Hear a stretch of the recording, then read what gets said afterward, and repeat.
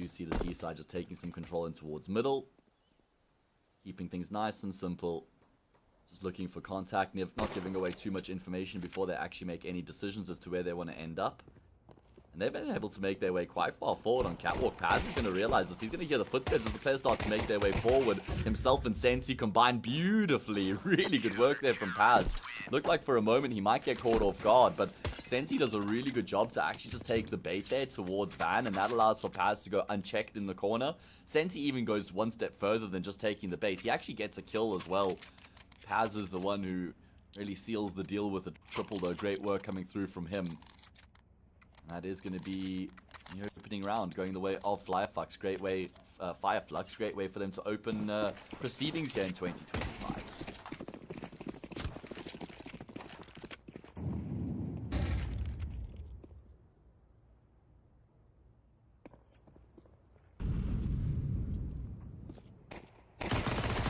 Full eco now for the T side, so we're not expecting much from them. Be a pretty easy mop up here. SMG going to be able to get in on the action as well. Skunk gets 2 kills with his MP9. He'll enjoy that kill bonus, that kill reward. And now we will see the T side get themselves some rifles in play. A number of Galils here, both Solby and Takanashi prioritizing Galils. That allows them to get a little bit of extra utility here coming into this next round. And as for Fireflux, the previous round was flawless, which means that this is basically a bonus round for them.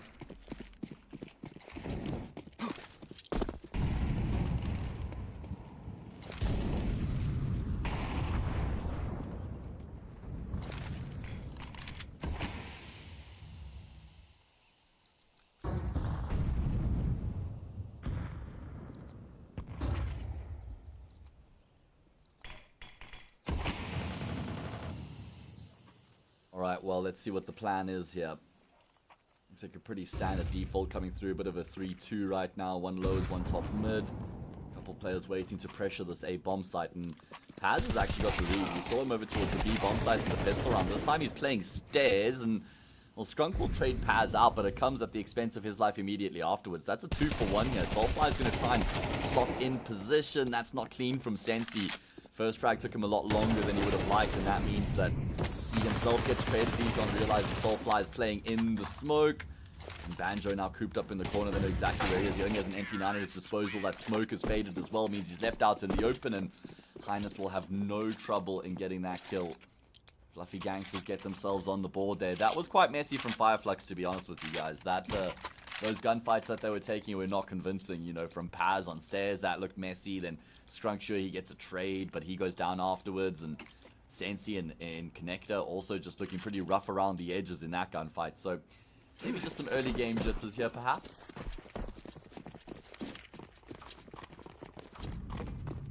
There we go.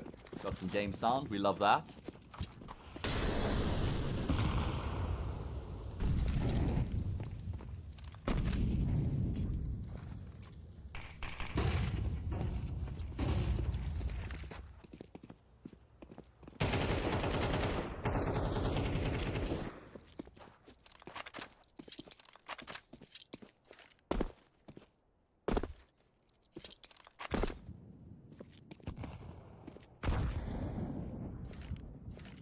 Good opening kill being found on Sensei there. Looking to just try and take the fight in towards mid was Sensei, and he comes off second best. That's going to give Fluffy Gangsters some good space to work with here early on in the round.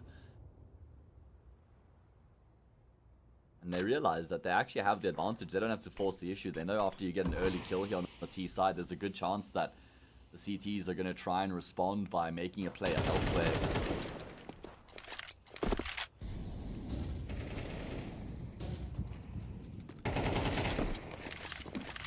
Go. Banjo punished in Connector. It's only going to create more space as they continue to just work their way into the completely vacant B bomb site. This is looking very clean from Fluffy Gangsters just in terms of how they're moving themselves across the map right now. Very easy going.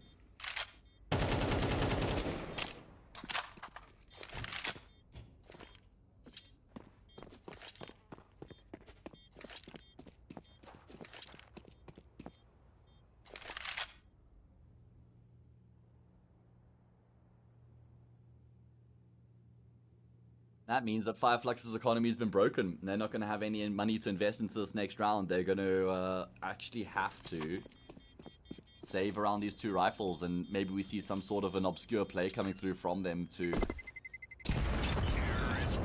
see if they can make the round work considering their lack of weaponry. But Fluffy Gangsters, that's a very good injection of cash into their bank accounts now, keeping all 5 of their players alive.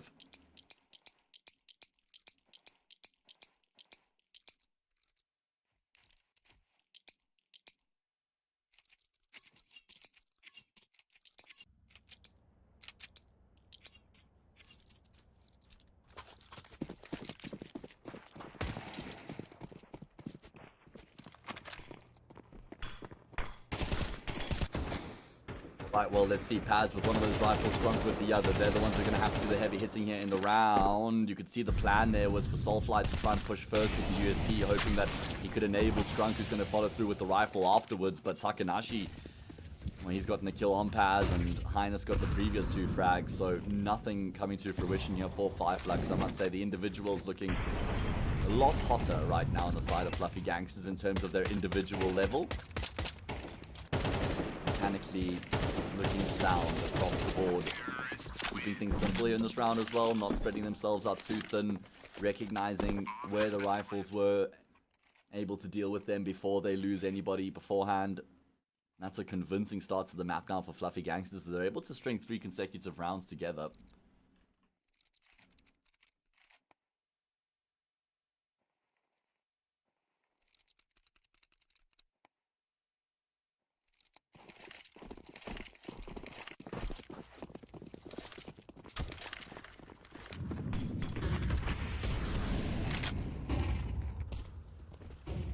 Right, important gun round for Fireflux to try and turn the tide. Soulfly almost looked a little bit slow on the trigger there, but he will still be able to come out with the frag and then get back around the corner with his life still intact. So that's a good start here for Fireflux, able to open up with a kill, as we do see Uramiata with the AWP in Palace. Normally you see a rifler kind of playing that lurk role in Palace, waiting for his teammates to take attention elsewhere and then giving him the space to activate. And AWP is a little bit more... doesn't have as many options, I'd say, because you can kind of just post up on the angle and towards stairs or jungle and hope someone peeks into your scope, but you don't have that same maneuverability to swing out of Palace, you know, try and catch the A anchor or drop into the bomb site and clear underneath balcony and then clear sandwich and then clear back of firebox, all sort of at the same time, right? It's a bit more of a liability in that regard, but does still certainly have its value. Gangster's going to look to keep things simple. Dijon was ready for the boost up there. Takes Paz's head off. That's a very good kill coming through from him. Pressure now ramping up over towards the Zay bomb site. Numbers here for Fireflux though, but Highness with a nice snappy adjustment there. Dispatches off Scrunk and he'll go down to Soulfly, but the trade comes through immediately afterwards. That's going to flip the script. That now gives the man advantage to the T side. They were chasing around pretty much throughout. Incendiary's going to come through too late, but Banjo does catch Takanashi on the cross, so at least they've been able to find a kill, and they know that Dijon was in towards middle. Doesn't mean that they're going to certainly be doing much about it, though, as he's taken Sensei's head off as well. Banjo realizes, okay, he's going to be playing late into middle, so maybe I can try and force the fight on Uramiata in the meantime, but he was never expecting Uramiata to be on the bomb site as well after they had killed the planter, so just smart positioning there from Uramiata. And that means Fluffy Gangsters will get 4 in a row. Snap's starting to run away from Fireflux a little bit.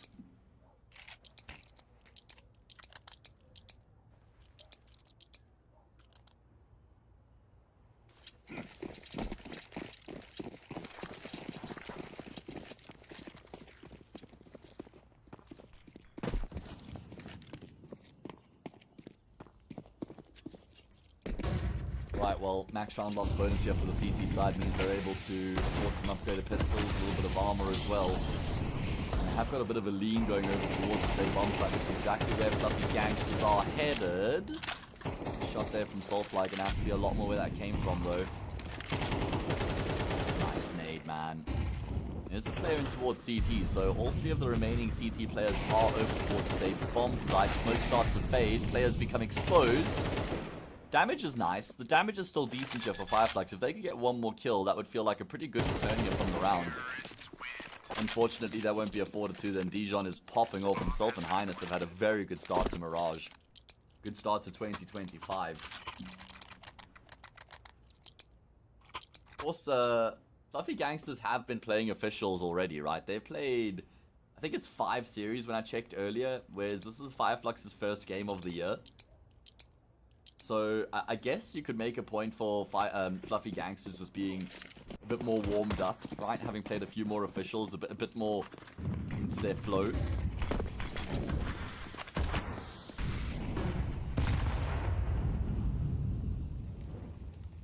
Such an important gun round here for the CT side to try and get back on track. And Soulfly is looking to really force the issue in middle right now. And the attention's been taken into snipers. And that's going to allow them to get the kill here on Soul B and then fall back. And oh, Dijon thought he had found the perfect timing there to catch Soulfly as he does fall back, but not to be. Takanashi does get a kill, but Soulfly just continues to frag like a madman. Banjo gets in on the act as well. His double kill will be enough to finish off the round and get Fireflux back to winning ways.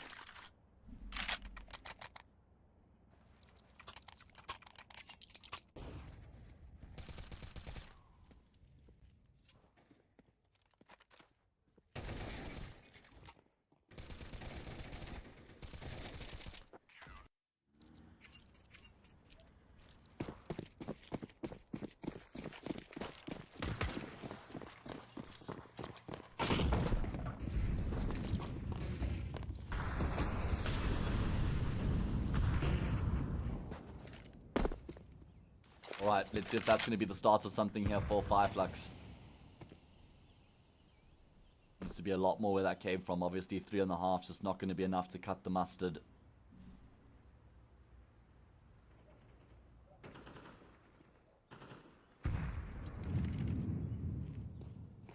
Open play now for Sensei. It's the first time we've seen the sniper rifle in his hands. Posted up close and personal towards the bottom of ramp. Does find a nice kill to set things in motion. I like that from Yoromyasa. That was certainly a gamble. One that doesn't pay off, but I appreciate the effort. Oh, Soulfly doesn't realize that Dijon's actually passed through the smoke there. That could give Dijon the trump card here in the round. What does he actually find? There's not much on offer right now here for Dijon. Not a huge amount of time either. He can't afford to just kind of sit and pick off the rotations as they make their way through. He's going to be a bit more active than that. Yoromyata's going to get forced on by Paz, and oh, it's all falling apart. I think that Dijon had to be more active from that position in the back lines. Had to try and give away for his teammates to get into the round. He couldn't really afford to play off of his teammates in that position. And that means Fireflux are starting to fight back here. So much so that Fluffy Gangsters have decided to call for a pause.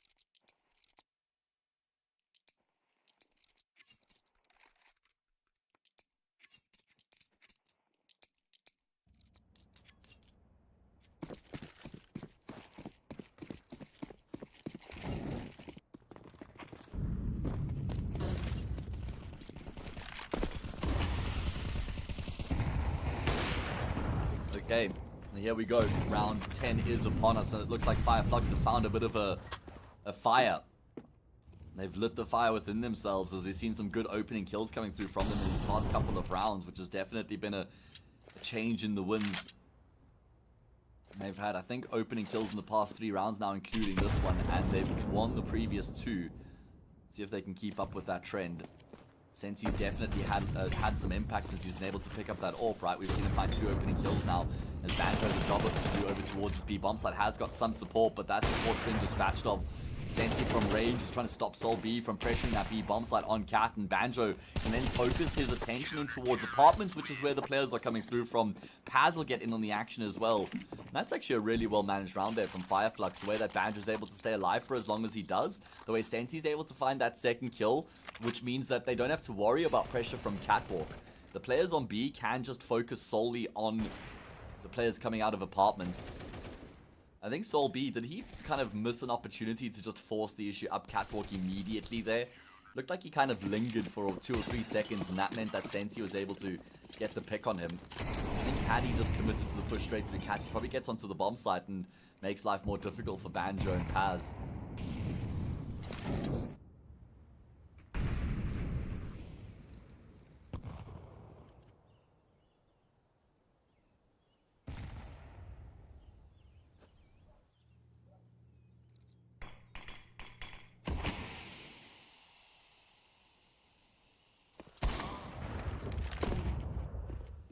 And there's another opening kill coming through from Sensei, not forcing the issue this time as much. He's playing from CT. Scrunk, beautiful triple kill there, able to just find the transfers. He mops up the players aggressing onto the A bomb site. Sensei with 3 opening kills with the Zorp knife. Scrunk with the triple. Flux have been able to turn the tide here on Mirage, as they've now won 3 rounds in a row. Actually 4 rounds in a row, excuse me. Yeah, it is indeed. It was 5-2 at one point. And Flux have since then 4 consecutive rounds together, and that means that they've been able to get themselves a little bit of the lead here on their opponent's map pick.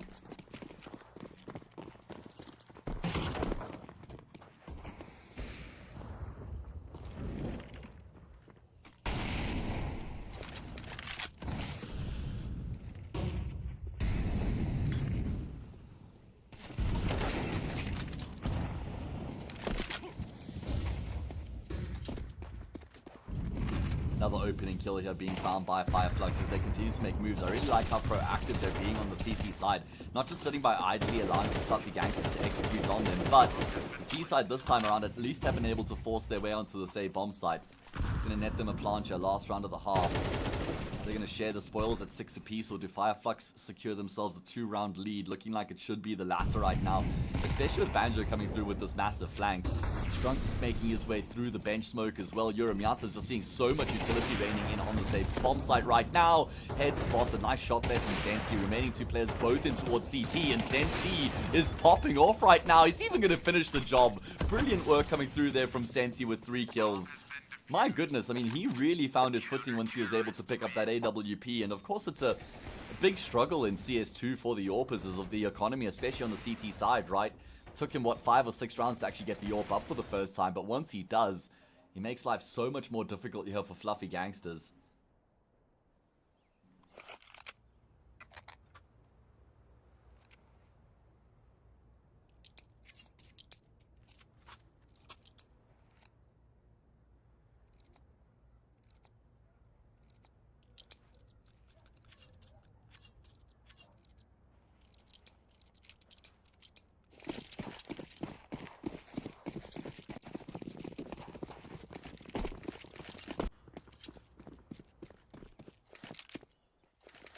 Okay, well, here we go. Second half underway. Fluffy Gangsters on their map pick are down by 2 rounds as they pivot to the CT side.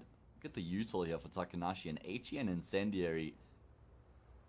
That's a B anchor's life if I've ever seen one. First sign of any players being present, he'll drop the Incendiary, and then he can dump the nade behind that, knowing he's kind of kept those players at bay, and they'd probably be waiting for the Incendiary to dissipate. A molly for Scrunk here as well. Molly smoke combination. Big fight breaking out in towards middle right now, favoring the CT side. Lots of damage is being done. It could still be recovered here for Flux, as they're able to find a kill. Still more damage coming through. Banjo's the one who's going to look to try and activate off the back of it, coming through from apartments. No, he needed both of those kills, did Banjo. Still a man advantage here for the CT side, but the healthiest player is Takanashi on 42 health. Paz and Soulfly to try and pick up the pieces and see if they can recover the round, but oh, Soulfly's just been demolished there by Takanashi. And now it's all on Paz. 1 versus 3, not a huge amount of time left remaining here for him. Oh, and Miata's in such a good position. Paz is never going to be clearing this. There we go, free frag. Just shift walk straight into the crosshair. And that will be another round on the board here for this Fluffy Gangsters team.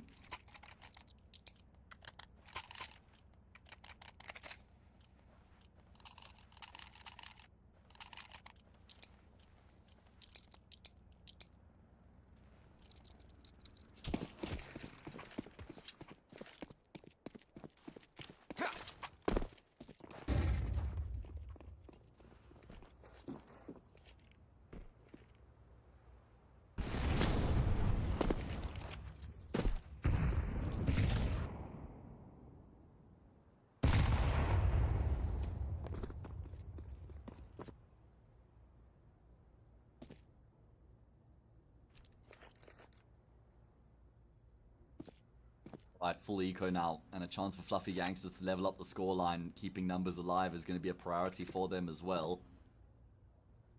I need the one SMG, a couple FAMASas being bought up here as well. Don't normally see two FAMASas. In fact, barely even see one FAMAS. Most people just try and avoid them like the plague. And that's kind of why. It is just an awful spray control, spray pattern. M4's mop up. And as expected, it's only Strunk left remaining.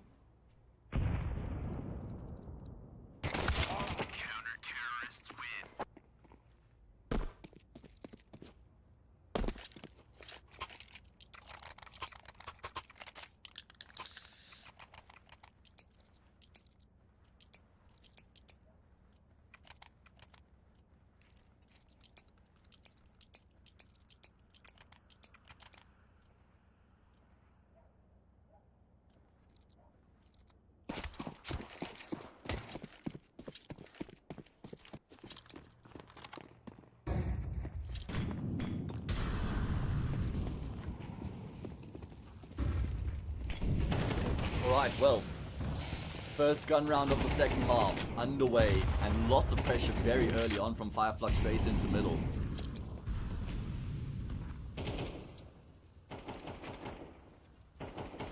Taking early control here. Fluffy Gangsters happy to kind of give it up, not really contesting and not really making many moves elsewhere, though as I say that, it does look like they're going to try and pressure ramp. It's Skrunk who's there currently.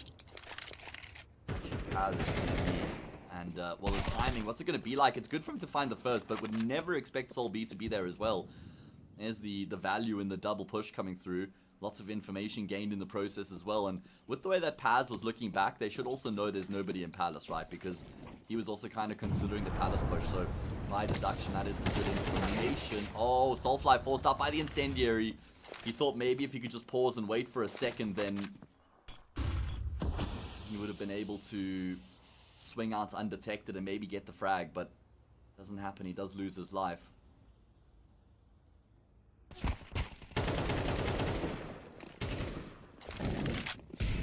Frag back from Banjo there. Kind of got peppered by Highness and then responded in kind with the AK. Soul B though, still in the corner. Swings out at the perfect time, although Fireflux now know exactly where both the remaining players are, but that doesn't mean they're going to be able to do a whole lot about it. Very good combination there between the Fluffy Gangsters players, just playing off of one another, just taking contact off of one another, swinging in conjunction with each other, I think is the key there. Very good teamwork, very good timing. And they now lead by a round. They've got their noses in front once again, and they're going to be playing against an eco coming into this next round.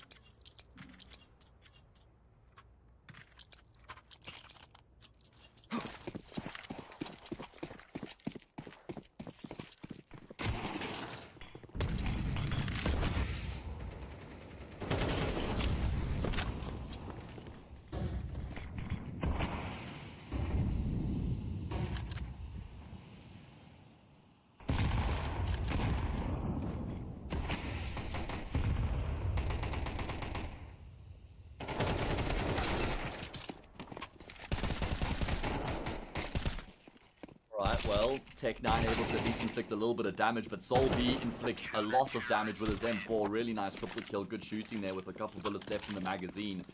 And that is going to be Fluffy Gangsters getting themselves a 2-round lead now as they start to ascend on their map pick, 4 rounds away from finishing off the job. As for Fireflux, well, it's this gun round here or bust. If they lose this gun round, I reckon they can basically write the map off. So let's see if they're going to be able to make it happen.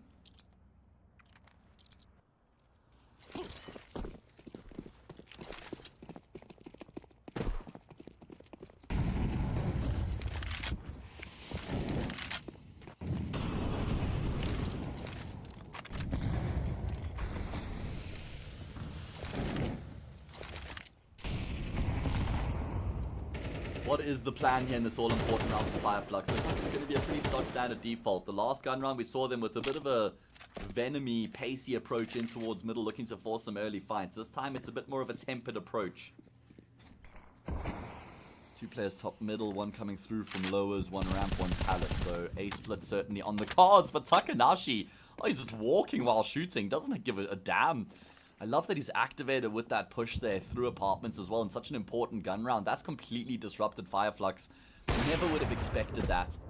However, Sensei is able to post up above the smoke there, knowing he's got a teammate covering him on catwalk, and that Snipers is smoked up. He has that luxury of just holding that angle for a couple of seconds, and somebody steps into the angle, which means he's able to find a frag. However, orbs on both sides of the server, kills just breaking out left, right, and center. Paz is going to double down. He's the difference maker right now. Oh my god, Highness, no. Your Highness is your lowness. How has he not been able to get that frag? Paz should have been dead to right. Takanashi does have an HE grenade, and surely he's got the information that he's so low right now. Takanashi, let hell rip, brother. Why has he not thrown that nade? And oh my god, Paz, he's gotten himself that 4th frag as well. That is ridiculous. Ridiculous work coming through from him. Never shouldn't been able to get all 4 of those kills, especially the last 2. The frag on Highness and then Takanashi as well. Genuinely not sure why Takanashi hasn't just thrown the HE.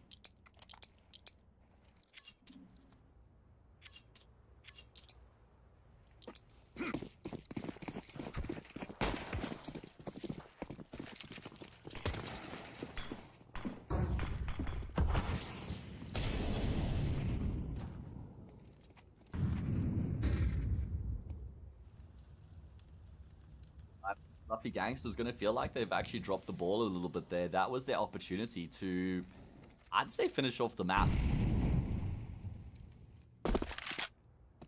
They win that 10-7. No bomb plant for Fireflux means probably an eco in the next.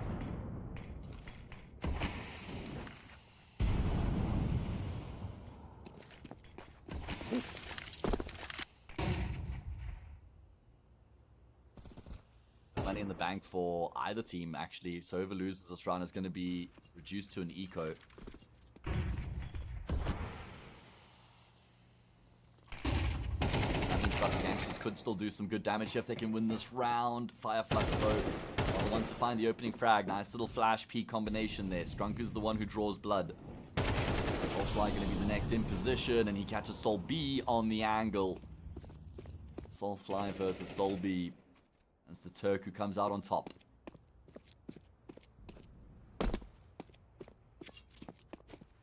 This is looking troublesome. I mean, that's round over. Takanashi, Highness, and Dijon, pretty much the only thing they can think about at this point is saving their guns. Fireflux, they're going to be leveling up the scoreline here, and keeping numbers alive is going to be a very good boost to their economy as well. Dijon, I was going to say it's a dangerous game to be playing, mate. Not sure it's entirely necessary either, as he does decide to fade away back to the B bomb site. Skrunk's going hunting though, and he will cross paths with Takanashi, and he comes out on top. AK trumps the M4. Great work there from Skrunk.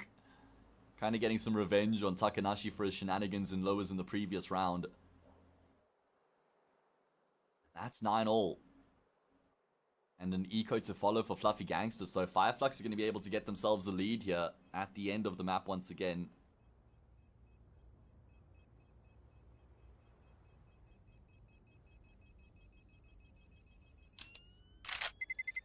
Terrorists win.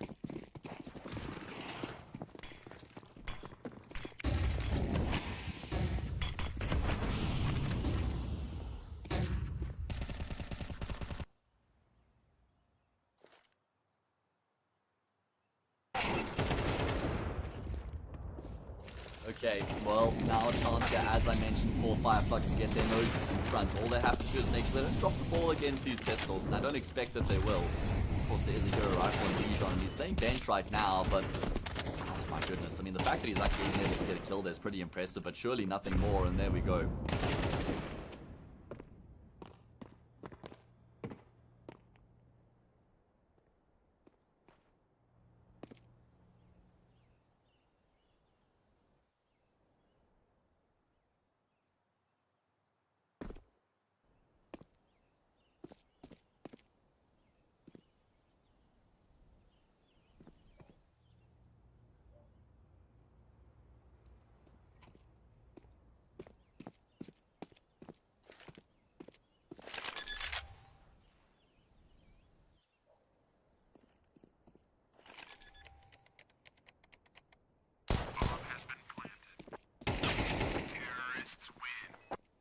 well, all things considered, actually a pretty good eco round coming through there from Fluffy Gangsters, able to get themselves 3 kills.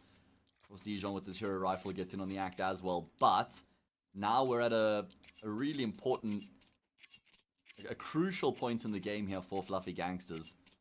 And that's why they've called their second of 3 pauses. If they lose this round here, 11-9, no money becomes 12-9. That's going to be a difficult position to reconcile.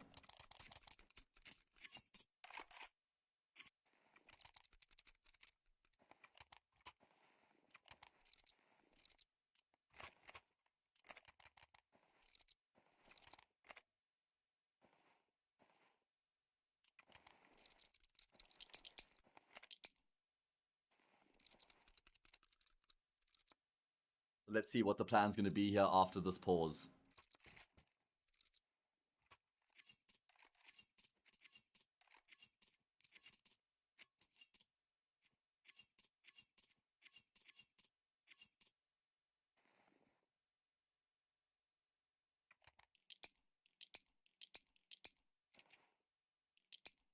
Another pause called by Flux immediately afterwards. So they're saying you guys can take as much time as you need here on the CT side. You can discuss whatever plans you want. In fact, we'll even throw another 30 seconds in there for you. We're not worried about giving you time to discuss what the approach is going to be. I'm actually keen to see what Flux are going to be bringing to the table. Someone who's as experienced as Scrunk is, you'd imagine has got quite an interesting strat coming our way right now. Let's see, is it going to be standard? I don't think so. I think this is going to be something out of the ordinary. Maybe a bit of pace or a numbers game.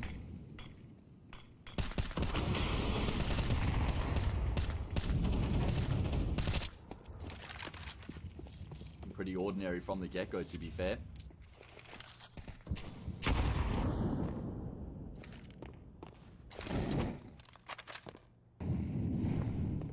That top mid smoke starts to fade. Incendiary thrown top mid. Clever timing means that if there are any players flushed out, they don't have the protection of the smoke to cross back to the safety.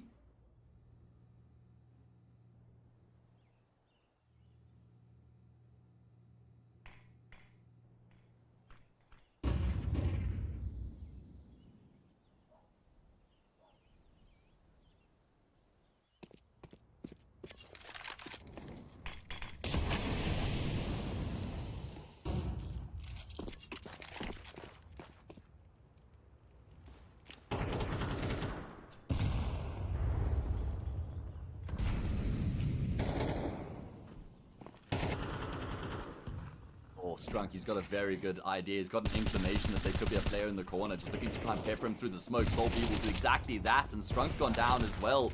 Oh, Sol B transitions into underneath Palace and will get himself another. And Paz is the one who tries to force the fight onto Sol B, but never expects Yorumiata to be on the opposite side of that smoke. And so it's looking very good here for Fluffy Gangsters to be able to level up the scoreline here once again. Surely there's no world in which Sensei's going to be able to deny that. And sure, he does get 2 decent kills, but there's almost just, there was always way too much for him to try and do to recover the round. And that means we do have 10 rounds apiece. Just enough money in the bank here for both teams to afford a reinvestment, but not much to speak of thereafter.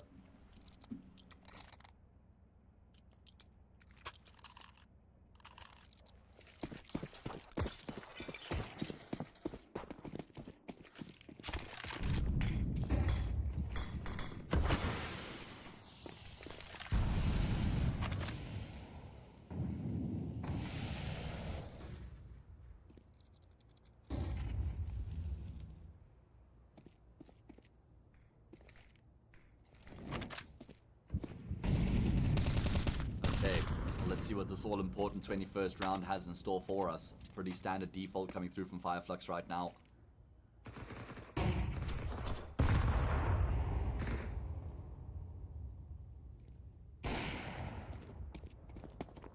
Emphasis in towards defending middle here for the CT side as well. 2 players con, 1 on Cat. Highness got to kind of realize his teammates in Connector have abandoned their post, which means he's also going to have to fall back and have that luxury of support any longer. So Flux have done well to actually ascertain mid-control here.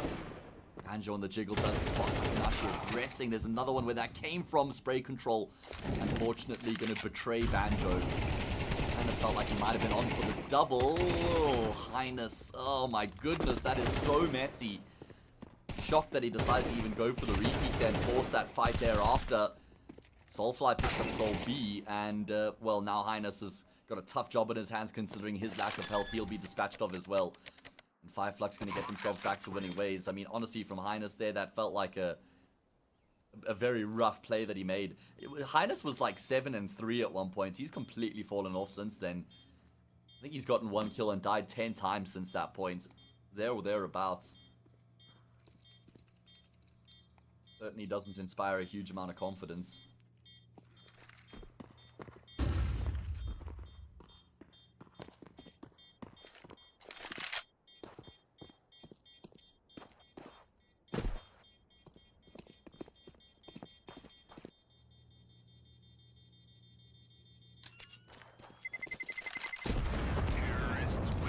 That is going to be Five Flux regaining the lead on their opponent's map pick and doing a big chunk of damage to the CT side economy in the process as well.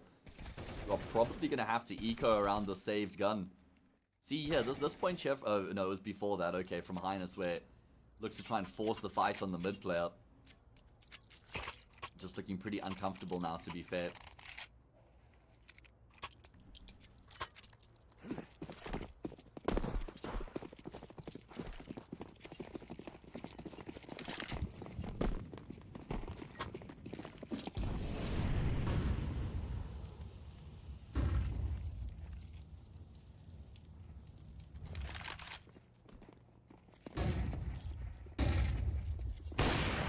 Let's see, can Yorumiata be the difference maker here? He's the one player with a gun to speak of, a notable weapon at his disposal, and he's been able to find 2 kills.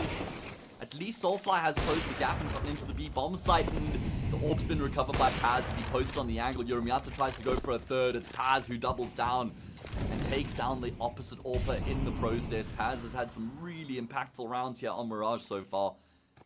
Obviously, he's actually got the bomb at Broken Wall right now, but is that a problem? Nice shot from Solby before he gets dispatched off by Paz, or picked up now for Dijon.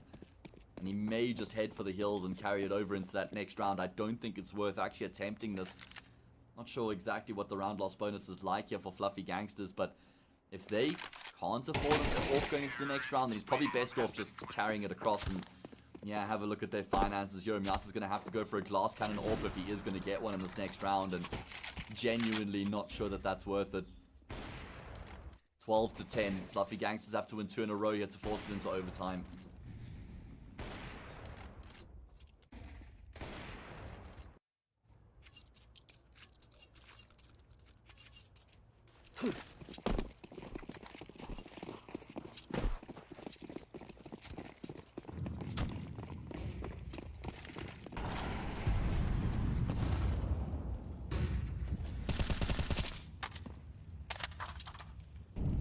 Okay. Looks like Fire Flux want to try and finish this off with the brute force approach right now, as they've got all 5 of their players outside of apartments barreling their way forward. Highness in the corner, not going to be checked. That's going to allow them to find that first frag for free. In the meantime, though, kills do continue to go back and forth. Highness is doubled down. Barely any health. He should get traded. He does. Unfortunately, not much made of his life lost. Sensei now left alone. He's not going to actually expect Yorumiata to be in the bomb site itself. Sensei looking to reposition, gets caught off by Sol B. And there is still life left in Mirage. Snaps his legs in it, and you look at the money here. It's not actually great. Both Sensei and Scrunk fairly low on cash coming into this next round.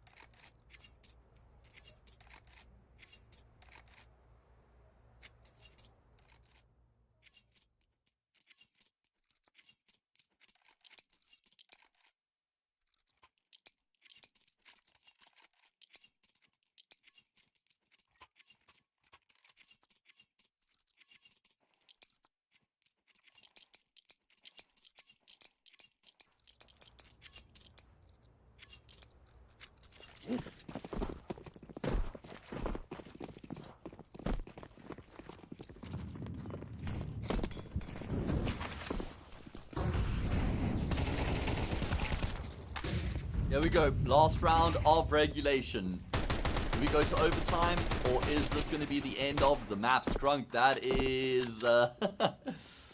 yeah. Hopeful is the word that comes to mind.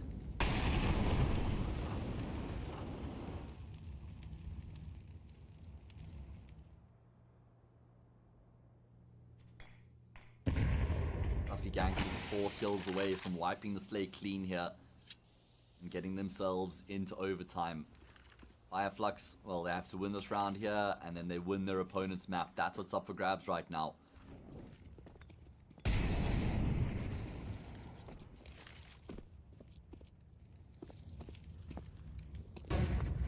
Strike has been able to at least recover a rifle. Good jump spot there. We'll see Highness. Good attention to detail from Scrunk. Not just clearing out most of ladder room and then expecting it to be clear and then turning his back. Clears it the entire way through. How far does he go from here is the question. Of course, if he drops down, he'd be heard. 34 seconds on the clock now. Flux are going to have to make a decision as to where they're going to end up, and it looks like they're going to try and make their way in towards the safe bomb site. They actually spoke themselves off from connector. That Dijon's in such a good position right now. Himself and Solby have set the crossfire up. Has to come through to try and alleviate the pressure, and he does get a big kill. Yoramyata with the AWP is on the angle, and he's taken Paz down. Oh, is that enough to seal the deal? Sensei is able to get the frag immediately afterwards. That's going to allow for him to plant a bomb here. 1 versus 1. Is this for the map, or is this for overtime? Takanashi against Sensei. He's got a kit. He's got a couple flashes. Does he want to upgrade his gun? The problem with that would be that he gives the information away as to where he's positioned. So instead, he'll opt for the MP9, creeping his way forward. Has a very good idea as to where Sensei has positioned himself, but Sensei will still lock it down. What a massive map coming through from Sensei with the AWP there. That is certainly a performance to be proud of. Just in terms of the volume of kills that he gets with the sniper rifle in the first half mostly, but then in the really important rounds in the second half as well. My god, what a journey that first map was. 13-11. Flux end up coming out on top. And that means that they are able to win their opponent's map pick as well. Really solid work coming from Flux, and that's certainly going to be a map they can be proud of, and give them some good motivation going into Anubis, which is actually still a pretty good map for Fluffy Gangsters as well. So it's not the end of the world that we're going to Anubis next, but that is going to be the first map of the series done and dusted. Flux lead by 1. We're going to take a short break, and when we come back, it's time for Anubis.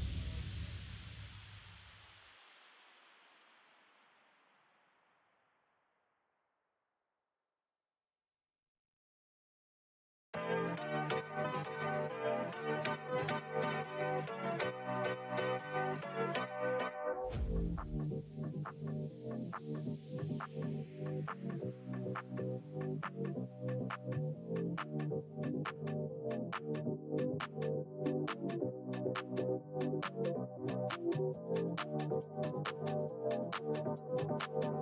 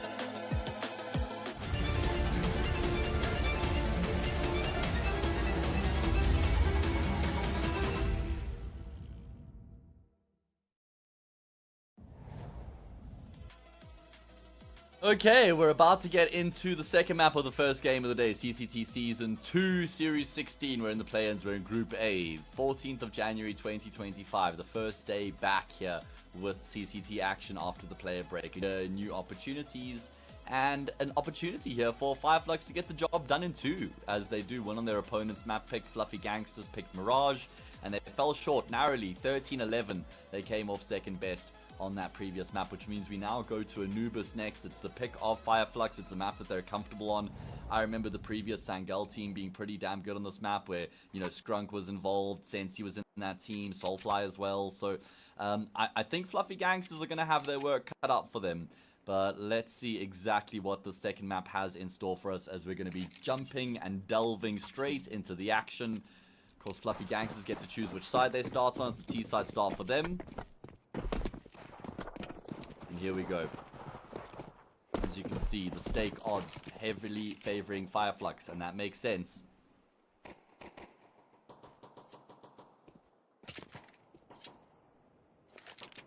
There's going to be an opening kill for Highness. Actually fell off quite hard on Mirage, to be fair. He'd gotten off to a fantastic start on the map, but things started to go pear-shaped as the map went on.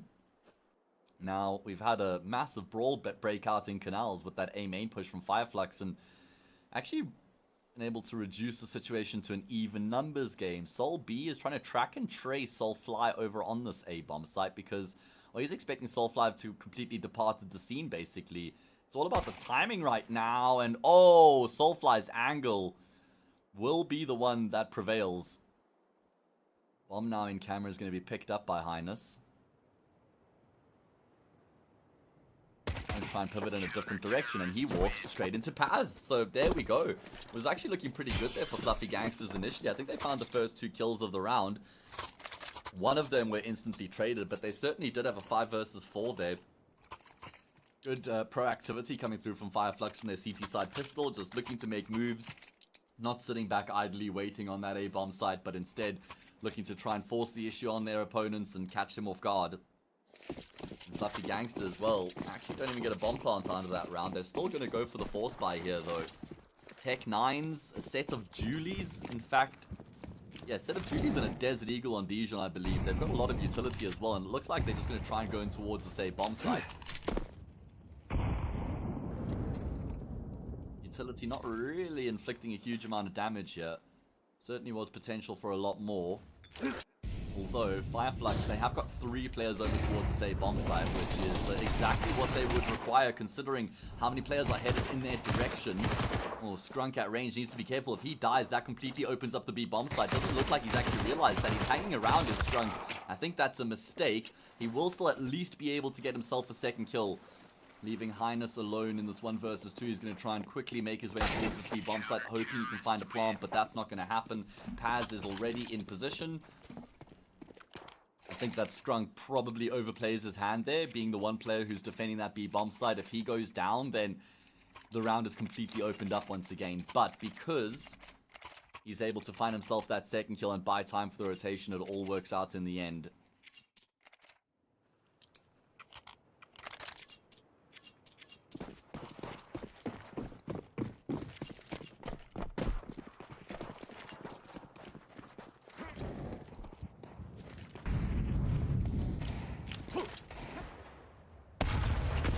Now an eco, as a result of all the money that they decided to force up into the previous. Going to be a good cleanup coming through here from the CT side. We know how challenging the CT side of Anubis can be. Sometimes even 3 rounds is considered the bare minimum these days. I'd say 4 is probably my benchmark for the bare minimum.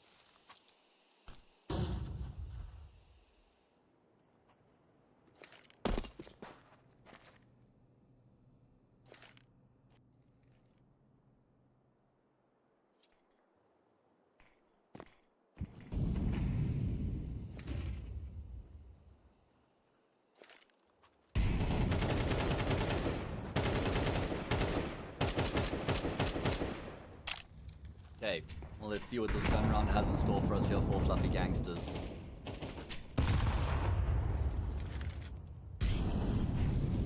important one. If they lose this gun round, then considering they're down 0-1 in the series already, put them in a pretty awkward position. Flux not making too many moves, but what I do notice is that they're once again playing with 3 players over towards the same bomb site. No emphasis on defending middle at all from Flux's perspective.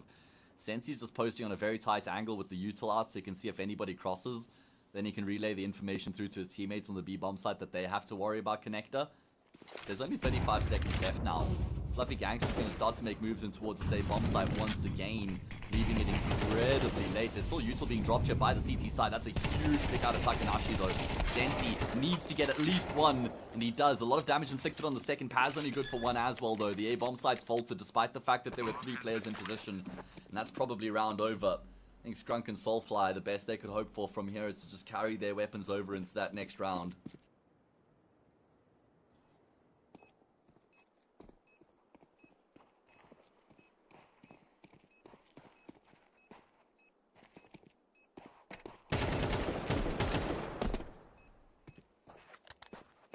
Still going to feel this retake out. I reckon Scrunk probably just scoops up that HE grenade and then gets out of dodge. So Fluffy Gangsters, they get themselves on the board as a result. Good round coming through from them.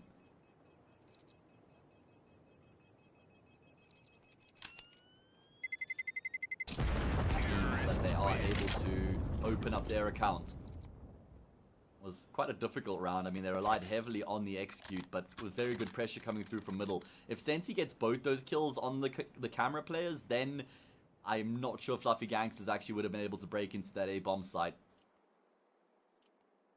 Sensei would have loved an AWP in that position, to be fair. Now, they're going to have to spend all their money, and Sensei actually does have a sniper rifle coming into this next round, so that will bolster their defense. Let's see if that changes the setup. Immediately from spawn, they're going to be throwing stairs smoke and a bottom middle smoke as well. So the CT side already deploying 2 of their 5 smoke grenades. Assuming they actually had 5 coming into the round, which I'm not even entirely sure that they did. I think they had 4.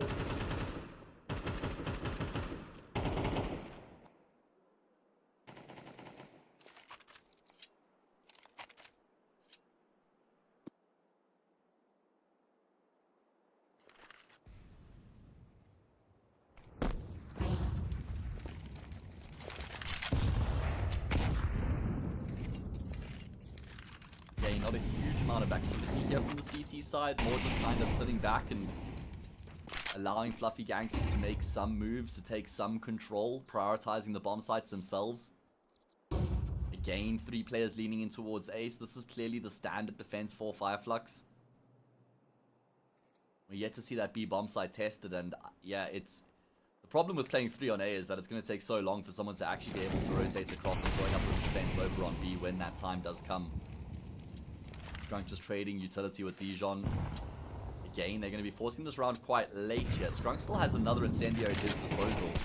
He can chain Molly. E-box here. Does he force the fight with Dijon? He does. He's actually able to slide past that spray. Tech 9 out. Instant headshot landed. Okay, great work coming through from Scrunk as he's able to lock down E-box. There's more where that came from. And Scrunk, well, he's got the mop and he's just cleaning them up right now, man. 1, 2, and 3, round over. Yoramyata and Highness, well, they were heavily reliant on their teammates to try and break through E-box to give them a path into that B bomb site through B main, but they're not afforded that eventuality, and Scrunk is going to continue to go searching, but not the entire way through into spawn. Flux back to winning ways as they make it 4-1.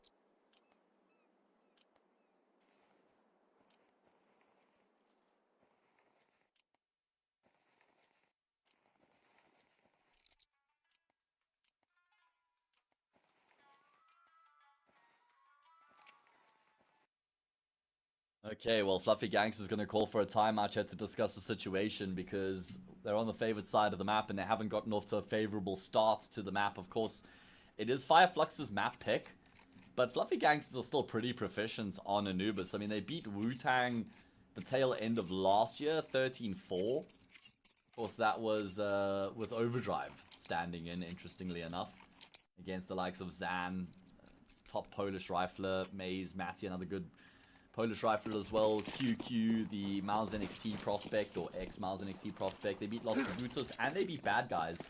And that win over Bad Guys, for me, is probably the most impressive of the lot. That's Haji, Sapek, Vladen, Lean from Montigen, Waro 2K as well. Beating that team on this map tells me that they have got a pretty decent level on Anubis. Either way, Soulfly is going to be in trouble, surely, right? Oh, no. Soul B, that is catastrophic. Skrunk is dealing in multi-kills right now. How in God's name has Soulfly been able to get a frag from that position? And that's what's enabled Skrunk, you know. I think if Soulfly goes down without finding a single kill, there's no world in which Skrunk's able to get 3, because then the attention's actually pulled to the right side of middle there. After Soulfly finds that frag, that's what allows for Skrunk to step out and mow them down. He is the ultimate cleaner right now, man. He's got all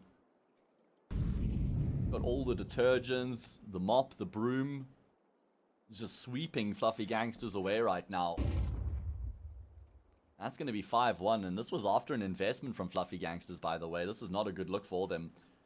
I guess Highness can try and save his AK for a hero AK in the next round, but honestly, still less than ideal. And they need some damage here as well, because the CT side is starting to build up some money.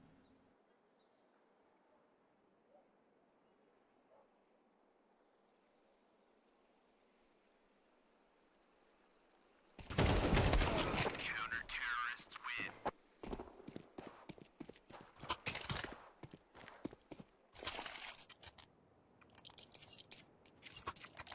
Decision-making time now surely going to be a little bit of a light investment. Jeremiata had a bit more money than the rest of his team, so that means he's going to be able to get himself up an AK and armor. Outside of that, it'll be some upgraded pistols with the max round loss bonus behind them.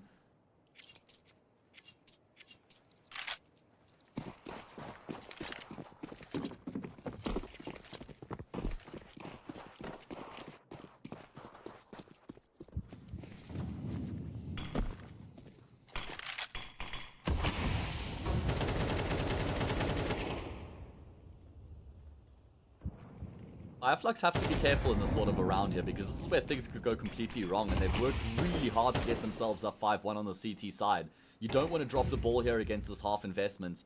Soulfly's getting info middle, but there's a lot of pressure mounting on this B-bomb site right now, and Dijon's been able to get into E-box as well, so he can just pounce on the B-bomb site at a moment's notice. He's going to go through that molly. Oh, Skrunk, my god, how has he gone and done that then? The spray through the smoke to dispatch of one, and then the transfer to take down the second player going through the smoke.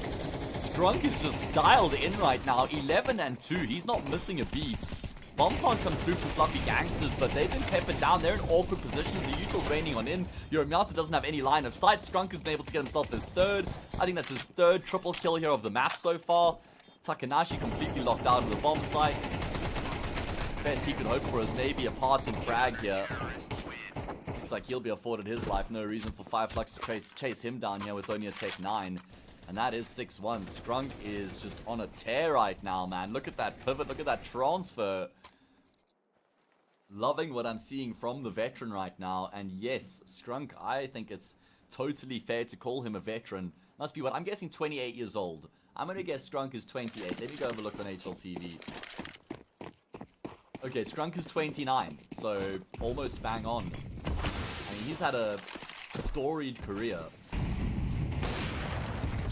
Been around the block for a long time. Either way, this time he does get taken down early on. Finally, Fluffy Gangsters have been able to remove the Kingpin from the defense. It's still a salvageable half here. If they could make the 7-5, even 6-all, they'd be very happy with that return considering the position that they've been in. I think it's the first opening kill that they've had of the map as well.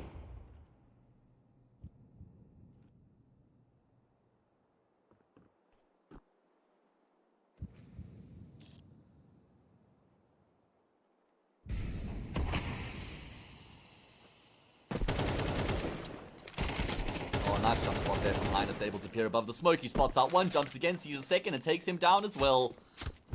Well, that's one way. They've struggled to actually execute on the bomb site. Now they've been able to find the kills before they even pivot onto the bomb site. And, well, it's a far more convincing round coming through from Fluffy Gangsters, keeping numbers alive here as well. The most Sensei could hope for is carrying his sniper rifle across into the next. He's going to just step straight into the scope of Yorumiata, or is he? Oh man, if he kills Yorumiata, you know what? He could actually ninja defuse this. He has to step out now and land that instant quick scope. Oh! Sol B got a bit of a fright there, I reckon. He got a little bit of a fright. There we go. Sensei frags one. If he kills Yorumiata, this round is on. And Yorumiata realizes, I have to stay alive here. Oh, when Sensei goes back and watches the demo and he kind of realizes the opportunity that had presented itself, he might kick himself a little bit, but you can't really fault him for not realizing that. So essentially 2 kills in the round there for Sangal. I see Sensei, I think Sangal. It's been a while though, Brain. Probably time to move away from that connection. That relation. Either way, Fire Flux. You lose another round. Oh, Sol B. I mean, it's not like he got a huge fright there. It's just a little bit too trigger happy.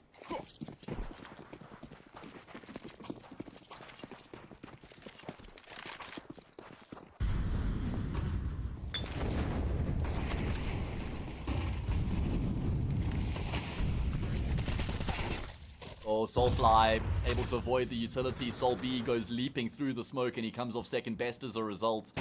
Sensei's going to go searching with his sniper. Great shot, man. Sensei has really impressed me with his AWPing today, I must say. He's had some really good accuracy. He's quick with the sniper rifle as well. Very consistent, even though he is pretty snappy with it. Banjo, I think that was a little bit too predictable in all honesty. As Fluffy Gangsters forced their way into the A-bomb site. The problem is that Paz has dropped the bomb at the bottom of middle. So even though they have had some success in getting into this A-bomb site, they don't have the C4 at their disposal. And Fireflux know exactly where Dijon is, so he shouldn't be able to catch any of them off guard. Sensei, that is certainly an oversight from him. Was actually no reason at all for him to hang around there. Should have departed the scene and gone to join up with his teammates over on that, the bomb.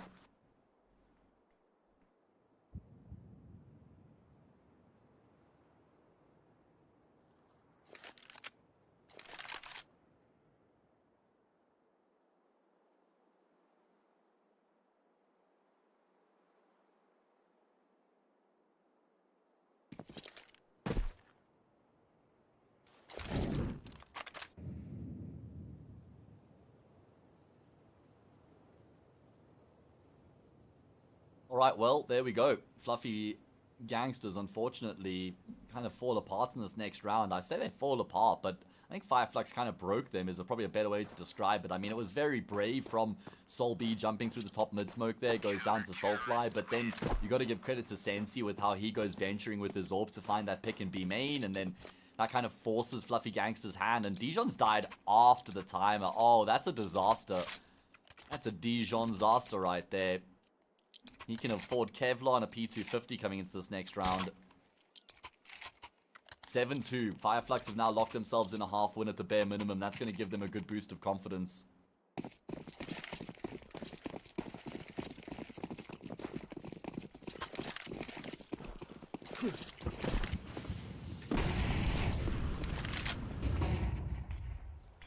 Alright, well, Fluffy Gangsters are running out of time here to try and save the day.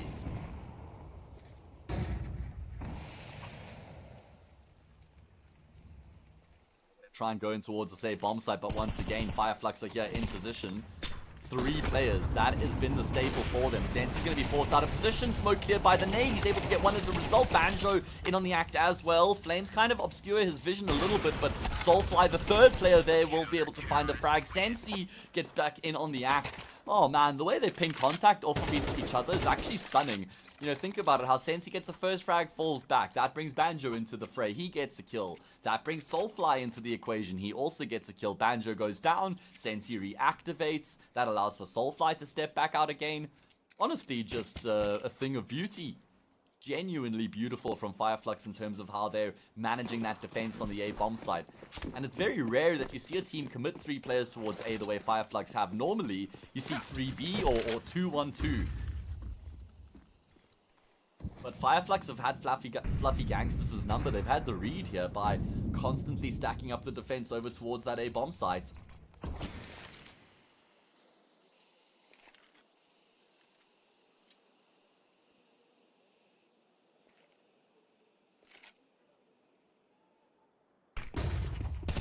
Banjo able to avoid the flash as the players come leaping through. Only going to be good for the 1 kill. At least Fluffy Gangsters are able to trade him out. There's more where that came from though. This time Soulfly's alone. This time he's left to his own devices. Support is going to be a while before it's actually able to get across, and Takanashi just runs Soulfly over.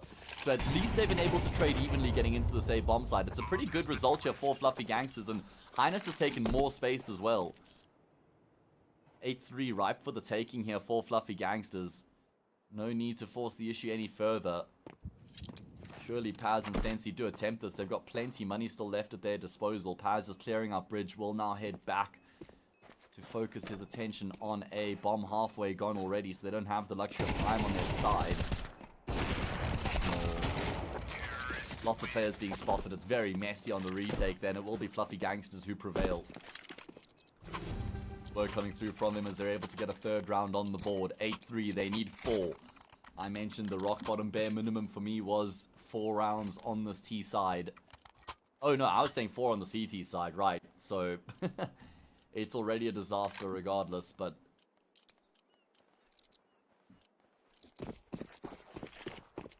if they can find a way to make it work.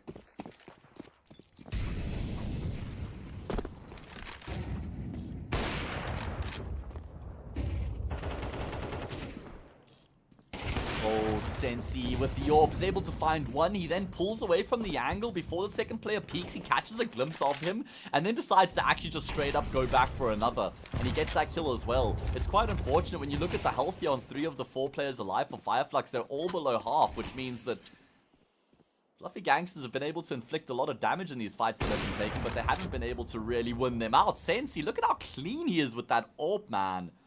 Brilliant shooting coming through from him. I haven't seen Sensei miss many shots. I'll be completely honest with you in this series. He has hit pretty much every single shot that he's fired so far. He's very sure with the shots that he takes. He doesn't really take unnecessary risks.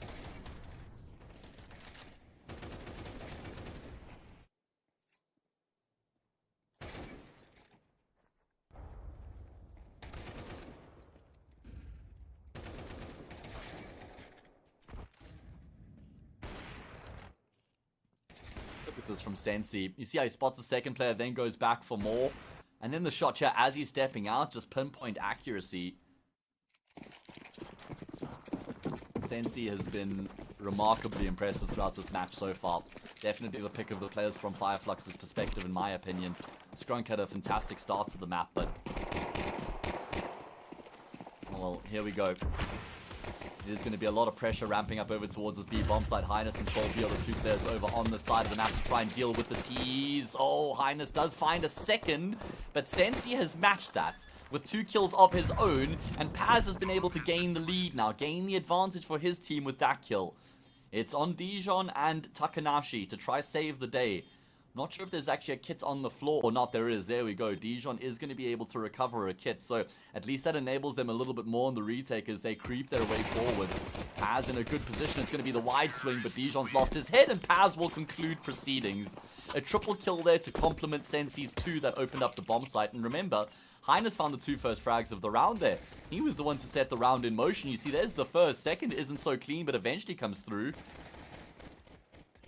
And unfortunately, those were the only 2 kills that Fluffy Gangsters get in the round. Solby is 0 and 12. I didn't even realize that. 0 and 12. Oh, he is having a brutal time of it. That even includes the team kill. Now, I'm not entirely sure if you're playing a premier game or matchmaking or whatever. If you kill a teammate, they deduct a kill from your count. I don't think Al-Had does here, but... that means he's either on -1 in-game, or he had 1 kill and then lost his 1 frag. It's now a full eco from Fluffy Gangsters. I respect this decision, honestly. I think most teams in this position would go for the force buy, but They've at least now guaranteed themselves one full buy. There's a team kill. Kind of levels out the playing field. Terrorists win.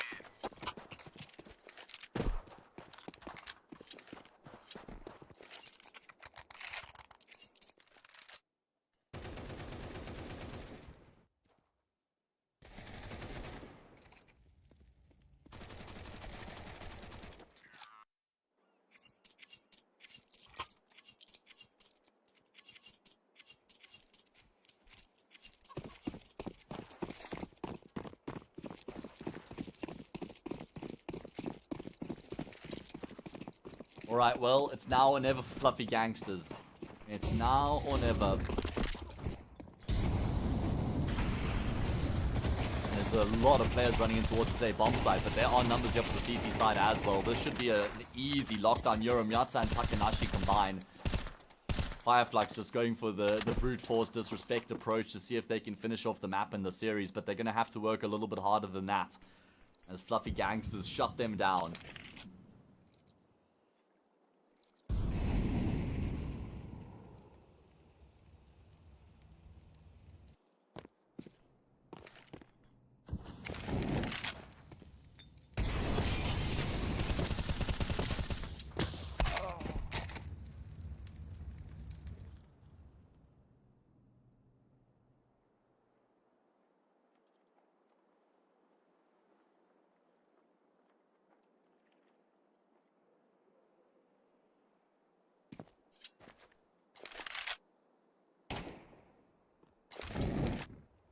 Fluffy Gangsters, it's about making sure they don't lose too many players in the process of winning the round from here, because they need to build up some economy. And in fact, it looks like Fireflux are probably just going to call it a day here. I've got the bomb on Soulfly. I mean, thought that they might just carry these two AKs over into the next round, but it looks like they want to try and feel out this B bomb site and see if they can find a way. I mean, if they can trade 2 for 1, then leave one of the players in a 2 versus 1, that would be ideal, but probably unlikely. And there we go. Myatsa is going to finish off the job. Strunk just doesn't have the health for this, and Soul B will be in position. He gets his first kill of the map. Welcome, Soul B. Went an entire half without a single kill, but he does get a frag there to complete the 15th round and get Fluffy Gangsters on the board.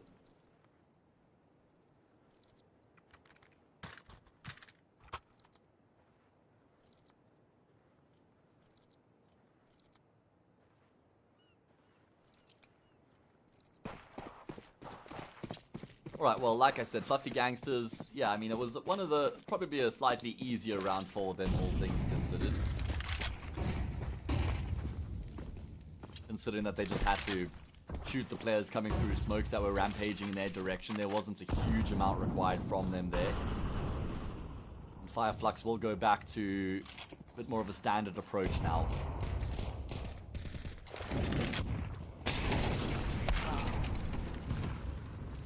Oh, Highness, that's really unfortunate way for him to go down there, just trying to backtrack, but getting kicked down by the Incendiary does cause him to lose his life. Soul B, though, he caught a glimpse just before the smoke blooms as he takes down Paz, and well, Soul B is looking revitalized all of a sudden. Soulfly is definitely going to die to that HE grenade. And that's probably going to force the hand of the Fireflux players over towards the A bomb side. All 3 of the remaining players looking to go in towards A. Takanashi gets the kill on Skrunk, and actually no chance for them to get the trade. Banjo spots the arm and actually does get the kill to maybe just try and breathe some life back into the round here for Fireflux. Oh, he saw the head of Soul B. Oh, how does Banjo play this? We know that Soul B does enjoy an aggressive play. And he will drop off the bridge now, and that's going to separate Banjo from Sensei. Banjo does find the first, but ends up swinging into 2 players. And that will be Fluffy Gangster stringing consecutive rounds together as they start to mount the fight back, mount the comeback. There's a long way ahead here on this the CT side for them, but they're alive.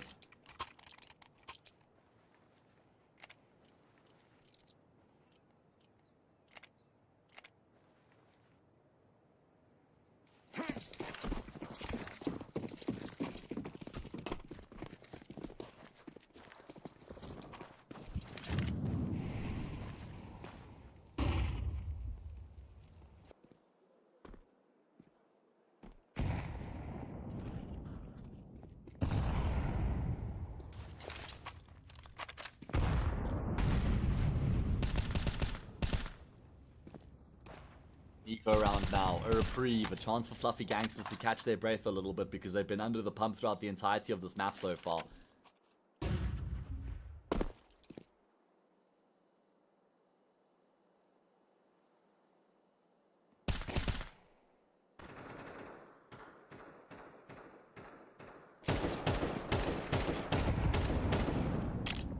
What a fight back this would be if Fluffy Gangsters were able to make it happen on the unfavored side of their opponent's map.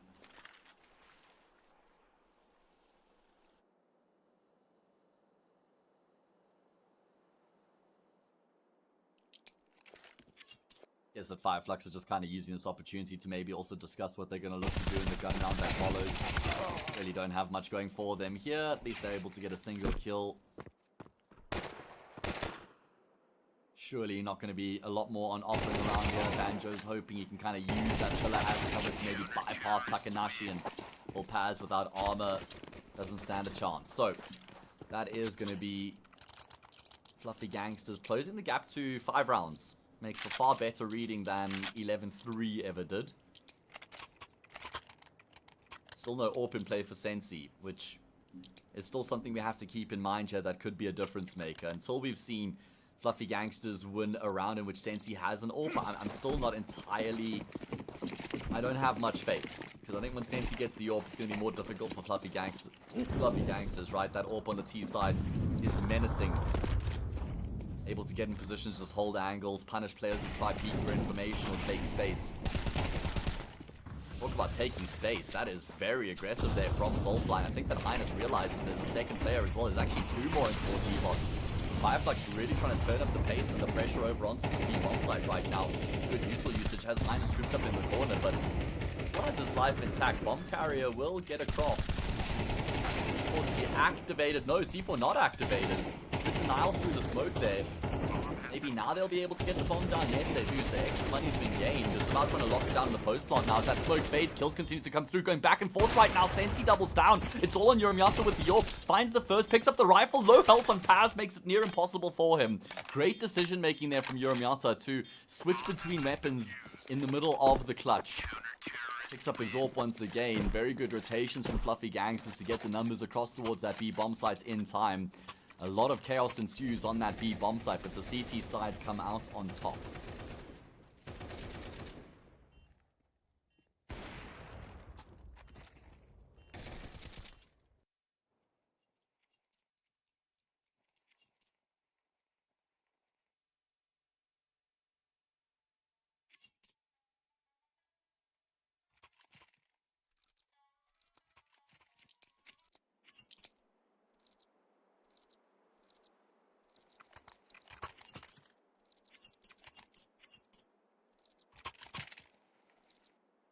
Alright, well, Fireflux didn't have max round loss bonus coming into that round, so even though they get a bomb plant, they're not going to be able to afford a full investment here. They're still going to have to settle for a save.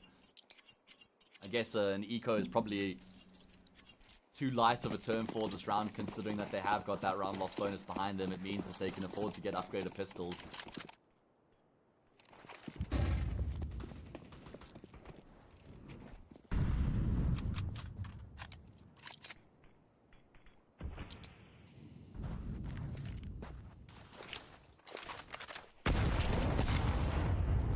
Oh my god, Soulfly, eat that. Double nade. He plays catch on the opposite side involuntarily at that.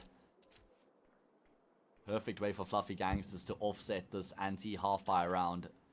Just thin out the firepower on the opposite side of the server here. Make life a little bit easier for themselves going into the rest of the round.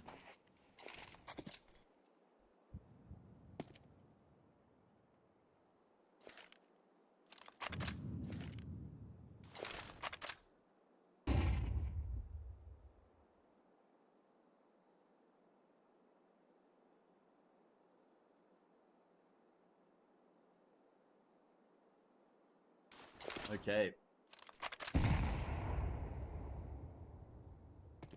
Well, Fireflux, we've only really seen 2 gears from them. Very pacey at the start of the round and then very passive, trying to get themselves into the round. Neither have worked.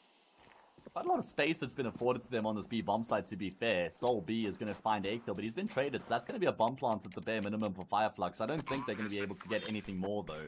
I mean, full health across the board on the 4 remaining players alive here. There'll be some fresh smokes for them to try and play with, though. Just picked up an M4, but then just walked straight back through the smoke. Not entirely sure about that one, in all honesty, Mr. Banjo. And Sensei will go down through the smoke as well. So, here we are. That's 11-8. That is 11-8 as we go into another gun round. Now, if Fluffy Gangsters can win this next gun round here, then all of a sudden I start to have a bit more belief. Because there's going to be an AWP in play for Sensei here. This is the round that I was talking about where I'm still backing Fireflux to get the job done. Predicated off of them having an AWP for Sensei, which they now have at their disposal. Let's see if that's going to change the tides here. They've lost 6 rounds in a row, have Fireflux. So close to the finish line. But they could all fall short here.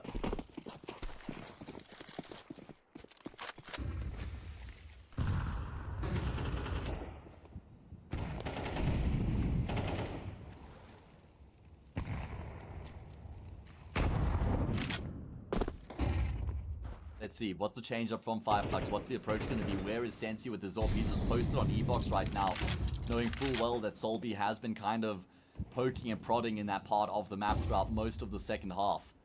But nothing on offer now. Fluffy Gangsters actually playing slightly more passive. And they've decided to stack up the defense on the B bomb site with an extra player. They've got 3 on B and 2 hard committed to A right now. While the T side play a very passive default, just taking their time here in the round. Giving Sensei time with the AWP to see if anybody's going to peek in his direction. And it looks like Highness has actually made his way through now. Sensei's going to go back and have a look. Oh, the double scope cost him his life. The double scope, he got a little bit lax there. A little bit relaxed. And Highness punishes. Oh my. Is this where it all starts to fall apart? Has it already begun falling apart here for Fireflux? That's the question. Bomb's going to be recovered.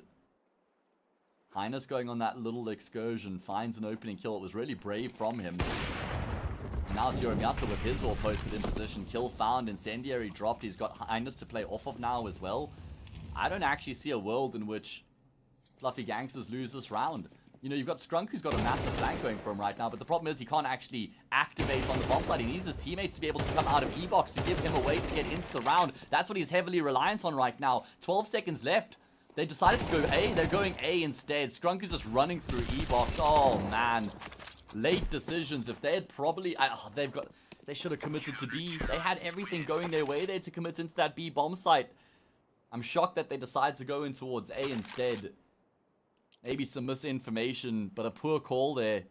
Cost them the round. They will be able to invest here at least, but now this is where it starts to get nervy for Fireflux.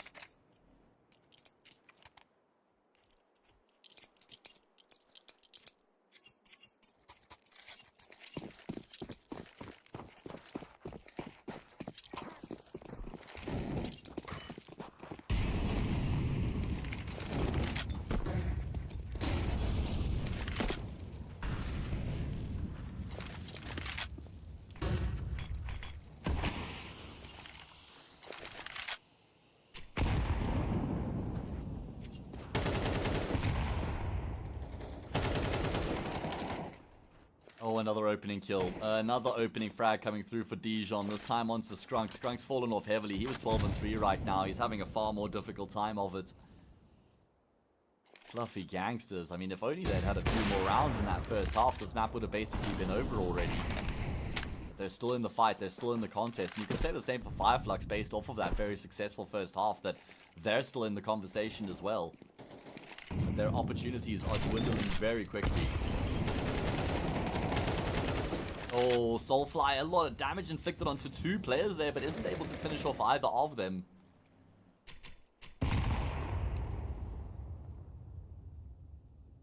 Replayers now over towards this B bomb site. It's heavily defended.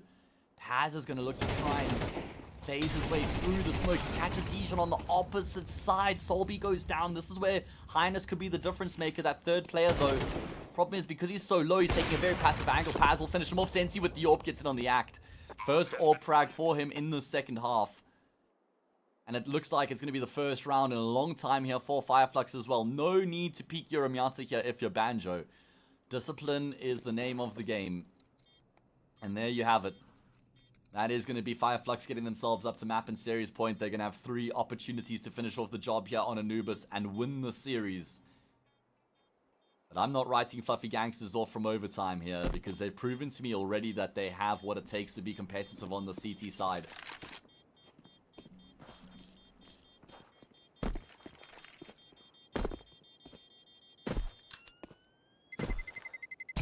Terrorists win.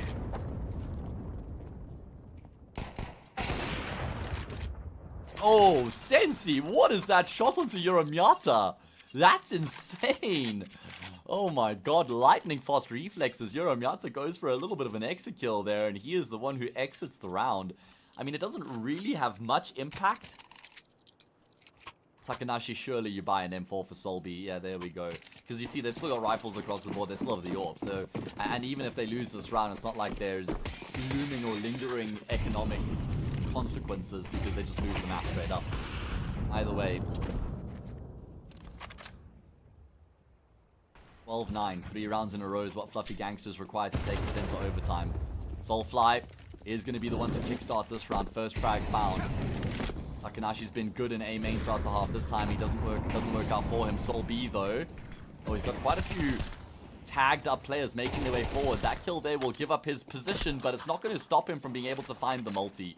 And that now completely shakes up the round, because Fireflux were relying on those 2 players pushing into the A bomb site. But that plan has been thwarted. Sensei, Paz, and Scrung to try save the day minus Paz. This is not going the way that Fireflux would have hoped. Sensei with his AWP is going to look to try and find a way to breach this B bomb site, clearing out the angles methodically. Great shot there. Uramiata will slot into position though. And he knows that Sensei left remaining. A 1 versus 1 with the AWP, and well, Dijon's rotated across 12-10. This game still has legs in it, and when you look at the money here for this T side, they've got a decision to make. May even see a pause coming through from them, just so they can discuss this round and talk about how they want to invest their money, because it's going to be a half buy. That makes sense.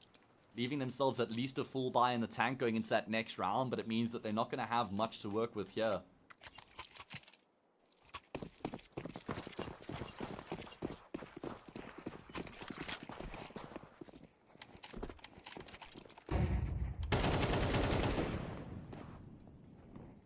Fly again, another opening kill, this time on the opposite side of the map. He's found 2 opening frags. The previous one they weren't able to capitalize on.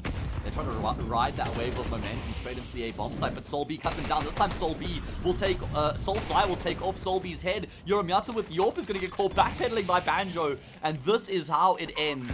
Unless Fluffy Gangsters can salvage a miraculous 2 versus 5. Dijon at least able to force the issue on 1, but that fresh smoke is going to lock him out. Gonna have to just try and find a different way to venture into this B bomb site, but the bomb ticks further and further away. Sure, they've got a kit, sure, they've got some utility, but this is mission impossible, man. And it's gonna be Sensei peeking out in the Incendio to take down Takanashi. Banjo will finish off the job, and Fireflux win the first series of CCT Season 2 Series 16 in the play-ins. That is the perfect way for Fireflux to start their year as well. It's the first official of the year for the team, and they've come out on top. They've opened up their 2025 campaign with a win, and that will get them into the winners match of Group A as well. 1 win away from getting into the play-in decider is Fireflux. Fluffy Gangsters, I reckon, are going to be kicking themselves. They absolutely had their chances throughout that series on both of the maps. You know, you can think about Mirage. Should have got the job done there. They weren't able to. Then you can think about Anubis, where they had a very poor first half, but a very good second half. They did a lot better on the worst side of the map, which not normally how it goes. But yeah, like I said, there were glimpses, there were moments where individuals popped off, where the team popped off for Fluffy Gangsters, but they weren't able to make it work when it mattered the most.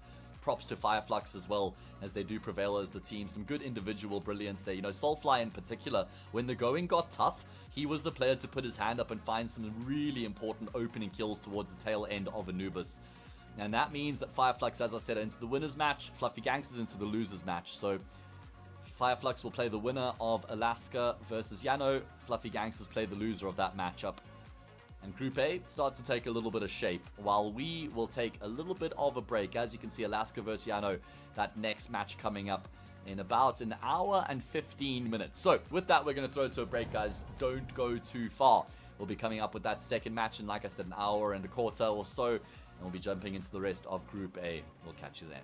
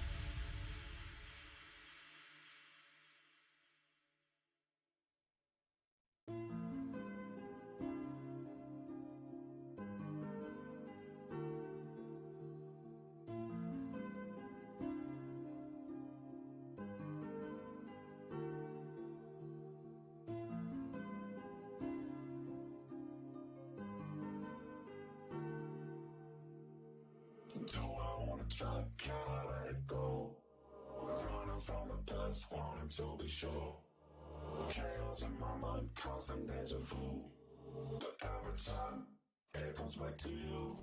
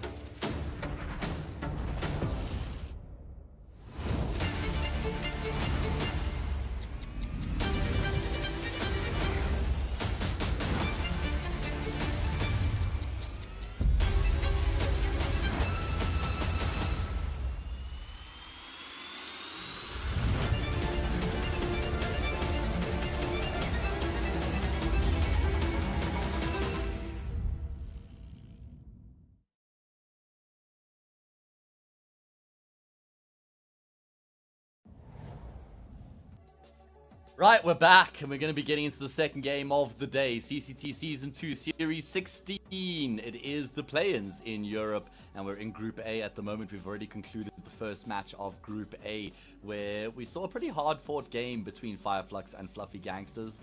Even though Flux won 2-0, it was 13-11, 13-10. So a hotly contested battle went the way of Flux, which seeds them into the winners match. And we'll go into the next game of Group A, which is Alaska against Yano, the second opening game. The winner of that plays Flux in the opening match, or rather should I say the winners match. And the loser will play against Fluffy Gangsters in that losers match, right? So that is how things are set up here in Group A. As you can see, Alaska unorged. They are looking for a home, looking for an organization to represent, hailing from the United Kingdom. We have Giraffe, Artist, Extinct, Vacancy, and Leaf coming together. Now, certainly some recognizable names. Leaf is the one player that I know from Coalesce. I was pretty impressed by what I saw from him. Of course, Artist and Extinct, two Irish players that have been around for a while. They were on Verdant for most of last year, or pretty much the whole of last year. They were in Viperio before that, which is probably where they cut their teeth and made their name. Both players kind of following each other around. They've been in, I think they've been a duo for a long time, have both Artist and Extinct. Giraffe, another one of those players pretty well known from the region. And then last but not least, the guy I probably know the least about would be Vacancy, right? He also was in that Verdant roster. It's where he would have made the ties and connections with the rest of the players that he finds himself playing alongside at the moment. Then we have Yano, the Finnish roster now. Of course, they played at the Elisa Espoo Masters, but they have made some changes since then. Arax has been brought into the roster. I wonder if he's calling. I'd be curious to know if anybody watching this that does know. Arax was the IGL of Havu before, and now he's joined up with the Yano lads. Now, of course, Alu would have been calling before, right? So it is a new addition, and it could be a new change in terms of the IGL departments as well. Ariel, the veteran, one of my favorite players to watch. Mr.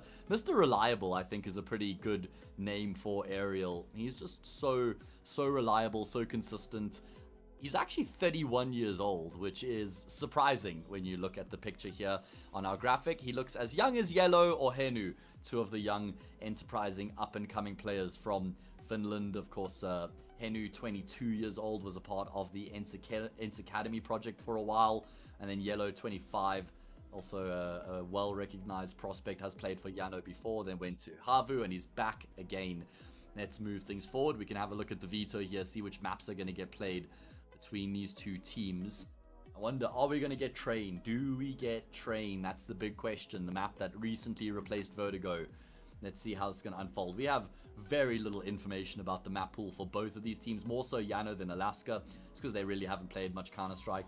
The last game that Yano played was actually around 3 months ago, whereas Alaska also haven't played a game this year, but they played a couple series towards the tail end of December. Anyway, Inferno picked by Yano. It's been a go-to map for a long time for them. Ancient picked in return. It's Alaska's go-to, their second most played map.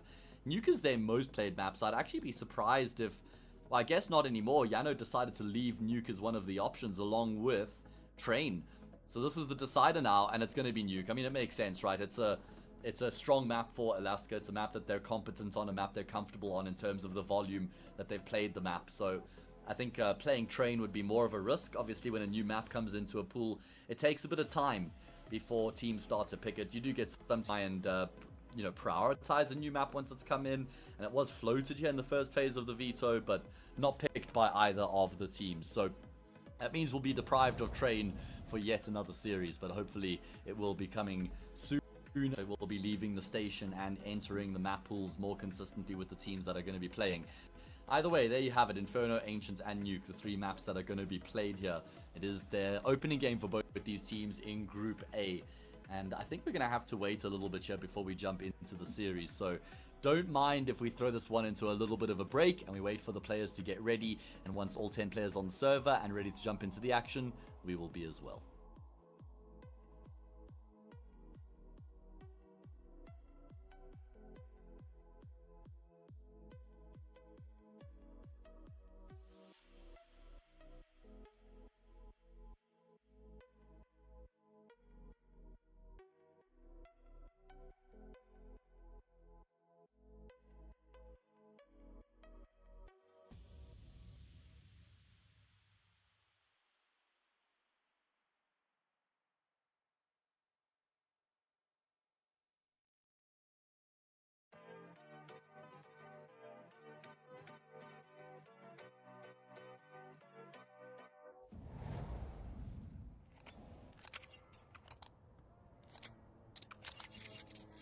Alright, well, I wasn't lying when I said we were going to have a short break here.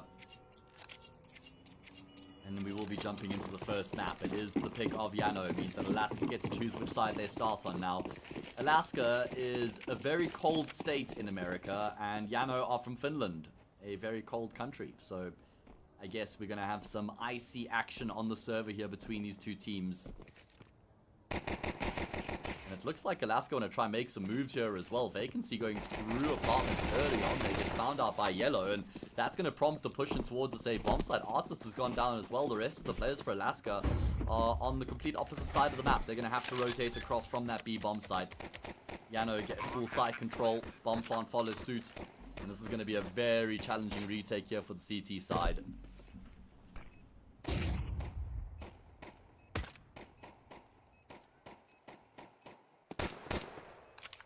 I don't even know if there's a world in which they go for this. They could just be looking to lock in exakills and deny as many Yano players carrying their Kevlar across into the next round as possible. Having said that, only Yellow and Arax actually have Kevlar.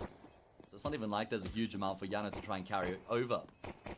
And that means that the Finnish team will open up their account first. And that was basically all predicated off of the kill on Vacancy in apartments, right? That's what actually prompted the big push. Yellow, the player who started off the round, will finish it as well.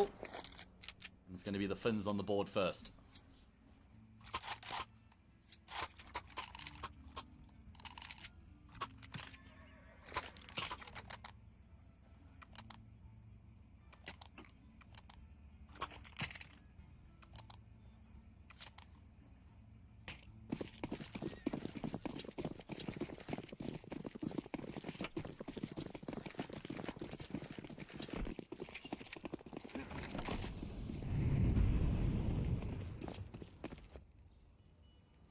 Or spy here from Alaska in response is a pretty common option for people to go for, or for teams to go for, right? CT side of Inferno. It's quite a lot that you can do with a force spy on this half of the map.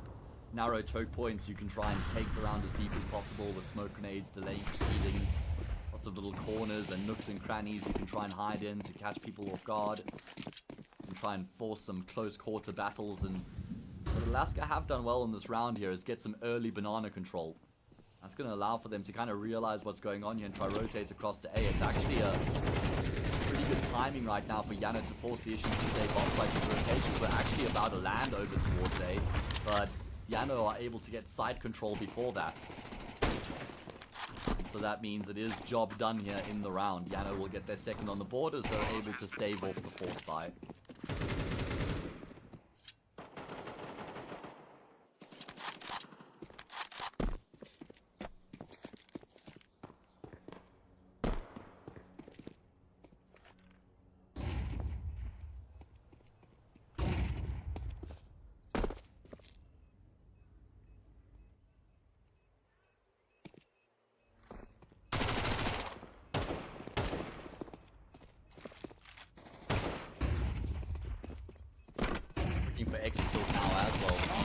certainly going to be beneficial frags going into the next round, just making sure that their job is going to be that much easier, not having to try and deal with many players who have carried over their upgraded pistols and armor. Giraffe with his 5.7 will follow suit. Airax just menacing with that Mac 10 leaping around the corner. That is going to be Yano opening up their account on their map pick, looking pretty convincing.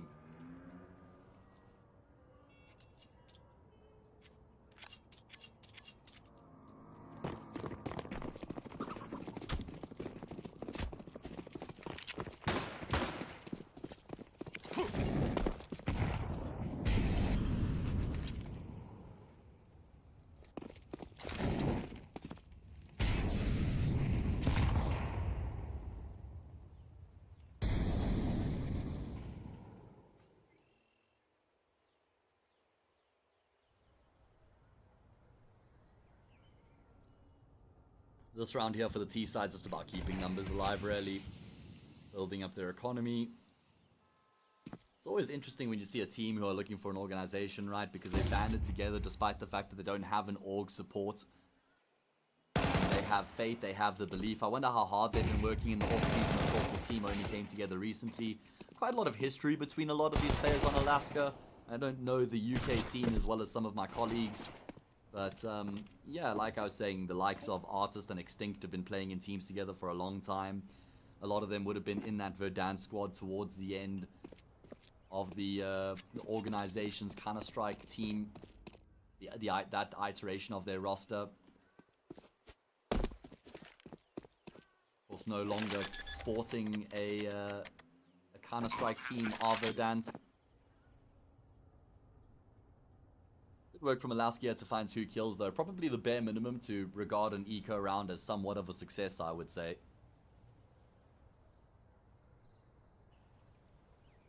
Terrorists win.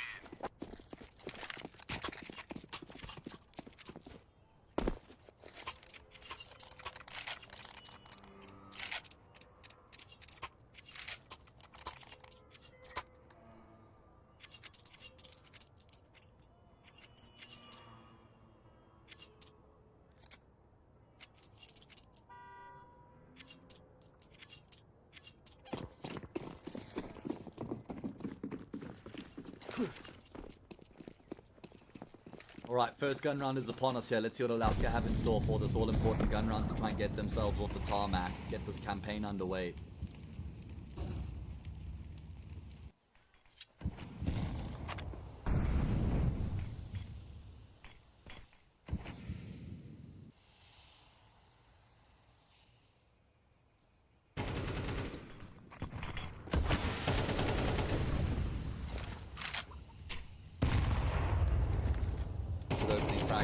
Here as well for the CT side as Yana looks to try and apply some early pressure. They've already made their way in middle. They've got apartments control and they're looking to try and find a bit of a fight here towards archers as well. It has cost them a life already. I do kind of like the pace and vigor with which they're approaching this round, but Alaska are very well poised to deal with what's coming their way with 4 players over towards the A bomb site.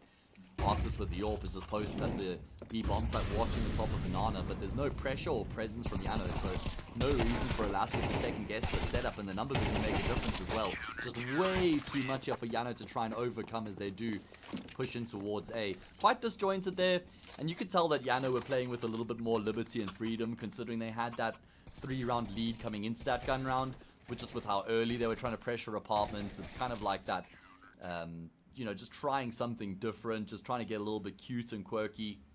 Doesn't work out though, so they'll have to dig a little bit deeper than that coming into the following gun round.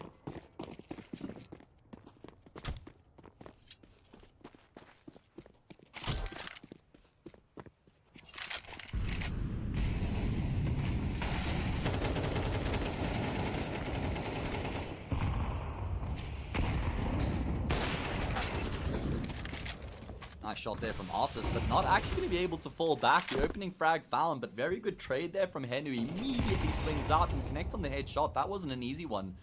Artist was in the process of falling back there, but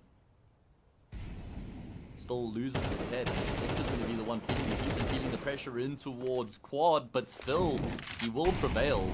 Pretty good work. I mean, that AK makes such a big difference in this position as well. It's giving him a fair fight in Yano. Well, they kind of go one by one there.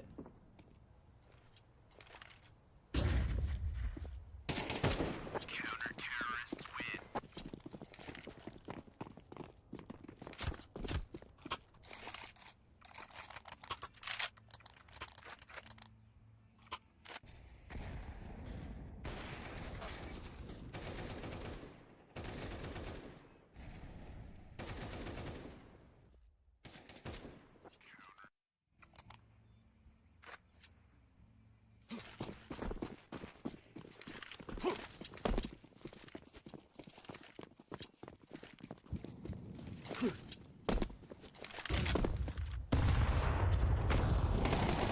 Alright, well, Alaska have now got themselves an opportunity to level up the scoreline, and it should be a free round here for them. That incendiary makes a huge difference, because if the fire had not actually been deployed there, I reckon that Leaf probably gets overwhelmed, and he's actually done really well to just coop himself up in the corner. Arax isn't even going to go for the kill, instead prioritizes the bomb plant, which isn't a bad option, but that's not going to work out. Really big round out of Leaf there to get the quad kill. That could have gotten ugly very quickly, but it doesn't.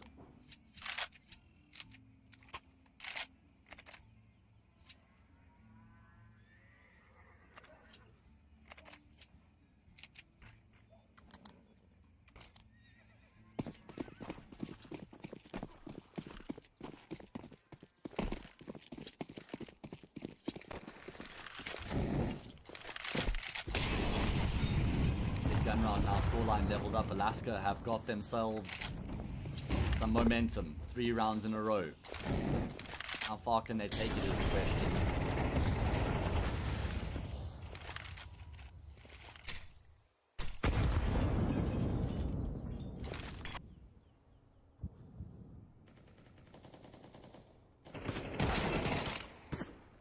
Oh, nice shot there from Yellow on the swing. Vacancy was playing with fire there in towards Boiler Room, and boy did he get burnt.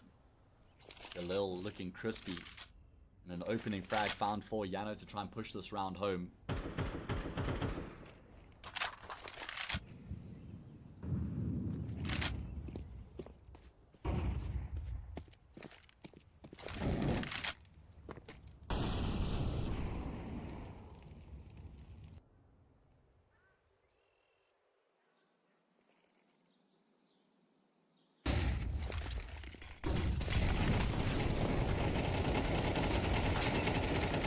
Push now mounting in towards the B bomb site, and very good utility use that you're also unable to get that one kill. Yano able to find full control as a result, and Artis is still hard committed to that A bomb site because he knows that Yellow was on that side of the map a while ago.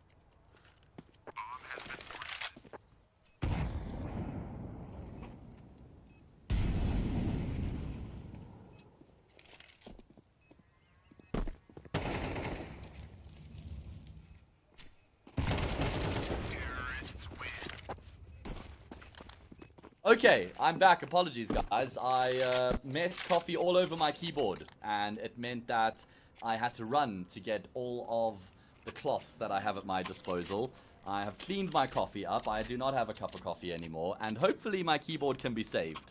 Either way, it's currently unplugged, so we'll just have to wait and see on that front. Sorry, I mean, solo casting, these things happen, right? You don't have someone else to just throw to and let them lock it down. Trav is used to this. Trav has been around for a number of my spillages where he's able to just hold the fort down while I clean it up. Either way, he can have that luxury this time round, as we do see Yano. That's 2 team kills. 2 team kills? That's a disaster. Extinct still in position. He's going to step out. He isn't able to get the double kill, though. That second frag probably would have been the kill that locked in the round. So we're still alive here, despite the fact that there's been 2 TKs. Yano have made this round a lot more challenging for themselves than they needed it to be. A lot of chaos in towards top banana. Can Artist find a frag? No. Not on that occasion. Vacancy can, though, and it's the low health Ariel left remaining. He's going to have a really tough time here. Is Ariel able to avoid the flash? He's looking to force the fight. He does get the kill in the first. It's an AWP here for Artist. He's got his pistol out. He's missing all of the shots. How on earth has Artist not landed a single bullet here? He'll actually pick up the M4, and eventually he finishes off that frag. Ariel did so well to stay alive for as long as he does, but eventually, the kill comes through, and so does the round. Back and forth there. My goodness, Yano, like I said, making life very difficult for themselves with those team kills.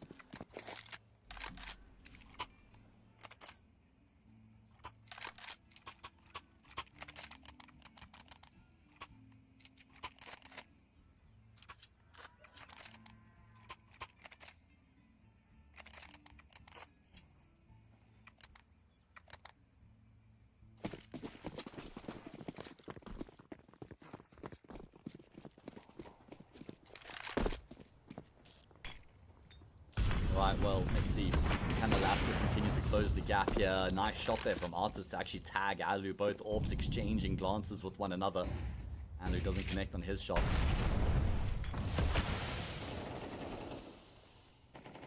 And if Yano loses this round, then it's a 5-all scoreline, and they don't have any money in the bank. So it's actually a very big opportunity for Alaska. Excuse me. You could probably say the same in both directions, though. That if Yano win this, they shatter that 65 economy. Then 6-4 becomes 7-4. Careful. Can't afford for another team kill here, fellas. Getting a bit messy towards the top of banana here for Yano. Not able to keep their composure.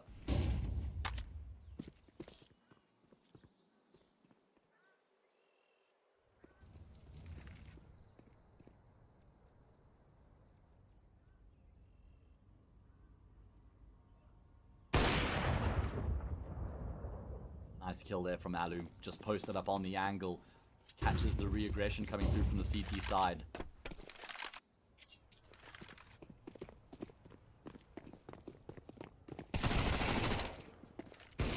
That's going to then prompt the move to be made on the opposite side of the map from the CT side, because Vacancy realizes he doesn't really have any position to work with on the A-bomb side, so he has to try and get in towards apartments, but that's been caught off as well. Yano is just ticking all the boxes right now. Extinct fighting for his life to get the AWP out of dodge, and he does get that kill on Airax, so at least the AWP will be carried across, but this is going to be Yano getting themselves back to winning ways immediately after losing the round.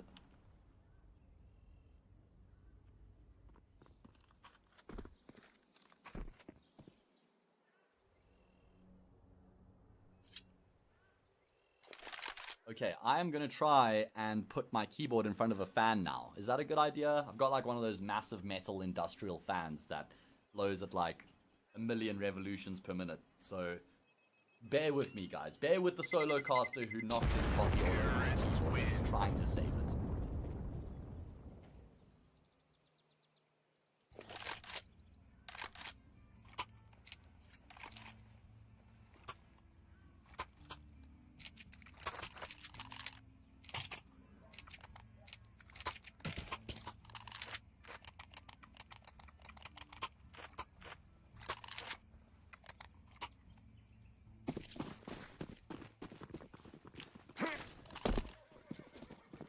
Alright, as I mentioned, the reward there for Yano if they could win that round would be to break that CT side economy now.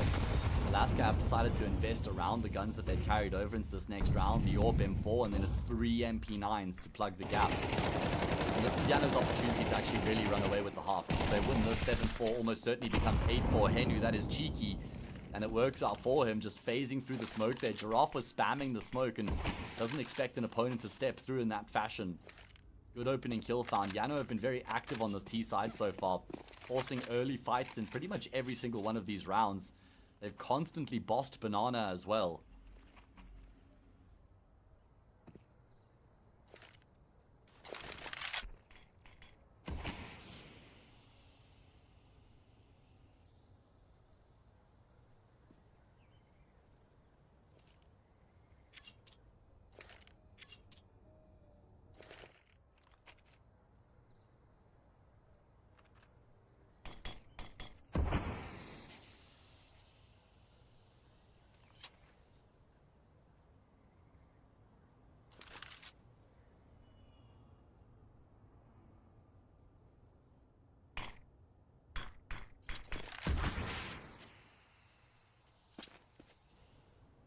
What's the plan here? Yano seems to have played really well with the advantages they've been able to get for themselves. And it's just going to be a simple bulk burst coming through from them now.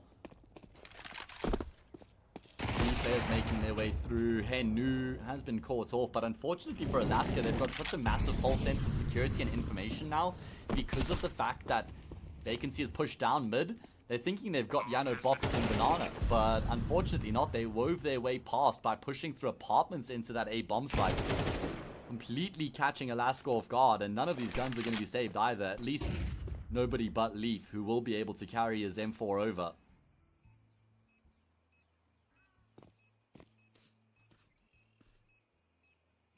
Looking very convincing right now for the team who have picked the map. They're about to go up 7-4, and there's not going to be any money in the bank here for Alaska.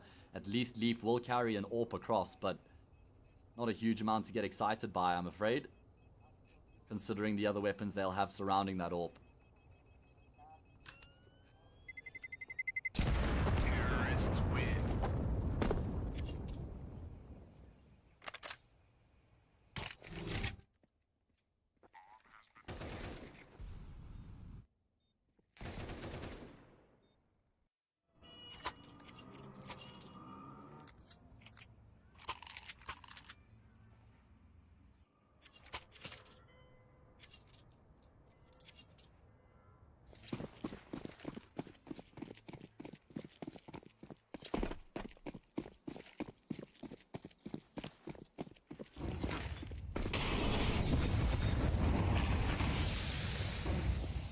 Okay, Yano, a chance to double up on their opponents here and get themselves a 4-round lead going into that second half. Extinct.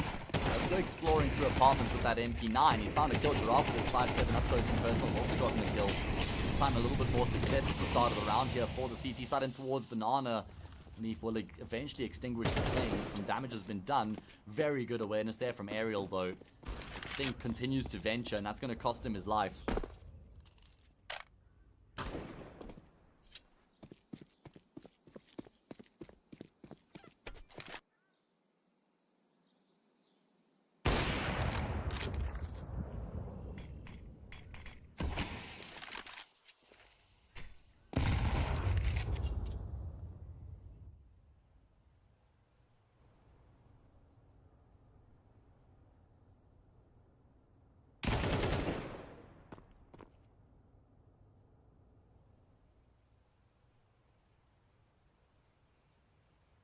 Versus 3. Yano have got a good read as to where they're going right now, and there's only one player on the safe bomb side. It's Giraffe, and he's on 40 health. He has got an AK, and he's looking to try and be proactive. He doesn't want to just sit by idly. He thoroughly misses out on the timing. He sees the head of one, but the accuracy is not up to scratch. He will be able to find a kill, but Aerial trades, and Aerial doubles down.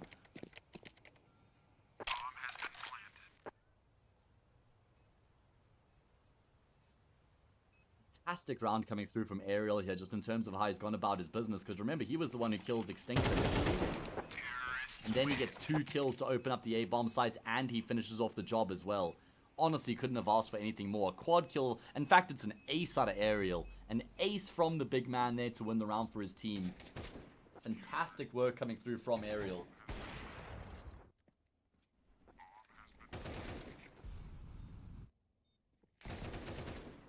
And that will be an 8-4 scoreline. Fantastic work from Yano. I mean, they started off strong going up 3-0, but then Alaska answered back with 3 rounds of their own.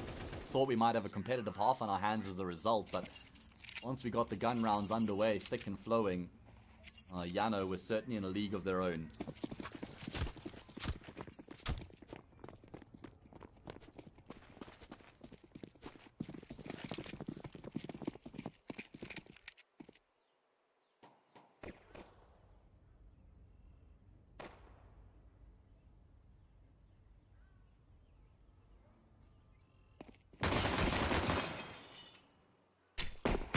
Pistol around here for Yana to try and continue their dominance here on Inferno, and it's a 4-1 split from Alaska with just one player in towards Banana. He's been found out. That's information for Yana. They've started the rotation already. Ariel will catch 1-2. A brilliant second frag there from Ariel. Alu's looking to now lock it down. They've combined phenomenally over on this A bomb site. One on top of the roof. Alu in the pit. Not the cleanest kills, but the kills come through nonetheless. It's exactly how Yano would have hoped to start off the second half here, just to keep up this momentum and continue their ascendancy.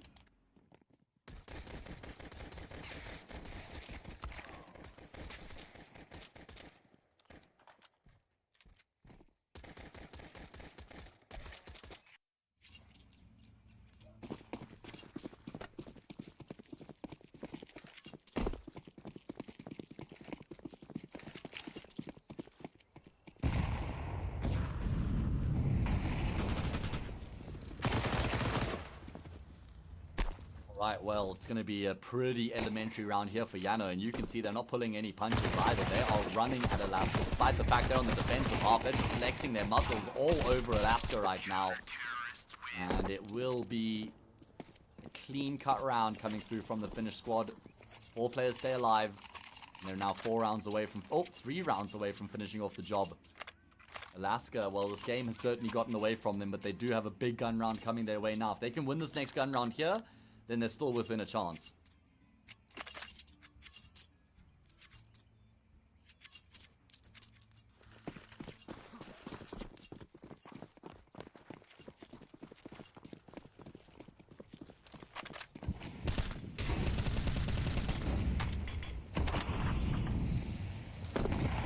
What's the plan here, Alaska? What is the plan going to be to try and recover Inferno? How do they win this gun round? They have to go for a very reliable approach here, something they have a lot of faith and belief in.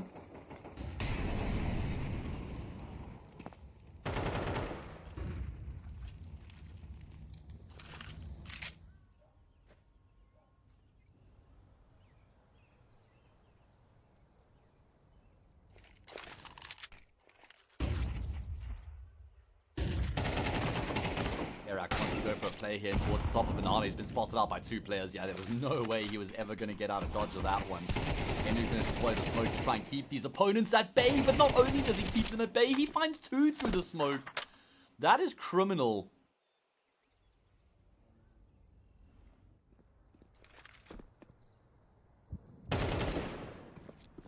Big frag back from Vacancy, though, could give them an in the round. It's going to be a smoke here to block off Yellow as well. But Yellow actually does catch Leaf in transition, so at least there's a kill to restore the man advantage here for Yano. Vacancy has scooped up another smoke grenade, though. An Artist, this is very bold from him. Able to find the first. He's got the bomb in his back, and he will be able to evade the trade. So that gives Alaska an advantage here in the round as far as I'm concerned, because that now gives them side control and a bomb plant to follow suit as well. Artist plays catch with that grenade, though. Basically lands on top of his head. So that's going to make it a lot more difficult for him here. But he's still alive, and he's landed the instant headshot on Henu as well. No secrets as to where Alu's going to be retaking from here. Has to try and find a way to break this crossfire. Vacancy in a very strong off angle in the middle of pit right now. And Alu, does he step out into that crossfire, into the open? He does realize where both these players are, but Artist is not giving away anything. Eventually, Alu will find that first frag. Artist is trying to delay proceedings for as long as he possibly can, and I think he's done enough. Has he done enough? Does Alu get the defuse just in time? My god, Alu's just gone and done it. He's actually clutched it out against the odds. How on earth has Alu made that one work?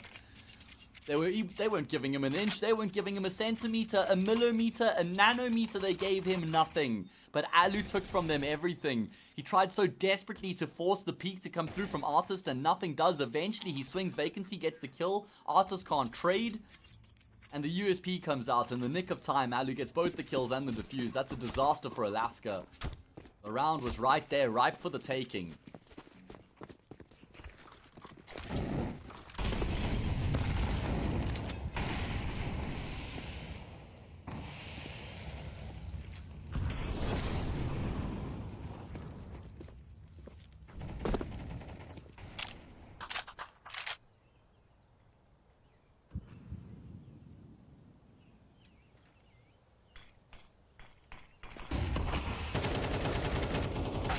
Oh, Artist just caught a glimpse of Airax there as that smoke plumed, but at least Henu's able to get a frag back. That AK doing work. Instant headshot will result in the kill. Incendiary goes 2 Giraffe ahead of that. That could catch Henu off guard. No! Actually adjusts the spray there. Out in the open, I thought Giraffe would have had that kill dead to right, but doesn't actually come to fruition. Artist is the next one to falter into position, and eventually Henu will go down, but now Alu is here with the sniper. Finds himself one. And the second as well on the timing shot, blinded through the smoke. Alu clips Artist. That's the bomb that's been dropped. It's only Vacancy left remaining. And it should be a guaranteed map point on the horizon here for Yano. I don't see how Vacancy is able to touch this one out. Not with the time at his disposal. They know exactly what. Wait, what? What in God's name is that tap there from Vacancy? That is disgusting. Yellow's taking really long. By the look of things, he's actually shift walking on the flank. I thought he would have been running up with the info he had, knowing that Vacancy was top banana, but Aerial will still finish off the job. And that is 12 and 4. Yano have just completely run away with Inferno. The scoreline was 3-all at one point, and then 5-4 for Yano. So from that 3-all point, Yano have won, what, 9 rounds, while Alaska have won a single round. Inferno has not been competitive since that point.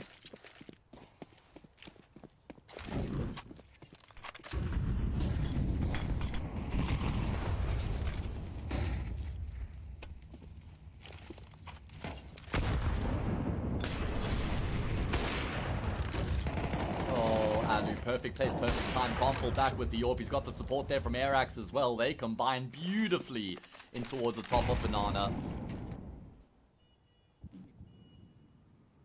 And the writing is now on the wall. Should be no way back in for Alaska as they've completely fallen apart.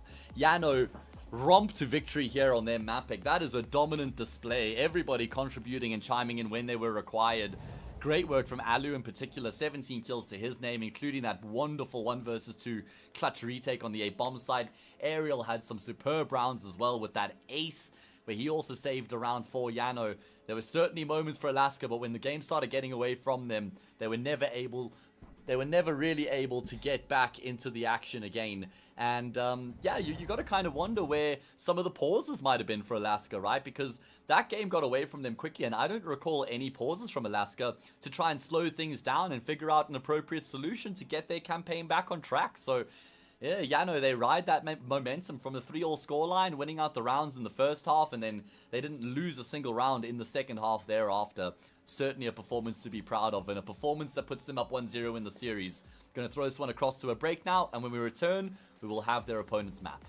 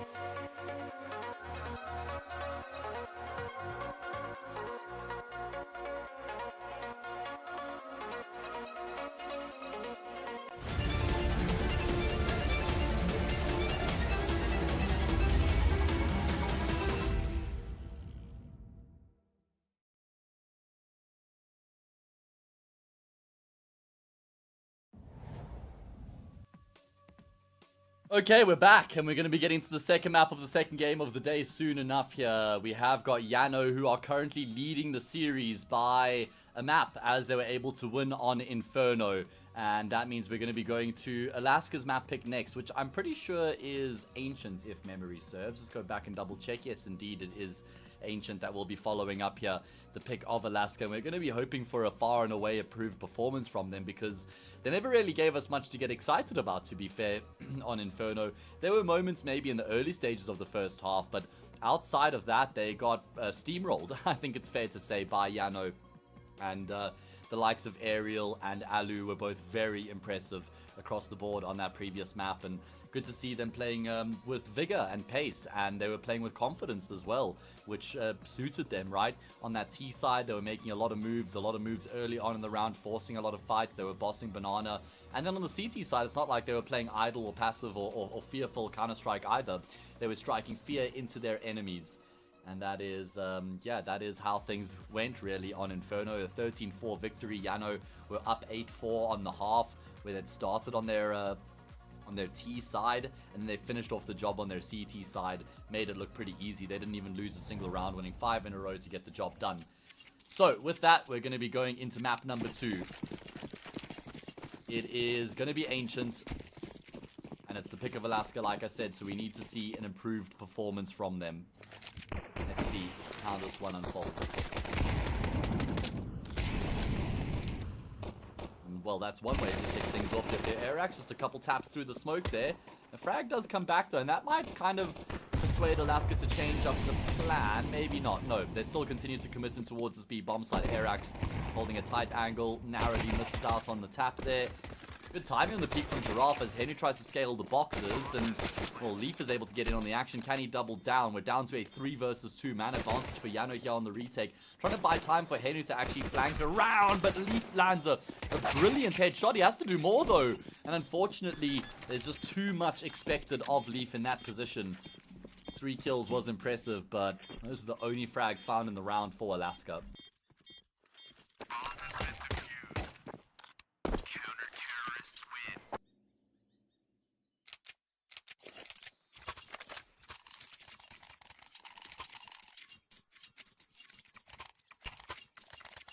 Alright, so map number 2 underway. Yano pick up on Ancient where they left off on Inferno. Remember, they're on a hot streak right now.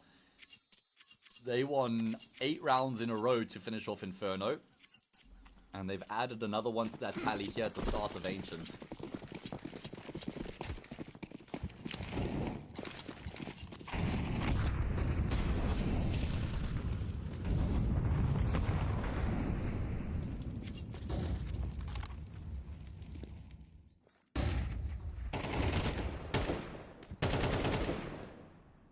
Alaska, of course, they do get the bomb plants in the pistol round that they lose, which means they'll have a decent amount of firepower to work with. Henu times his peak really nicely.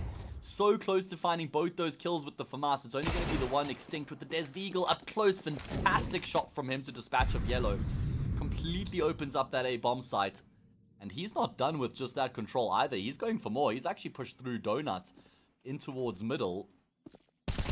Trying to join up with his teammates. Oh my goodness, Ariel just spoiled for choice. There's so many players on the opposite side as he peeks out, and surely this is going to be a change of direction for Alaska now because of the position that Extinct has. They may not even need to, though. Never mind. Just posted up on angles, punishing the players pushing forward and leveling up the scoreline. Finally able to break that streak that was carried across from Inferno into Ancient.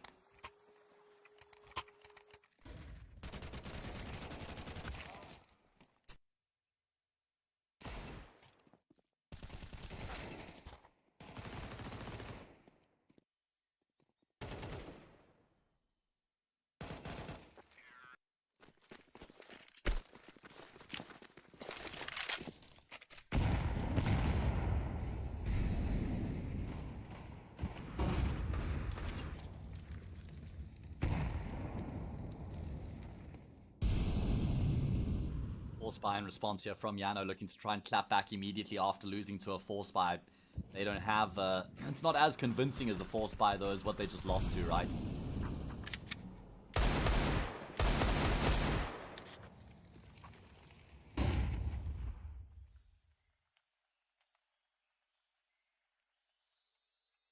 Already good control being taken up by the T side as well. Been able to make their way all the way up through middle in towards Red Room.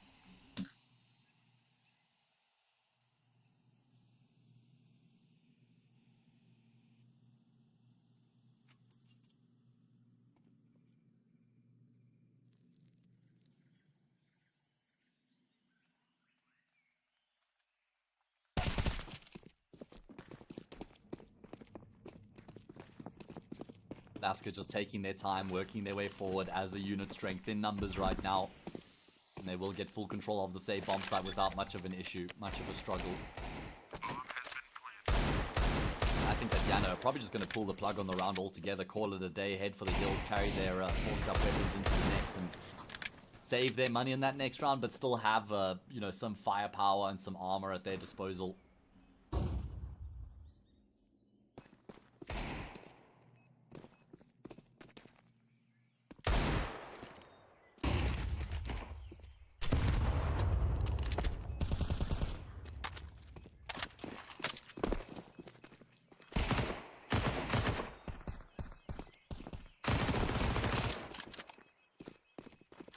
Not even like they're going to be able to carry over as many of the forced up weapons as they would have liked, because T-side Alaska have gone hunting and they've been able to find themselves a couple wild Finnish players. And so with that, this next round becomes that much easier here for Alaska, as they should be able to go up too much of an issue.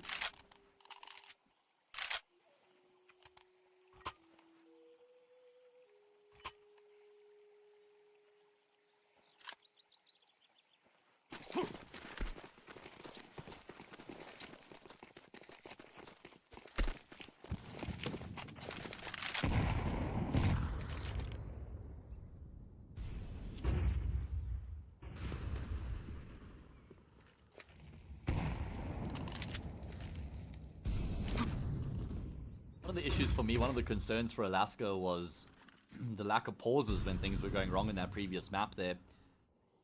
Just didn't seem like they had any fallback options, you know, didn't have any plan B or plan C to try and employ when plan A wasn't working out for them. Of course, this is their map pick though, so we're expecting a lot more depth.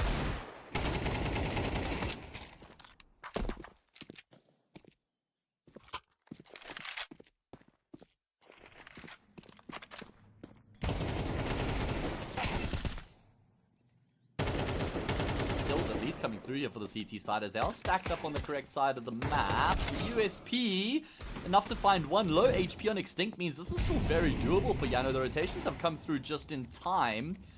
Peppering through the smoke right now. I thought Alu might try and capitalize on that. Oh my goodness, this is very aggressive from Arax, and you can understand why he's opted for that. Alu will find one. It's going to have to be the instant headshot though. It's going to have to be the one dig. No, he now has an AK. A one tap would still get the job done.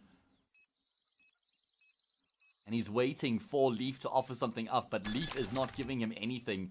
And Alu is going to be able to nestle himself in behind the box. There's no world in which he's going to be able to stick a 10-second defuse here. Leaf is surely going to have to start to push forward. He's going to have to figure out what's going on, and he does. And he gets the kill. I mean, there was enough movement there to actually just force Alu off the defuse altogether, and then he gets the frag as well. However, 4 kills for Yano will still be regarded as a very successful eco round. If they can look forward and win this next gun round here, that would put them in a commanding position.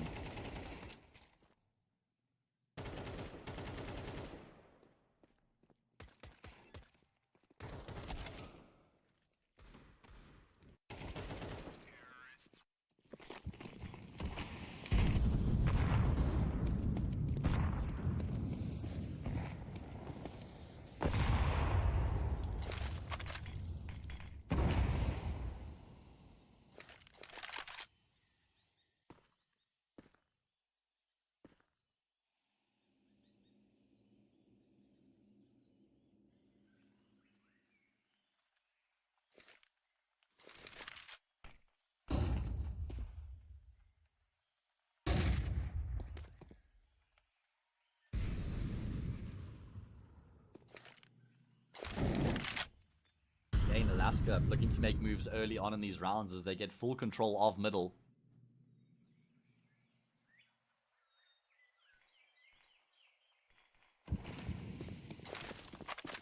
Gonna be Arax who spots that out, tries to drop a smoke to keep them at bay, but they're way ahead of that right now, and this is not a conventional approach at all. 4 players gonna be coming through CT spawn into this A bomb site, but Alu's in a really good position to deal with this, and he realizes exactly what's going on as well. He's very worried about Temple, understandably so. Attention taken away from him, he needs to double down here, and he does. Desperately required a multi-kill from that position. Now it's about staying alive, it's about life preservation, and he's been able to buy a little bit more time. But still, advantage Alaska as far as I'm concerned, especially with Giraffe deep in towards CT. It's going to be tough for Ariel to get back into the bomb site, and Leaf has been able to get off of the plants as well. Henry realizes that as he tries to track Leaf down. Not aware of that second player's position, though. Henry continues to go searching, and he will get the kill on Leaf, and now they know that Giraffe has to be in towards Temple. No kit between them, but that's no problem. Henu will finish off the job, and Yano get themselves back to winning ways.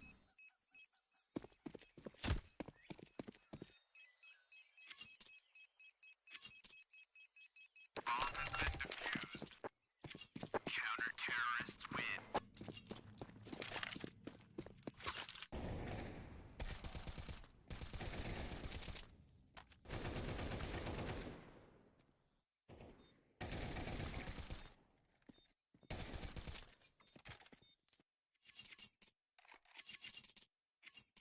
A really well-managed round there from Yano, all things considered, just dealing with that uncomfortable, unorthodox position that Alaska had gotten themselves into. I think Alu does fantastically well to get those 2 kills and stay alive, and he's now gotten an AWP as a reward. Neither team with residual money in the bank, so whoever loses this is going to be reset. And have to come back stronger in that round after the eco. In the open in middle, aerial flash forward, gets a kill, but thankfully Giraffe is on point to get the trade straight afterwards. Now it's going to be Alu's AWP called into the fray. Opts for a slightly more passive angle, and he's been tagged. Thankfully for him, not fragged.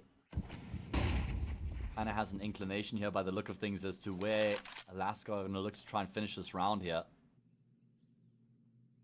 Going to be a B split, couple players through cave, couple of them up ramp. Vacancy just edging his way forward right now. It's only Henu who's on the side of the map, so quite a lot of space being afforded here to Alaska.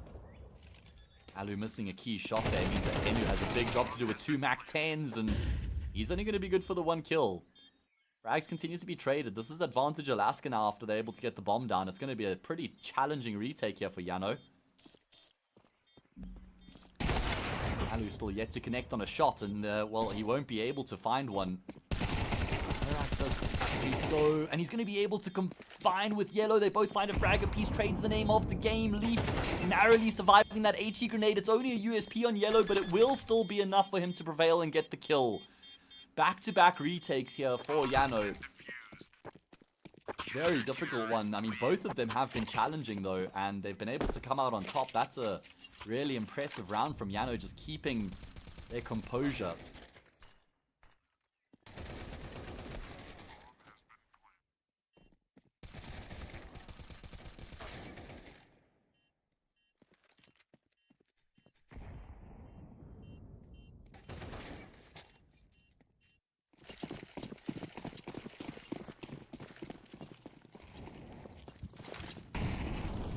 Right, 3-all. And an eco round now for Alaska, as I mentioned, going into the previous. Whoever lost that round was forced into eco territory. And that means there's a chance now for Yano to get the lead. This is hyper-aggressive from Henu, and it actually will pay off.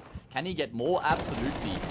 Eventually gets blinded, but he spots the player before he loses his vision, so he's able to just commit to the spray. Comes out with the kill and his life intact, and they now know that they have Artist cooped up in the corner. Surprised that Arex with the SMG hasn't gone just flying around to try and get the kill, secure it with the MP9. Offering up a lot of respect to Extinct right now, excuse me, to Artist, and well, with good reason. Oh man, Alu's actually very lucky that Artist ran out of ammo there, otherwise he would have certainly died as well.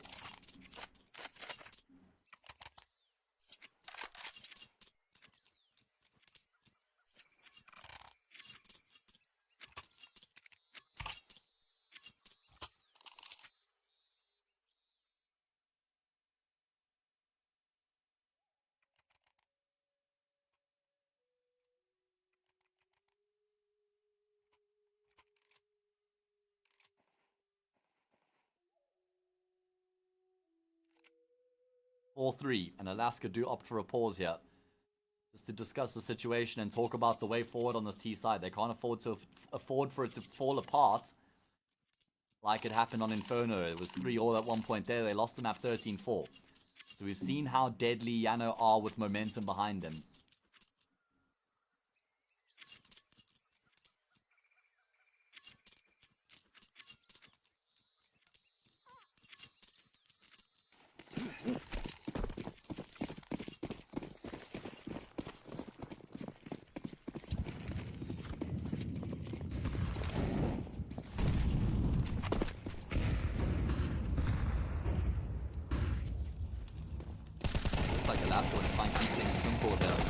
Oh my god, Henu's really lucky to come away with the kill. Arax isn't afforded that same luxury. A good nade from Alu, but he has to do work with the Orphe on the angle. He's not going to connect on his shot.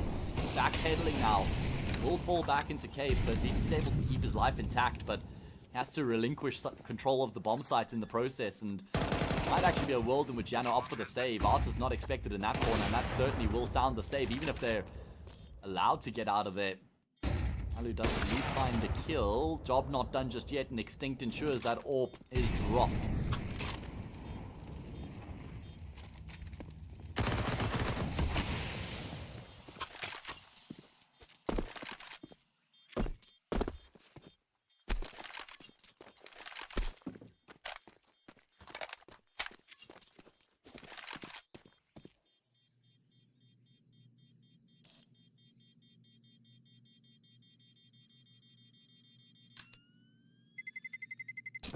Terrorists win.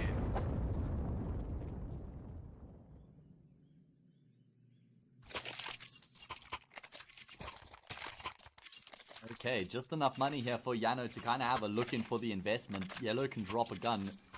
They should have decent weaponry across the board here. But with no money in the bank, means that there's a risky round here for Yano. A lot at stake.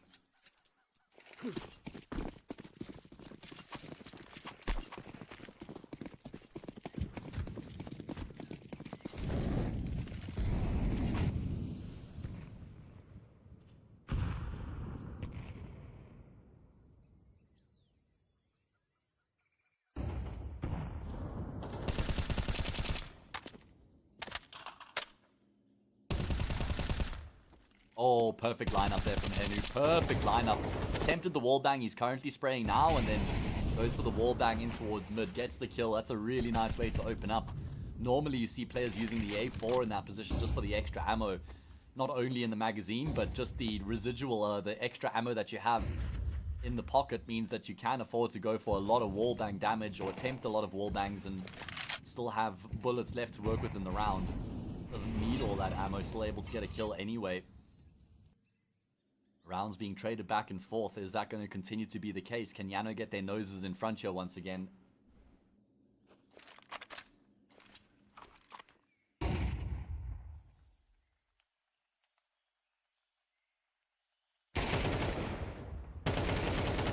Oh, Alu's having a really tough time with the Orphe on engine. Missing a lot of shots you generally expect him to hit. Oh, that's brilliant from Artist. Really good awareness after he gets that opening kill on Aerial. Not to just run in with the bomb out. Still clearing out the bomb site before he commits, and that means he's able to get that second frag to really get Alaska a foothold in that A bomb site, and with Arax going down, surely that will spell the end of the round.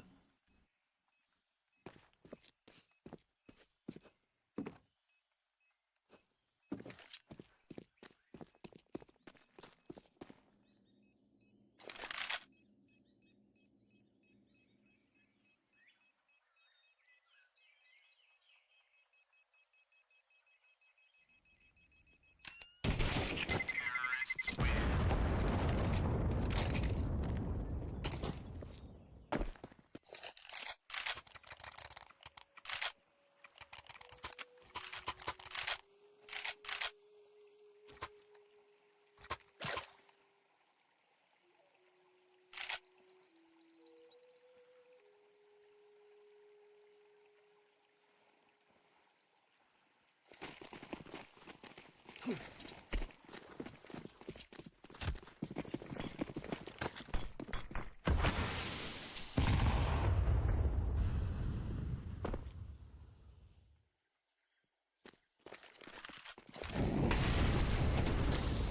Right, an eco around now for Yano as they look to rampage their way forward. The objective here is damage.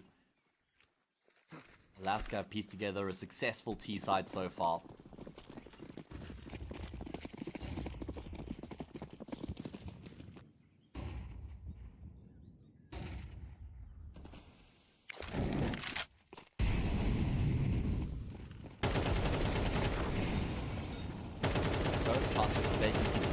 Stats, Giraffe, Stinkfall going to get in on the act as well, and it's just the one casualty as they build themselves a bit of a buffer, build up some head steam here on the T side.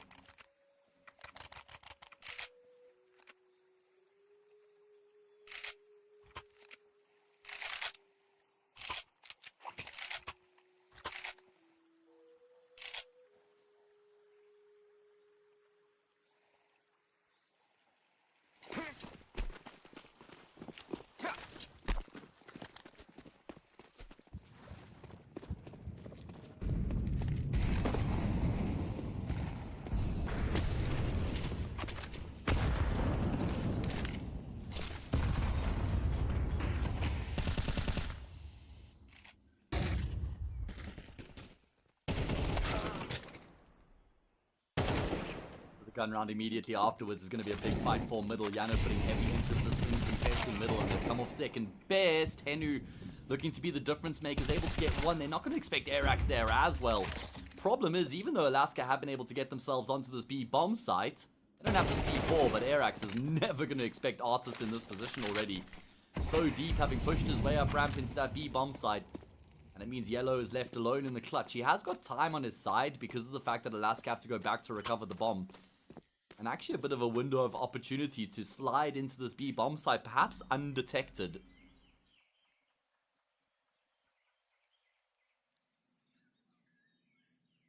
It actually looks like they may try and pivot away from that B bomb site, but Yellow has read into exactly that. He's going to beat them to the punch over on A right now. He's going to hear these footsteps as well. Smoke Grenade confirms his suspicions. Artist is peering in this direction though. Oh, and Yellow's been spotted. He's still able to find the first. He's taking so much damage, though. He's going to swing out really wide. The dink comes through, but unfortunately, he can't follow that shot up with another to confirm the kill. I mean, Alaska were in control through pretty much the entirety of the round. Does get close, though. Good effort, good read there from Yellow as he shifts across to that A bomb site. Unfortunately, though, they were still had their wits about them. Did Alaska, so they don't get caught off guard.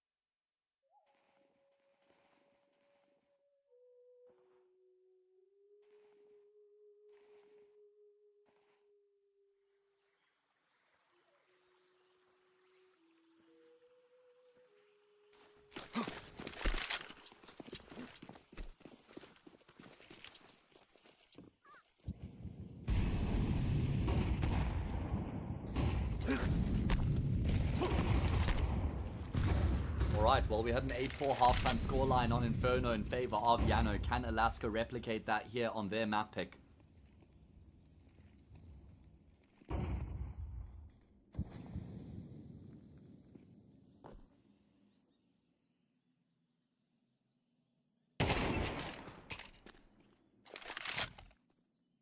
Still from Alu, there has to be a lot more where that came from, and unfortunately for Yano, they're stacked up on the wrong side of the map. They're going to start to figure that out, though, because they've pushed down ramp. Problem is, even though they have a very good idea of what's going on right now, it's still going to be a while until they're actually able to do anything about it. Yellow's still by himself. At least he's taken position in Donut, and that's the one place there's no pressure coming through from. Instead, it's 2 through Red Room into CT, and then 2 through A main. Arax will find Leaf in position, and actually a pretty good kill there from Arax. And advantage persists for now. Bomb plant going to come through as well. Vacancy looking to try and get some control of A main. And now the frags start to roll through. Henu at least gets one back, but between himself and Yellow, they barely make up 50 health. So still an unlikely retake for them. Can Yellow catch one off guard? Yes, he can. Back off it up to him. Down to the 1 versus 1 now. Not sure if there's actually a kit on the bomb sites or not. Artist never expecting Yellow to come through from Temple. And man, Yellow with only 18 health will actually be able to find both those kills and get the job done. Brilliant work out of him. Bomb has been defused. Counter-terrorists win. That's going to be, I'd say, an okay half there for Yano, considering how much they struggled throughout. I think they'll be quietly content. Absolutely advantage Alaska, but it's not like the game's over in the first half by any stretch of the imagination.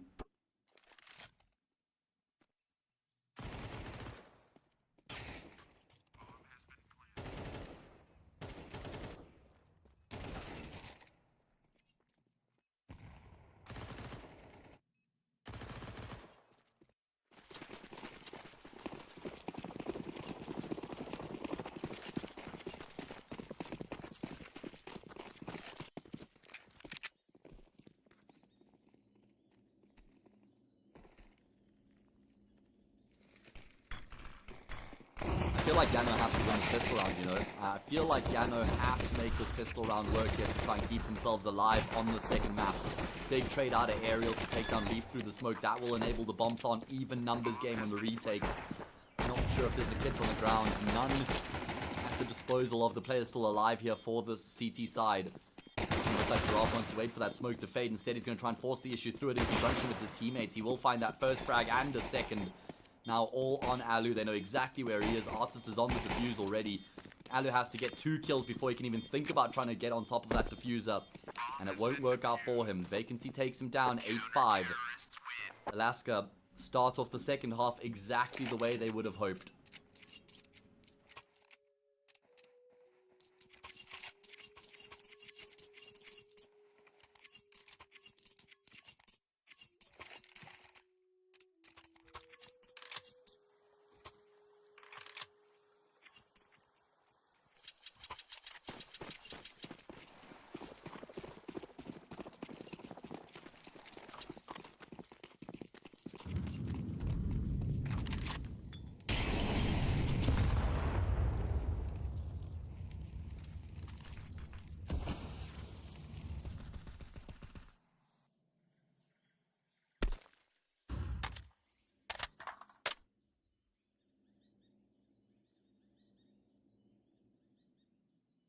Okay, well, Yano have opted for the force buy here. It makes sense off of the back of the bomb plant they get in the pistol round that they lose. Should they lose this force buy though, 9-5 becomes 10-5 before they get another chance to invest. And this is a really nice timing on the aggression from Alaska in towards middle. Catching Yano in transition once Yano had kind of maybe settled down a little bit, thinking they had full control. Look at this from Yellow though. So deep in towards Temple. Artist is the one who pays with his life to get the information that Yellow is as deep as he is.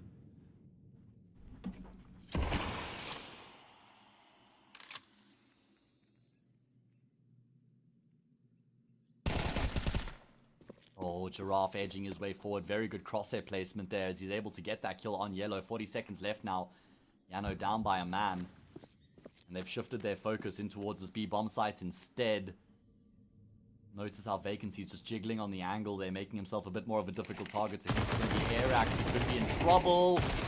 Oh my goodness, it's not the Venus from Vacancy, but he'll still come out on top of that gunfight nonetheless. Henu does swivel and shift his way forward. He finds both those kills to go away in bringing Yano back into the round.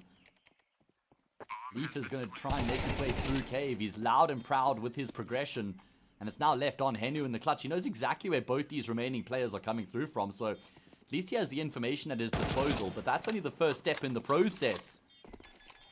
1 versus 2 in such an important round. Diffuse now being stuck by Leaf. Unfortunately for him, he doesn't have a kit. So it's going to have to be that 10-second stick. But Henu's really struggling to find an angle here. And he's not going to be able to. Giraffe with some pinpoint accuracy in the round there. It's a quad kill coming through from him. Standing tall. That is a phenomenal effort out of Giraffe to find those 4 frags.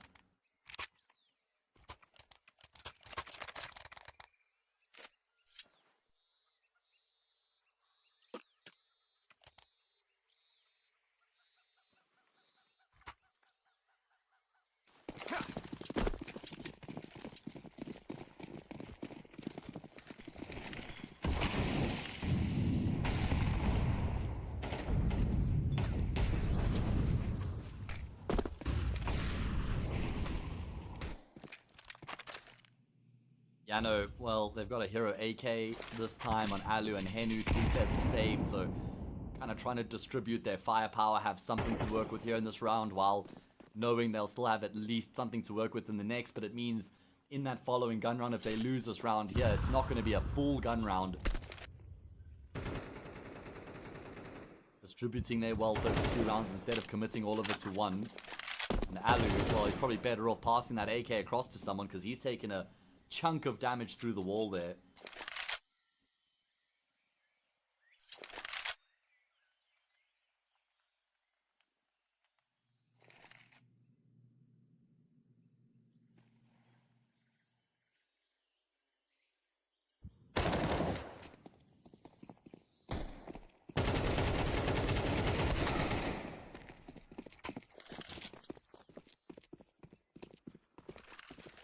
Great position that Yano find themselves in, down by a man, but at least they've been able to get themselves onto the site.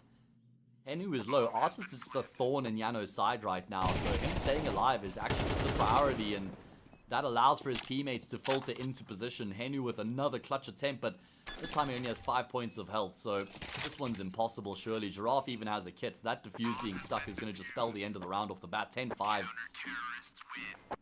At least there's a bomb plant. At least a bomb plant comes through there for Yano to give them a bit more money coming into the following round here. But this game is getting away from them very quickly.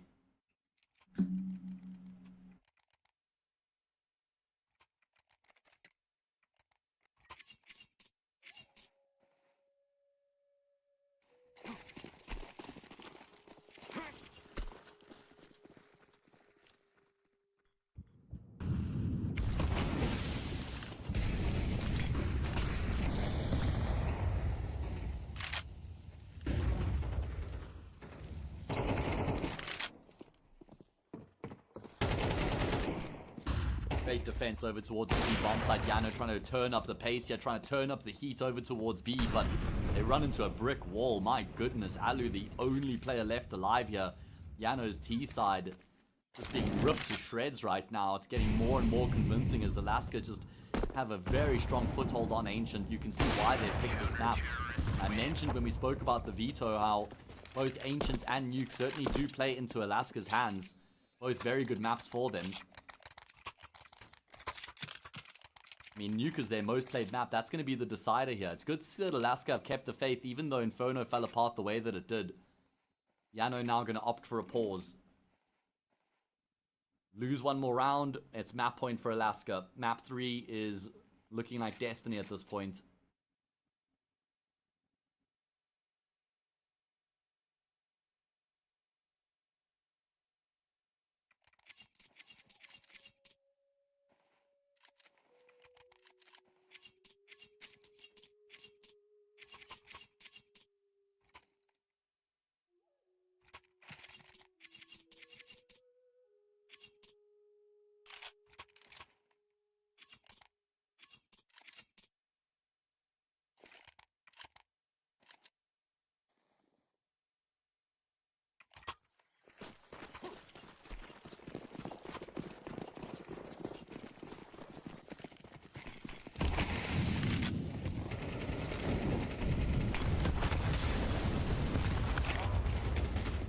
Oh man, that is way less than ideal for Airax as Yano looks to try and spend as much money as they can coming into this next round, leaving enough cash to get themselves a full buy in the next. But Alaska absolutely on course to get themselves up to map point right now. 3 players over towards this B bomb site, proving to be a good decision. Oh my goodness, so much wall bang damage being inflicted. Extinct is even going to finish off the job with the smoke there on Alu as well.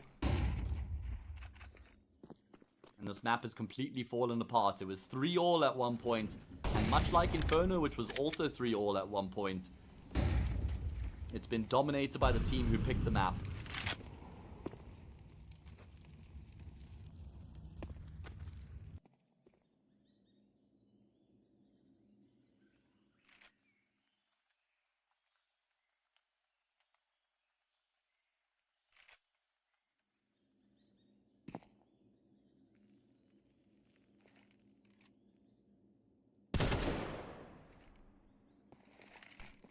Very convincing performance from Anubis in terms of how well they've played off of one another. I feel like we've seen some really good setups. We've seen some really good combinations. Very good trades on the table. Lots of confident moves being made here from Alaska as well. Not just sitting by idly.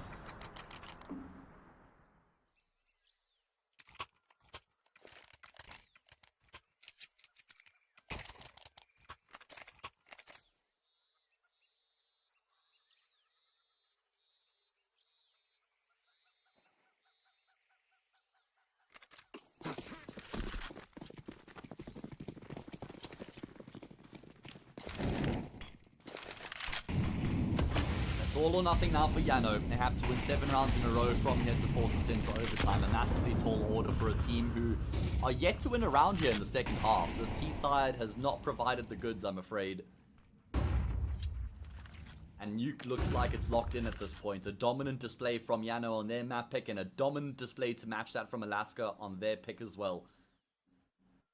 Yano just going to go all in on this A bomb site. 3 players waiting to burst. Not a huge amount of tactical depth here. Not really trying to force many rotations. There's a strong crossfire setup here between Leaf and I think it's Giraffe who's behind the Xbox as well. In fact, there's even another rotation that's come through. So Alaska are very well set up over towards this A bomb site right now. It's not a world in which Yano could try and go elsewhere. Oh, Extinct. That's so cheeky. So cheeky in the corner. Never would have expected that. That's why Henry just walks with his back turned. Should sort of realize, though, that because of Extinct being in that position, that Alaska would have stacked up A. And I think that Extinct just completely overplayed his hand there as he ventures forward and goes down to Alu's AWP. No trade at all there from Airax, and he can't catch Artist on the fallback either. Artist decides to hang around in Donut, and for good reason. He's now dropped the bomb carrier. Turns 180 degrees to now try and deal with the man coming through from A. Main Yellow on the jump spot sees 2 players on the opposite side. Time ticking away. It's going to be really tough here for Yellow to try and find a way into the bomb site, and it won't happen. There you have it. That is map 1. Map 2 rather, done and dusted. The first map victory here for Alaska. As they come out on top, 13-5. A dominant display on their pick of Ancient. Sees them level up the series, 1 apiece.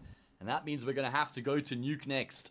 Map that, as I mentioned, is the map that Alaska have actually played the most in recent times across the past 3 months.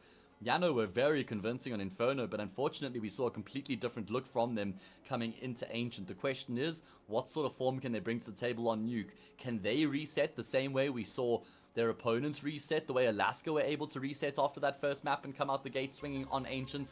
We're going to have a short break, and when we come back, we're going to find out.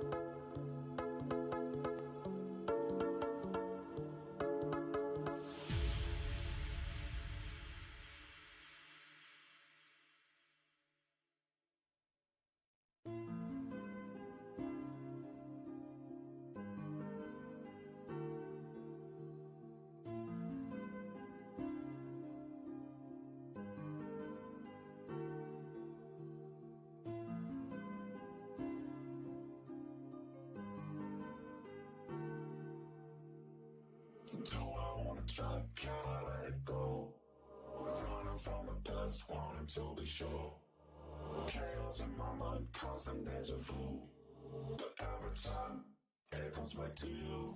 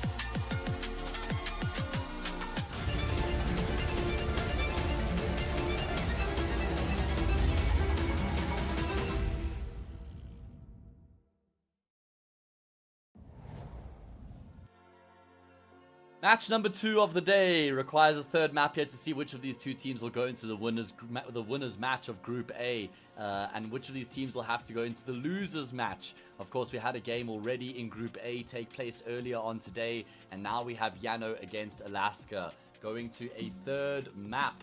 The winner of this, like I said, will play in that winners match against Fire Flux, while the loser will play against Fluffy Gangsters. That is how things are set up coming into this third and final map. It's going to be Nuke. Now, I'm assuming we've already had the knife round and Alaska won the knife round, and that means they get to choose which side they start on. I've already mentioned a number of times that Alaska are big enjoyers of Nuke. They've played this map a bunch of times, so let's see if they'll be able to keep their good form up. They've been able to play, what now, 12 times on Nuke in the past 3 months. They got a pretty good return on the map. Let's see, Yano. And they kickstart their campaign with a T-side pistol win. That is a fantastic kill out of Henu, just tracking and chasing Giraffe. Giraffe's not known for being able to run too fast or too far. And his head sticking out means Henu pops it off. Henu continues to just pop heads here, man. 3 great kills coming through from him. Eventually, Artist will get one back, but he also can't escape the guys of Henu, who's on for the ace, and he gets the ace as well. Brilliant work coming through from Henu there in the pistol round to kick things off for Yano.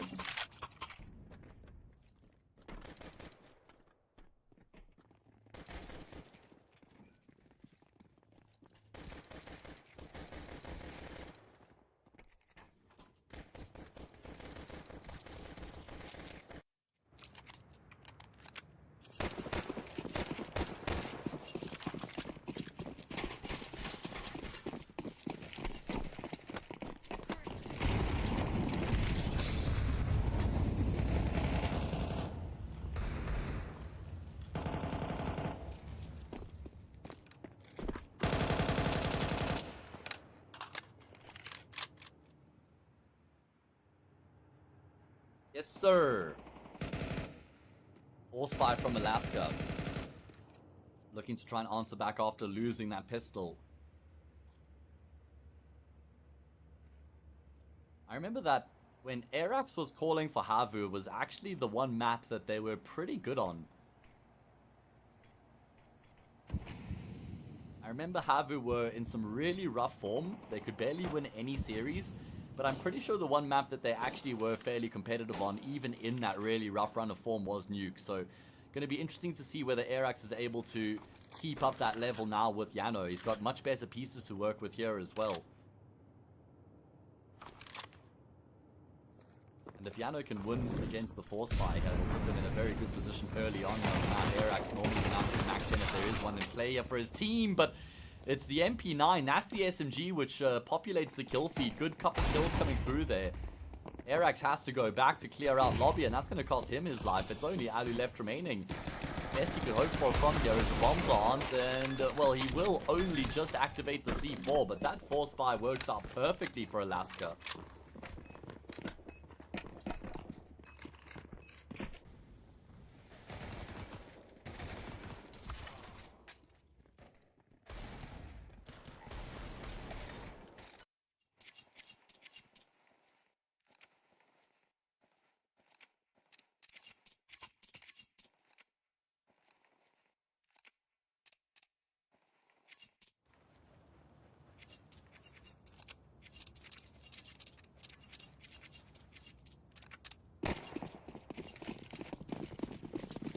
Alright, well, perfect response from Alaska, able to make that force fire work, just landing the necessary shots there. Yano went for a very direct approach, which generally isn't advisable when you're playing against a force fire or an eco.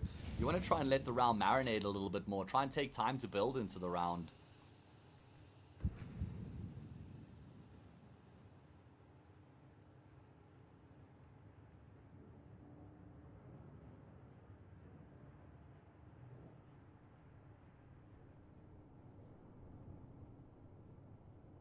You know, maybe just try and take advantage of the fact you have superior weapons and more utility, take more time to build yourself a good position, force rotations, try and figure out where the numbers are.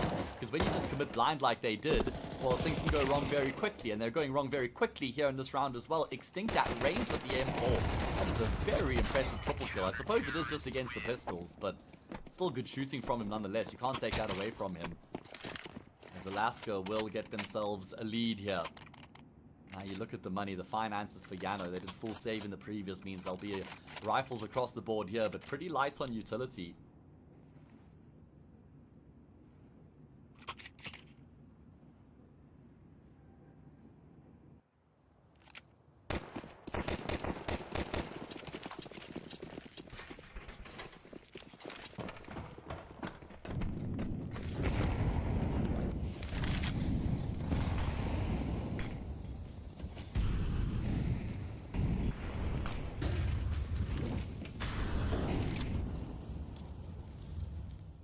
Let's see, what do Yano have up their sleeves coming into this gun round, considering they don't really have much util at their disposal, and the T side of Nuke is really difficult to manage if you don't have that utility.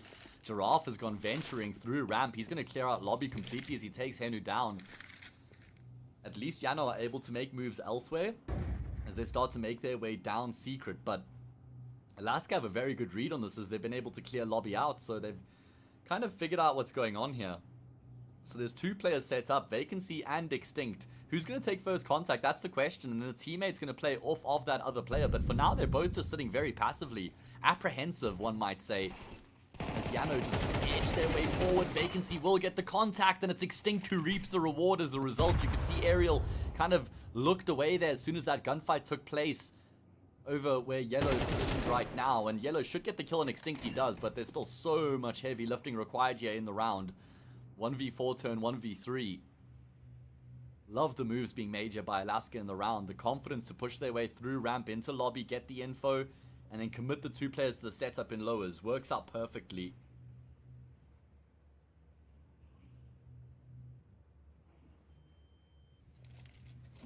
Counter-terrorists win. There we go, job done. Giraffe will polish off the round. That's going to be Alaska going up 3. Non-plant for the T side either means this next round's going to have to be an eco. And Alaska are in the ascendancy. They've got momentum behind them. Remember, first map was the pick of Yano's. It was Inferno. They won 13-4. Then we went to Ancient afterwards, where Alaska just trounced Yano. They flipped the script. Gave them a taste of their own medicine with a 13-5 victory there. We've had a couple one-sided maps so far. Surely Nuke will be the difference maker, right? Having said that, it is a very reliable map for Alaska. It's a map they've had good results on in recent times. Played on Nuke 12 times in the past 3 months. They've won it on 6 of those occasions. And in fact, 4 of those victories have come in a row. None of them have been this year, of course, but towards the end of 2024, they beat Anonimo, Whopper twice, and Haimo. So they've had good results on Nuke. Have Alaska. And they're going to be hoping to carry that form across into 2025 as well. Yano's last official was 3 months ago. It's Alaska's first official of the year as well. It's about setting the tone here. Get yourself into that winner's match of Group A. Play against Fireflux. You win that, you're into the play in deciders. If you lose that, well, you still have another life. It's okay. You lose the series, you play up against fluffy Gangsters in the losers match, and that's just not a team I'd like to play against in the lower matchup because they're so volatile, explosive, very, very talented, strong team when they're on their game. Problem is their consistency.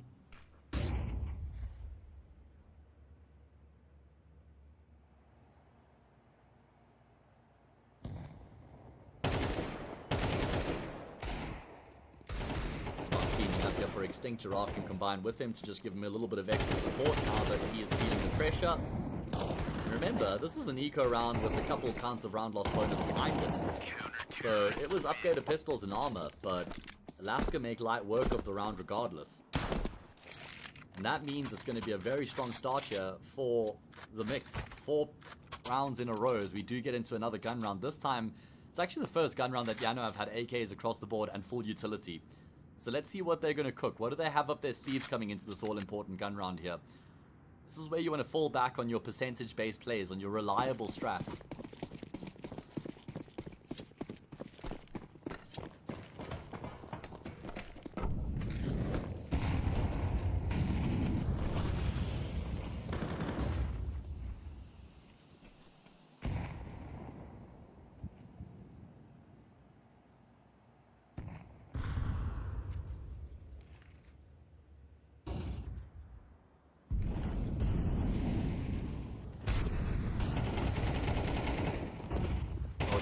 going venturing through lobby again and again. He's going to find an opening kill onto Henu. That's the second time in 6 rounds he's been able to make that play work. He's constantly just being a menace here in these gun rounds. At least, though, this time, Yano have gotten into secret and there's no players in position to try and deal with them.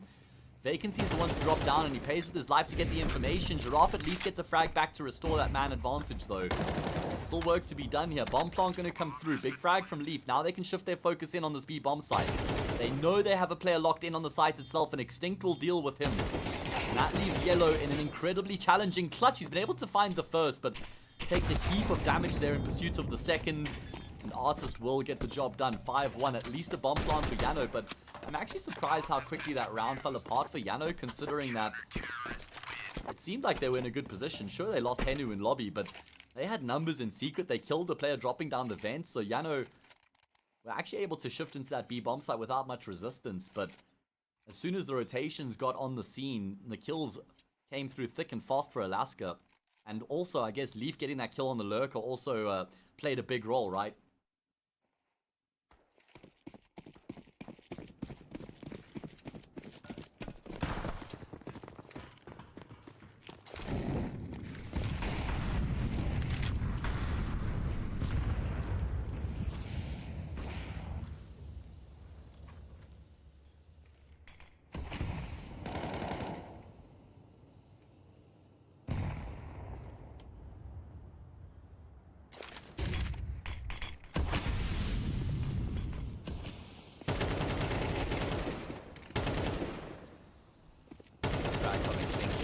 Half investment from Yano. Extinct continues to just work outside really successfully. In the meantime, Yano have been able to make their way down the game, trying to pressure this B bomb site. Airax, though, fights with the ramp players. That doesn't work out for him, and that means Giraffe can just commit to the B site without fear of anybody wrapping around him. Bomb is dropped on the site, but it hasn't been activated just yet, and it's only Alu left, desperately looking to try and find the bomb plant. No, instead he'll fake it out and get off the site. Might be able to snake his way up the vents into this A bomb site, but I believe Artist is just posted on this right now. He is considering this, and well, with the Tech 9 out, he lands that instant headshot. Artist is very good with the Tech 9 from what I've been able to tell in the series so far. Anytime there's one up for grabs, it gets picked up by a teammate and dropped across to Artist, and that's now 6 rounds in a row here for Alaska.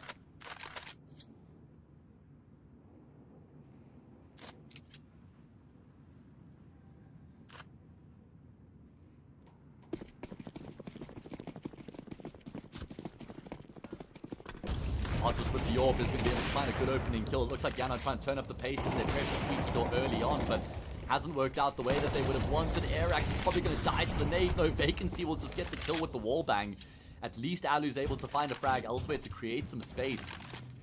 Will get them control of ramp, and then I think it's Aerial who's still trying to work outside, but Artist again in the right place at the right time. Aerial is convinced that there's someone else outside, but he's chasing ghosts for the moment. Plenty time in the round here for himself and Yellow to try find a way to make this one work, but Extinct is just instant on that trigger finger. Great crosshair placements and first bullet accuracy on display from Extinct on this map so far. He's 12-3, man. The Irishman is just popping off. Oh, we love to see an Irishman popping off in it. Brilliant work coming through from Extinct and Artist. Now it's all on Yellow. Listen, I'm half Irish, by the way. I'm half Irish. I'm not appropriating anybody's culture.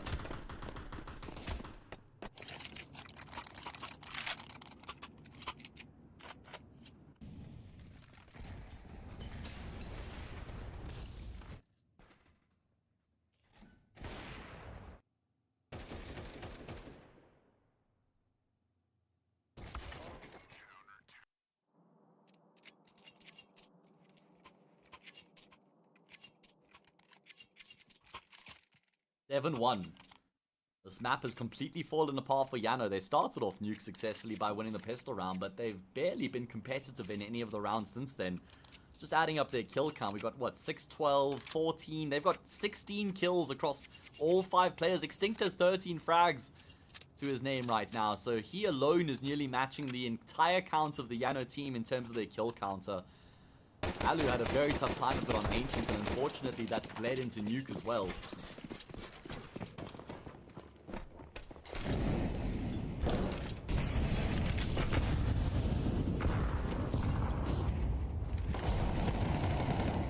Yano don't win this round here, then it feels like the map is basically just out of their stretch at that point.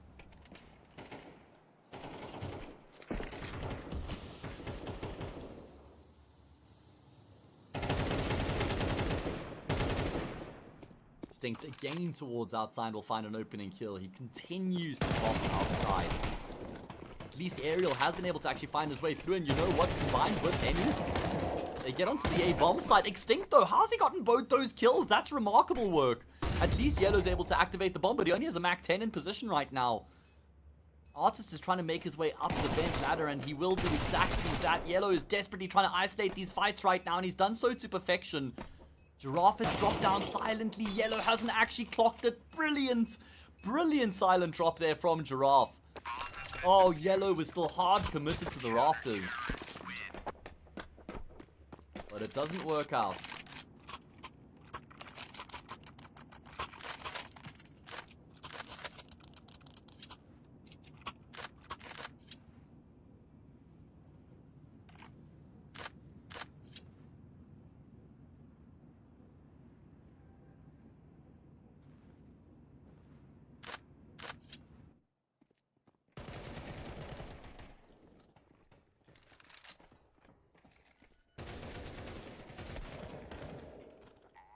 Eight to 1, and that was looking like it was Yano's best chance in a hot minute to get another round on the board. Great attempt from Yellow, but here we go. That silent drop down from Giraffe was just a thing of beauty, man. Completely changed the dynamic in the clutch. And, well, now Yano's opportunities start to dwindle here on Nuke.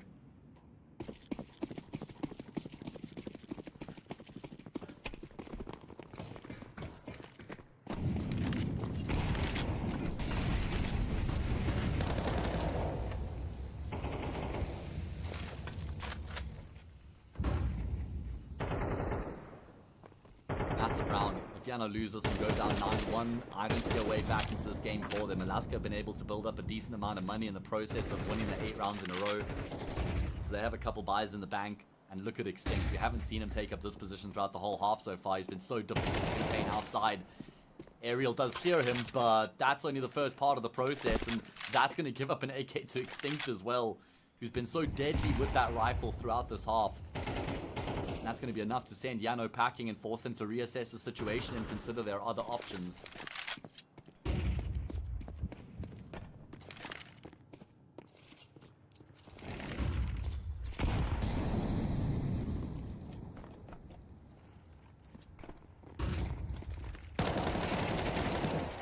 Off in the corner is going to be playing a bait and switch setup here right now. Himself and Extinct combined. And it is just too clean here. Brilliant inter-team play, which is something that was missing heavily over on Inferno. Alaska seemed to struggle to play off of one another. The trades weren't really there. The setups weren't really successful. But it's been a stark contrast here on Nuke so far. Giraffe up to 11 kills now. Extinct up to 18, 29 frags between the two of them. Just manhandling Yano.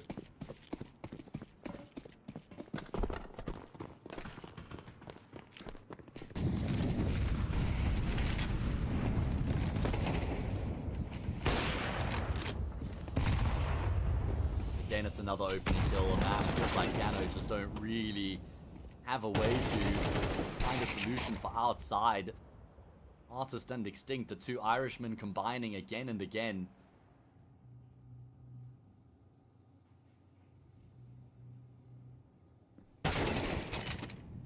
Oh man, Vacancy's instant first bullet shot there, able to dispatch of Alu, just rips his head right off, and well, that means double digits is now ripe for the taking, unless Henu can pull off a remarkable clutcher. He did get an ace in the pistol round. That's the only round Yano have won so far, was the round in which Henu got an ace. That is not a good look. Outside of Henu, between the 4 other players, Aerial, Yellow, Airax, and Alu, they have a whopping 13 kills between 4 players. That is a disaster. And Henu says, well, I'm just going to carry this AK across so we have something to work with in the next round.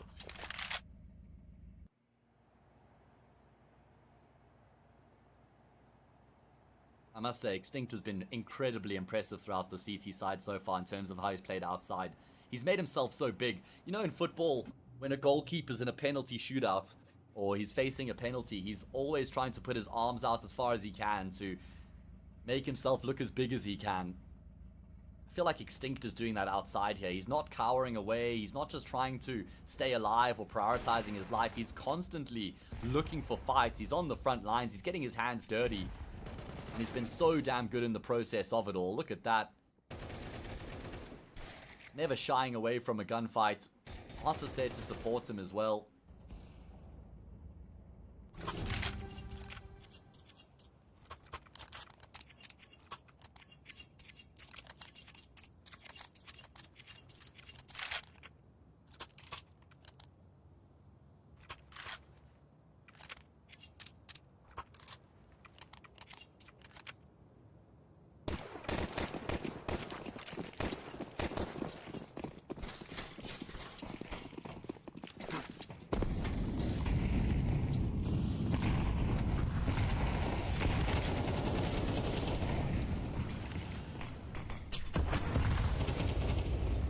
Well, last round of the first half. Yano won the first round of the half. Can they win the last round of the half as well? It looks like they may be able to, and it's going to be based off of Henu's heroics here once again.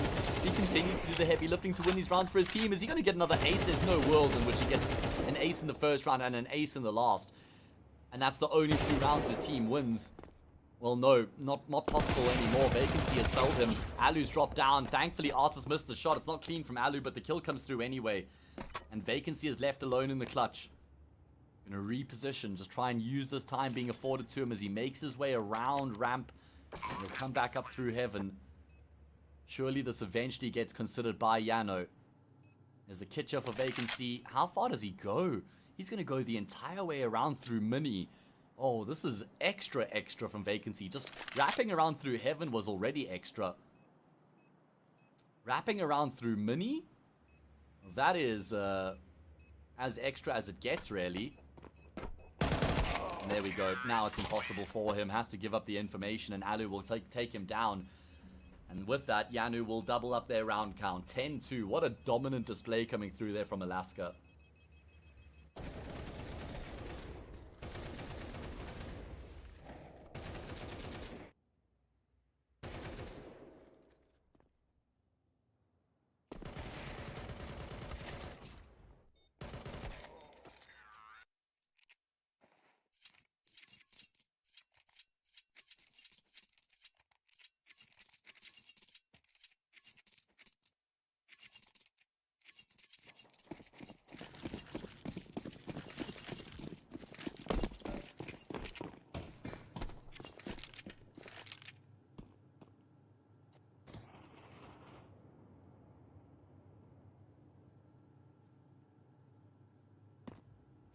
Alright, well, let's see if Yano can win the second half pistol round here as well. Goes without saying that they absolutely have to win this pistol round to try and keep themselves in the conversation.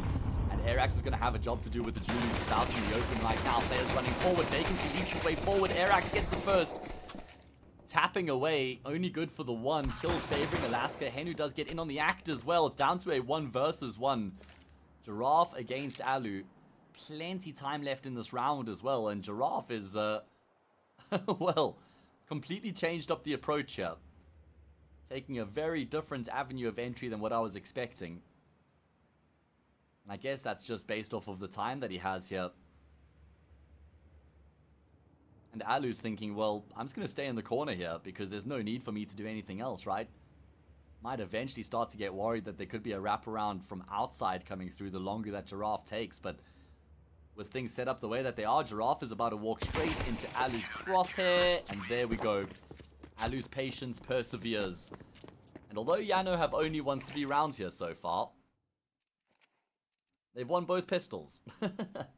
You can't really make it make sense, but here we are.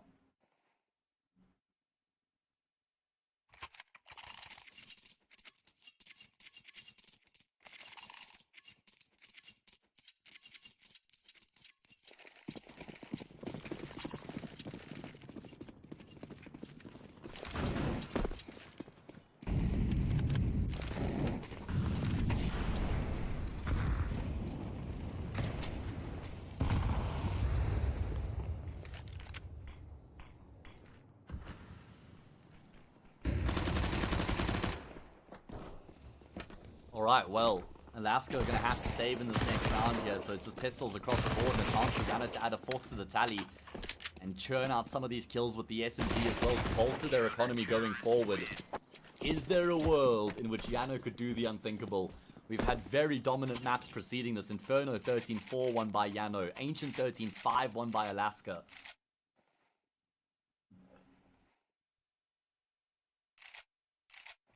Does Nuke provide the goods?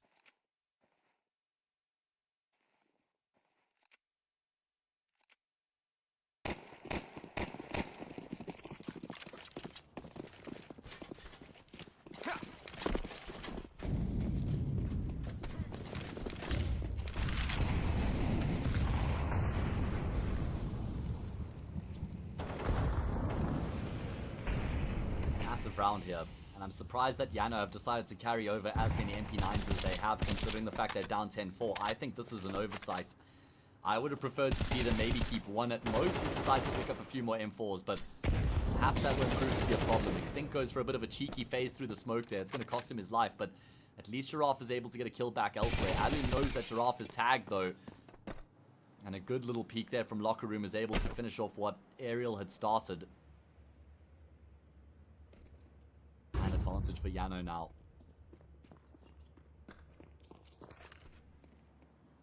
Alu's actually convinced to scale his way outside. Crouching his way forward means he goes undetected until he peers up there above the box. And after he charges into the MP9, good position from Airax to play into the strengths of the SMG. Here we go. Yano now getting the ball rolling. Showing some grit, showing some tenacity. As they're able to string some rounds together and kickstart their campaign on the CT side.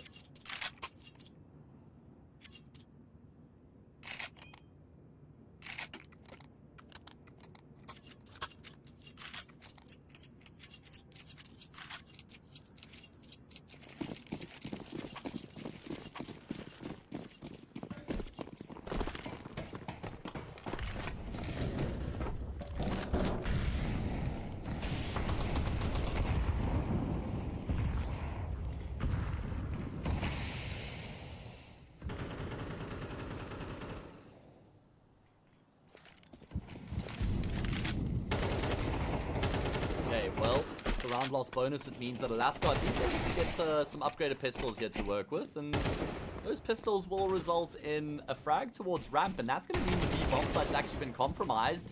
Good adjustment from Airax. He looked a little bit relaxed pushing forward there, but he will still come out with the kill. Oh, Extinct, this is a really big gunfight. Now it goes his way, and they should know that Airax is in towards single door as well. A rifle's been recovered. That's going to bolster their firepower here in the post plant. Kits available, plenty of them here from the CT side. Artist not going to go checked in the corner, but he can't control the spray. And it means that Vacancy's now left alone in the clutch. 1 versus 1 against Ariel. Ariel, a veteran in the clutch. Been in this position a million times before. Drops the smoke on the bomb. He's going to look to just try and stick it here. Vacancy, unfortunately, is off the mark. Desperately spraying through the smoke. He's not going to connect. And Ariel will even put the cherry on the top as he gets the frag as well.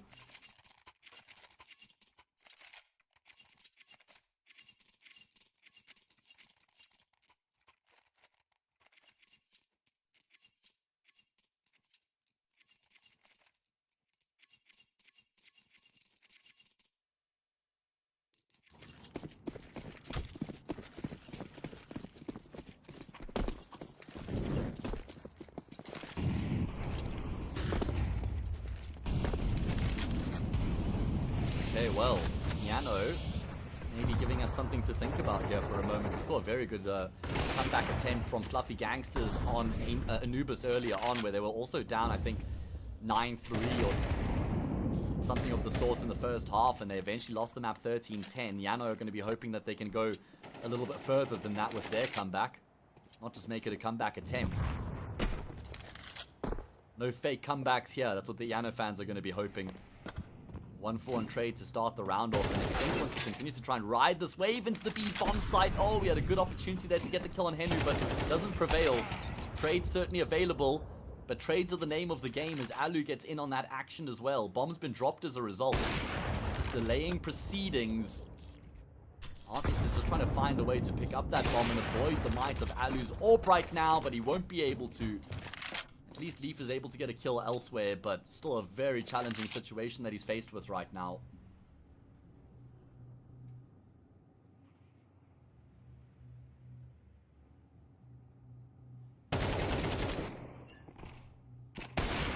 Found on aerial. Alu, though, scoped up, will be able to connect on the one shot necessary.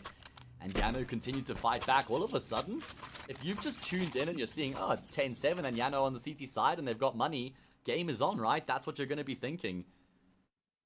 Little would you know that Yano lost 10 rounds in a row in the first half. They won the pistol with through an ace from Henu, lost 10 in a row, won the last round of the half, where Henu got another multi-kill, by the way. And now they've won 6 rounds in a row in the second half. So that makes for a far more digestible scoreline if you're a Yano fan or player. Staff member perhaps as well.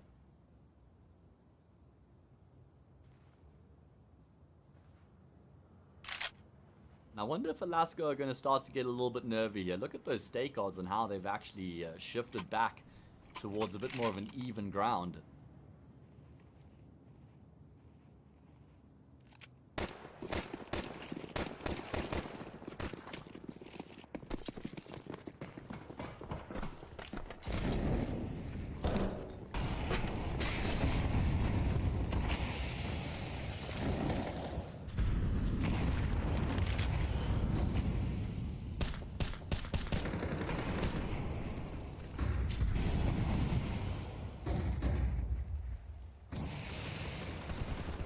Okay, well, Alaska have got AKs across the board. Bit light on utility, but they've got the firepower. I think if they lose this round here, they probably start to break a little bit of a sweat. I reckon they probably start to get a little bit nervy.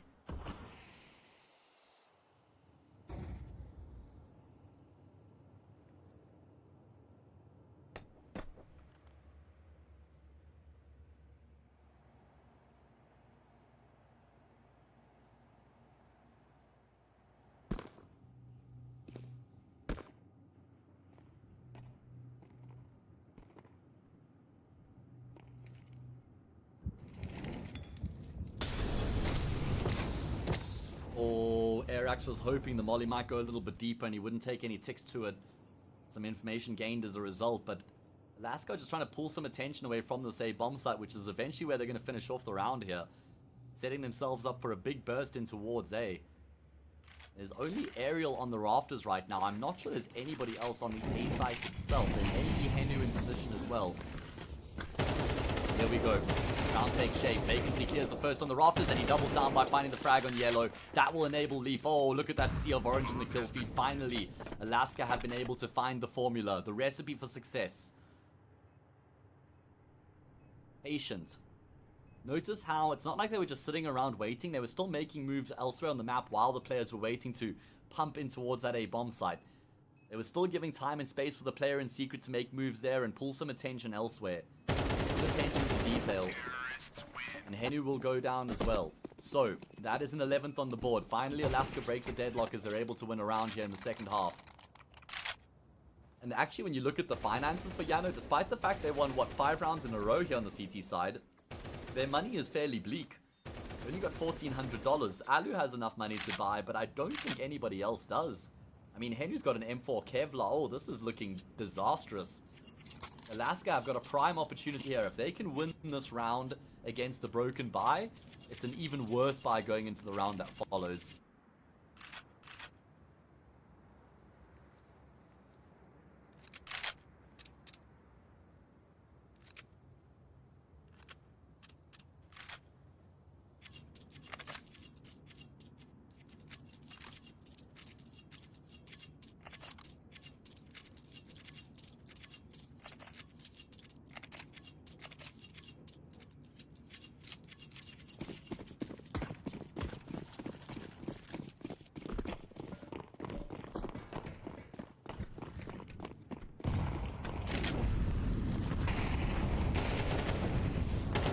Well, this is a really important round here for the CT side. Alu's been taken down. At least Henu was in position to trade, though.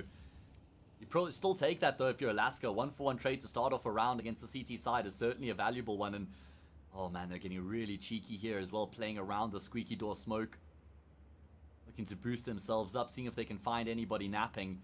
There's moves being made here by Yano at the same time, though. They've actually been able to push through Hut into lobby. Oh, man, but that means they've completely vacated the A bomb site. This is weird right now. And Alaska wouldn't really realize the opportunity that's presented itself, and Yano are going to be thinking, well, where the hell is everybody? They must be making their way down through outside into secret, but they're going to start to hear the bomb being planted on A, and they're going to realize what's going on here. This is going to be a difficult retake for the CT side to string together. Giraffe, oh, I was going to say, should be a dead man to Airax, but no, his spidey senses tingle. Turns 180 degree, burns Airax out the round. 3 versus 4 now. Ariel, Yellow, and Henu. I mean, you can't really blame Yano for anything they've done in this round, but just unfortunately, they've zigged when they should have zagged. They were none the wiser, and now it's about saving guns, but look at Giraffe. He's already trying to catch players on the cross. He just taps Yellow down. I mean, there's still a world in which the AWP may be recoverable, but you can bet your top dollar that Alaska are going to go hunting. They're going to let the dogs loose. And Ariel, well, he's got a FAMAS here. That is not much to get excited about. Fighting for his life right now. Artist is going to force the issue on him and will get the job done. All 5 players die, and Alaska, as a result, have got themselves up to map and series points.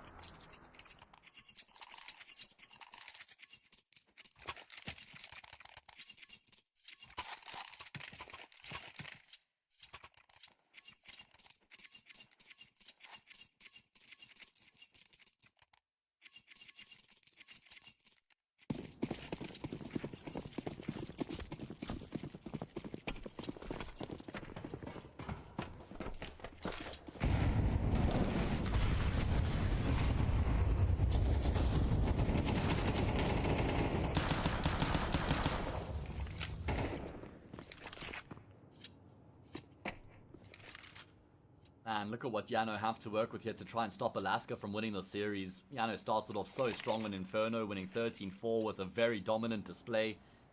Unfortunately, they were never really able to get things going on Ancient. It was a super poor start here on Nuke, but have seen some success from them on the CT side. The problem is that it feels like the map is just too far gone for them to recover it. Now at least able to inflict some damage here. They've gotten a kill. There's a few low health players on the side of Alaska, so maybe not all is set and done just yet.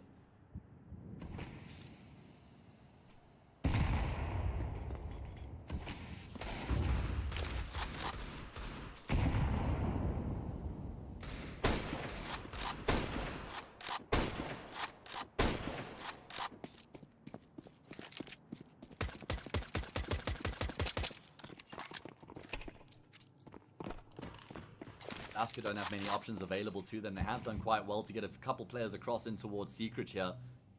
Leaf is the one leading the charge. There's 2 players for the CT side. Airax immediately around the corner will lose his head. Yellow swings out as a result, and he's gone down as well. That's a disaster here for Yano. 2 players in towards Secret, ready to welcome Alaska with open arms, but neither of them get a kill.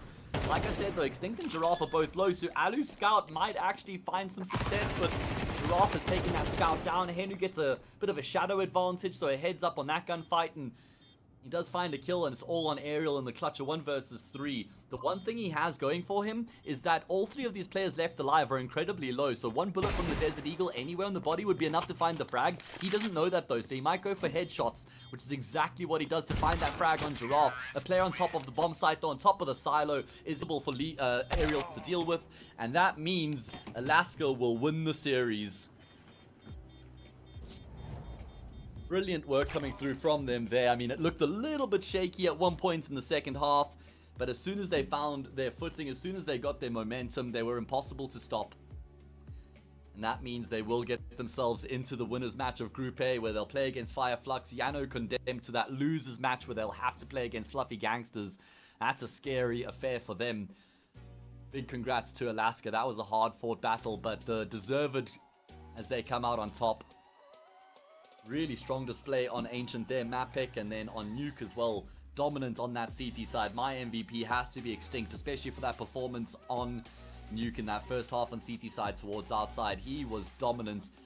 Shout out to Giraffe as well. I feel like he had a really important series with a lot of impactful rounds for his team. And I reckon Yano are going to be kicking themselves that they weren't able to do more work in that first half, considering that it was a pretty decent showing from them on their CT side once they got things going. But it just wasn't something that they were able to really capitalize on because they only had 2 rounds going into their CT side in the first place. So back to the drawing board for Yano, no doubt, and some improvements to be made. They're still alive in the competition. And as I say, Alaska certainly making a bit of a mark here in Group A and showing everybody that they mean business and that they're a force to be reckoned with. So with that, it is the first 2 games of the day done and dusted. A couple games still to follow. From here, we're going to be going to Cybershock against Eyeballers. That's going to be the opening game of Group B. And then we have a BC game against Anonymous to round out the day. That is my shift done and dusted though, so going to be handing it across to one of my colleagues. Let's see who will be looking after you guys. It's going to be Zola. So you guys are in some very safe hands as you'll be carried across through the rest of the day by Mr. Zola. Be sure to give him some company and send some praise his way. From me, Hayes, I'll be back again tomorrow, same time, same place. Don't go too far. That next series will be starting in about half an hour. Be sure to catch it.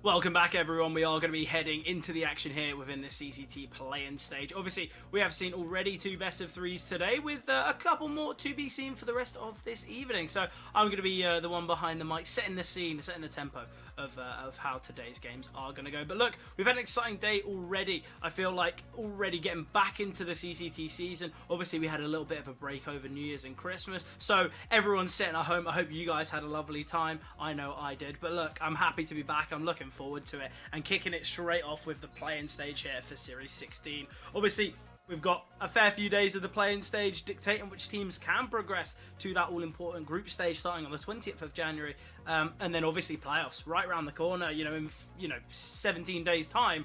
We're going to have our victors here in Series 16. And I think that's always the beauty, and that's something that I think a lot of teams and a lot of players do forget. There's so many events here in the CCT that we can just continually go through, and I think that's always something that's quite impressive. I think that's something that a lot of teams do really, really love, just constantly getting through the games. But obviously, first game's up on to be seen. Obviously, this morning we saw Group A, so we can bring up kind of the results of that, bring up the bracket. 2-0 for Flux against Fluffy Gangsters. Alaska taking it against Yano. I was so sad that I wasn't the one to watch that Alaska game. I've known that Alaska team for quite some time now, being from the kind of the UK IC background, the UK and Irish scene, so I would have loved to see it, but I'm happy that they won. Obviously, with the winners match being Flux and Alaska, and Fluffy Gangsters and Yano to battle out to get into the deciders. But enough Group A, we are here in Group B. Kicking things off, we do have Cybershock versus Eyeballers, both teams that have been somewhat solidified here in the CCT over the last 15 seasons. We've seen plenty of these two sides, and then ending things off tonight will be BC Game versus Anonymous. So I'm excited for it. I think throughout the whole of these final 2 games, we've got some big players. We've got some big names. You look at this first game with Eyeballers. We've got a kind of a heroic player in JW, and then you look at BC Game, another AWPer that can kind of go down in the CS Hall of Fame and Guardian. So I'm excited for today, but look, we'll jump straight into the rosters. We'll look at Eyeballers here, and look, they're a strong looking side. I feel like JW is usually the one you talk about, usually the one you look at for success. Not only does he have that experience, but also absolutely incredible with the big green in hand. Heap as well has been putting up numbers for quite some time for this roster. I guess you could say the newest additions being Dex and Dell. I think when they were first brought into the roster, there was many questions to be asked. It was kind of like a bit of an almond and R. I feel like Eyeballers, they dropped some strong talent. And don't get me wrong, we've seen success from Dell and Dex, but it's a question of, can they replace the likes of Gold and of Pepsor, who were really, really key for this Eyeballers side. But look, I think this is still young players, but also they need to kind of solidify themselves. And I think, look, it's a strong Swedish side, and I'm excited to see their progression through here in the CCT. On the flip side, though, looking at their opponents, I'm excited because this Cybershock side, I feel like every time I get to watch them, and every time anyone gets to watch them, we talk about the ability in the server. You look at the likes of Phenomen, absolutely incredible in the AWP. You've got Lovicus as well, a real star rifler. Everyone really having big moments. Levantino maybe a little bit kind of less in the fragging power, but we know that Levantino, such a supportive player, and the entries that he's able to attain is so vital for this side.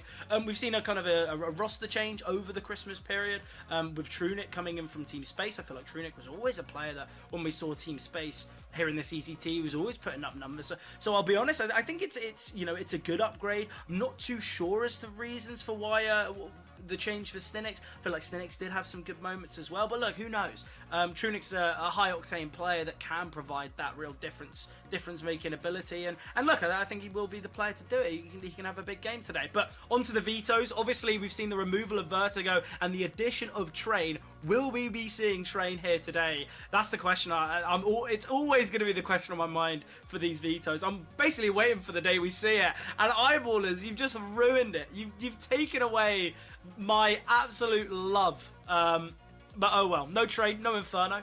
I guess you could say the vetoes are somewhat pretty decent. Cybershock, they look not too great on Inferno, so they've opted to ban it.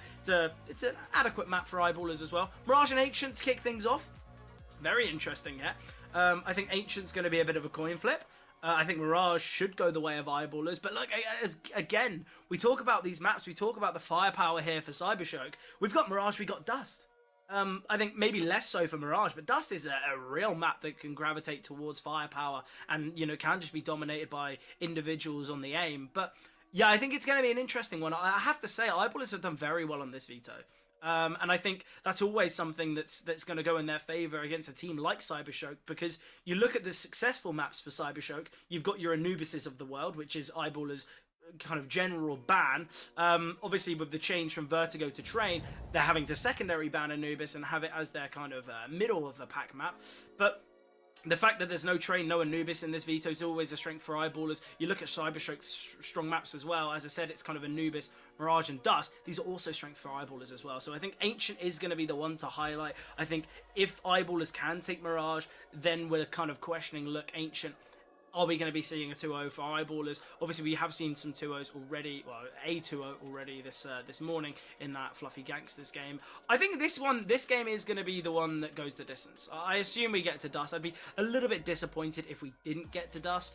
But look, I think a lot of players, on the server in general, can provide that firepower. I think it's a tough one. Usually I dodge the prediction question and I force it to my co-commentator Charlie, but he's not here today. So I'll give it myself. I'm gonna go Eyeballers just based on the vetoes. I think obviously with the Eyeballers making those 2 new roster moves in I want to say about September of last year, they've now had some time over the Christmas period to work on this team as a unit. They've got so much experience in JW. They've got great firepower as well. I think, yeah, I'll be interested to see how it goes. But I think what we will do is jump to a break before the action unfolds. Maybe not. Who knows? Well, I can keep rambling. We can go on. We'll bring up some stats now then. So you're looking at it on the side of Cybershock. They've got pretty poor win rate on Inferno and Nuke. And look, these maps are gone as well. I think they've done quite well in the vetoes. I think when you look at these 3 maps, these are ones that can provide a hot contest. I think the real difference maker here is Anubis here for the likes of for the likes of Cybershock. No Anubis for them. As I said before, though, what we are going to do is we're going to jump to a break and hopefully we'll have the action unfolding very, very shortly.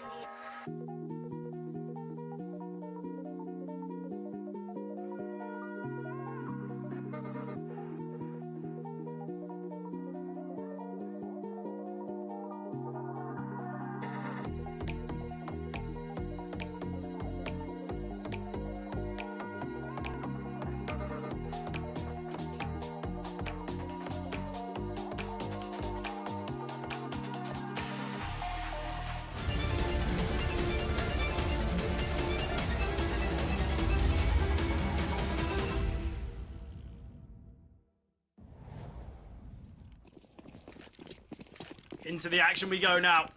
Big game for both sides. First time back here in the CCT. It's been a while. It's been a couple months off, and now this is the time for these teams to step up. This is their moment to make some noise. And in the early qualifiers, a nice find from Heat. Notaneki bounces back to find Poi. Glowing. Hiding under balcony. Not too sure. Is it Glowing a stand-in? I think we've just got word there's a last-minute standing. Yeah, JW. Oh no, JW switched from Mount. Never mind. I'm not too sure. We've got Glowing though. Glowing's in the game. Heat with a nice triple in this one to bring it to a 3-on-2, and now it's on Blixie and Lovicus. Nice find there from Blixie, attempting to secure his second of the round, but quick to get past. Sadly for Dex, meets the hands of Lovicus. JW now 1 versus 2. Needs to deal with Lovicus. He's heard the reload, trying to take his time to pounce, but Lovicus will deny. And Cybershoke, they take the pistol. Big stuff here from Cybershoke.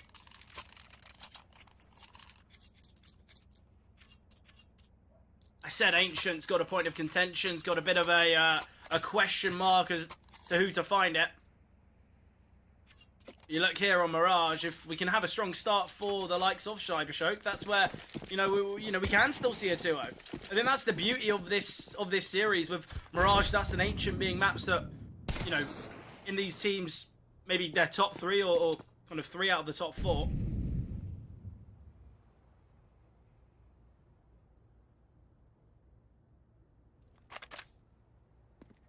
Just an eco here, though, for the Eyeballers. Nothing fancy, nothing special, no force buys in play. Lovicus. One of the premium rifles here for Cybershoke, sat towards short. Blixie just jump spotting here with the MP9. Lovicus, not the quickest of rotation, and quite rightly, it's going to be a tough one, actually. I think Eyeballers have kind of found their avenue in. Ooh, they've decided to slow up here. They have just shown the 1 Deagle. Little do they know, so much pressure and presence is shown here from Cybershoke towards middle. Now, we've seen Notaneki take some control top balcony. Eyeballers, I think their attempt at the round is null, but they've done a really good job at kind of denying some of the utility. Notaneki, tucked here towards ramp. Ooh, I don't know whether he would have heard those steps. We can see the rotations. Yes, he has. The deep position of Notaneki somewhat securing this round for Cybershoke. Although a Palace Pop will be seen in a matter of moments, Eyeballers yet to realise how close Notaneki resides. Getting a double, nice headshots there. Dex jumping in. Dex can find Glowing. A bomb plan is excellent. Notaneki just quick enough to deny, and now Poi, 1 versus 3, 17 HP. Will go down. The FAMAS, I believe, can be retrieved here from Blixie. The 3 rifles will be brought into the next from Cybershoke. The bomb plan there would have been excellent, but again, it's Notaneki. Not only does he do so much work to get that early information, but he gets the double with the MP9. Plus, he denies the bomb. An easy case for round MVP here from Notaneki. The Glocks get a couple kills, so I think in both regards, Cybershoke keep all 3 rifles into the next. Eyeballers find 2 kills. If there was a bomb plant as well, I think it would be as good as a round like that gets. But right now, Cybershoke, this is their first true test against the rivals, but Lovicus, oh, I love it. JW. Experience like no other here. But whether he's going to be ready for this is the question, and although it isn't Lovicus to find him, he still falls. Dex getting aggressive towards Tetris, drops a molly towards jungle, but not deep enough, so Fenneman can still spot. Deeper molly thrown, will force Fenneman back. I like that from Eyeballers, not taking any risks, ensuring that the utility is good enough, and although Dex finds Glowing, Fenneman fast the trade. So a 3-on-3 hit. Bomb tap, in the hopes to force a player out, but the longer this takes for the bomb to go down, the better Lovicus' position becomes. He's creeping through Palace, and that's why we've seen this kind of discipline from both Fenneman and Blixie.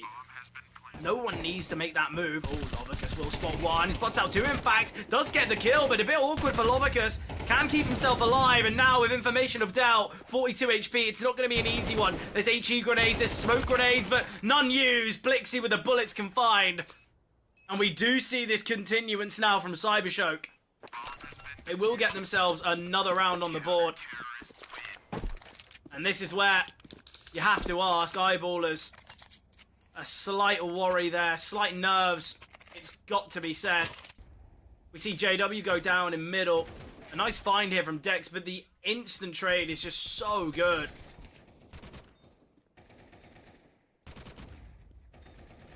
But it's great discipline here from Cybershoke. Absolutely excellent. That's all you can ask for, really. You know, we see both I believe Fenneman and Blixie just taking their time and ensuring that they don't fumble. The airstrike of nades heading to the AWP of Fenneman, but disciplined not to fall to the nades. Sadly, a teammate will go down beforehand. Fenneman can find though, and now the rifles to accompany the AWP in window. And swinging from short is Blixie. He can get two, will get the third. JW, a nice pick before falling. Some damage dealt here to Blixie and Lovicus. They know that the bomb is dropped here. They've got that information. Heap now creeping through B. A question as to where Heap is. He's taken all of this space. With window currently smoked, it's just whether Heap checks this. Such an awkward position. Oh, he's just half checked it. He's going to be clearing murder hole. Not murder hole, clearing ladder, but Heap will find Lovicus. Although damage dealt to Lovicus, the headshot for Heap can deny. And now Notaneki. Has to be said, Notaneki's got a bigger round to be had. Progressing to under. Heap worried about a potential flank. Notaneki's in such a good position. Gun barrel spotted. Somewhat worried there. Notaneki offered up a bit of a 50-50 gunfight, and with the low HP of Blixie, things could have gone very wrong there. But it's another round that Eyeballers, they bring so close. Obviously, the last gun round was, you know, the 1v1. The eco where they got 2 kills, nearly a bomb plant. That could have been brought down to a 1v1 as well. And although the rounds aren't going the way of Eyeballers, they're keeping things competitive and likewise keeping the finances of Cybershock very limited.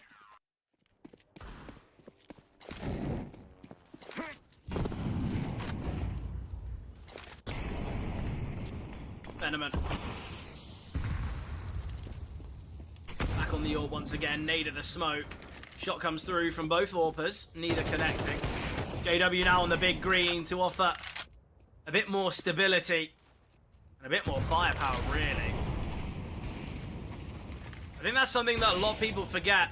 JW, there's a reason that he's always the player that we look at. There's a reason that he's always the one that we talk about. 3-time major winner, a major MVP as well. Still, although JW has heaps of experience and kind of more experience than most, still, 29 years of age. It's not as though he's a fossil of CS. He's still stubs 30, he can still kind of keep up with the young talents. Glowing though, in a treacherous position. Close here to connector, but that's the flick from JW. And as I mentioned, not only has he got the wisdom, he's still got the firepower, still got the ability, and a great round from Eyeballers. Cybershock, they feel trapped here, and Notaneki, certainly going to be seeing the swarm to his position. Just tucked away there, but Dex deleting that. And now, only 3 players remaining for Cybershock. Not the easiest of moments. Ooh, smoke on the bomb there. No attempt at denial, but JW again on the AWP, finding Blixie. Fenneman and Lovicus, 2 versus 5. I said the Eyeballers, although yet to find a round, they kept things competitive and reducing the Cybershock finances as best as possible. And we're going to see the outcomes of that in mere moments. You know, the money's in such an awkward spot for Cybershock. The loss bonus, non-existent. Fenneman could potentially drop an MP9 to Notaneki.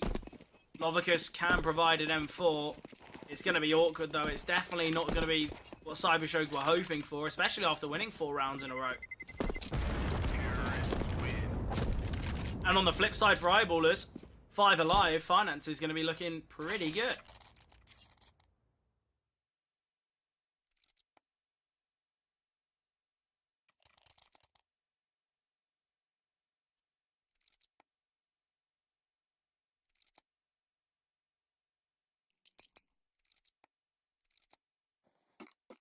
Notaneki on a 5-7. Got 2 5-7s in play. We do have 2 premium rifles and the big green for Cybershock to work with, but as mentioned, after winning so many rounds in a row, you'd expect finances to be a little bit stronger. We've seen 2 ecos from Eyeballers, and their rounds they found, you know, plenty of kills in. Fenneman though, posted up on the AWP, ready for Dex, spots the shoulder, and will find. Great from Fenneman there, great discipline, not wanting to peek towards middle, with the knowledge that JW could be ready and waiting, line and wait. And now Eyeballers disadvantaged. They've got the util. They've got the weaponry. Have they got the time on their side? Slowly taking some control here. Oh, Poi. Poi is perfectly timed there. JW finds Phenomen, and it's completely flipped. The advantage now the way of Eyeballers. And JW getting right up in the face of his opponent. Just kind of shotgun AWPing here towards Window. Could cost him his life. He jumps across. Glowing, unable to spot it. Still Poi here in Window. And Glowing. Oh, timing is excellent. Clear that they're not ready there for Poi. With Deli finding Notaneki. This round has completely slipped away from Cybershock. This was a 4 versus 5 for Eyeballers. And they brought it down just to a 5-7. We see the early casualty in Dex towards Under when he's pushing out, but nothing else. Great from Eyeballers here. And thankfully we have a game developing. I was a bit worried that Cybershock were just going to be the team to win the clutches, get the openers, and just have their advantage. Oh, that's unfortunate for Heat. He's so deep here towards apartments. But Blixie, very calculated in his clear. With him going towards Under, should be safe. And AK can be saved into the next hit for Cybershock. Blixie's having a good game, 7-1 currently, but you look at it, stats-wise, it's excellent, but when you take into account he's got a triple kill against an eco, he got a double against another. Still kills nonetheless, but against the rifles, when it matters, this is where we need to see Cybershock having that hot form that we know that they can provide. You know, we talk about the individuals time and time again here for Cybershock.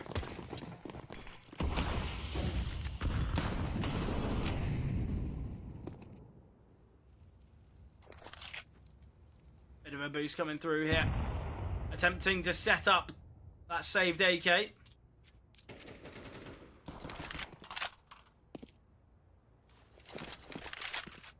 He's in a good position. It's just about whether Eyeballers are expecting it.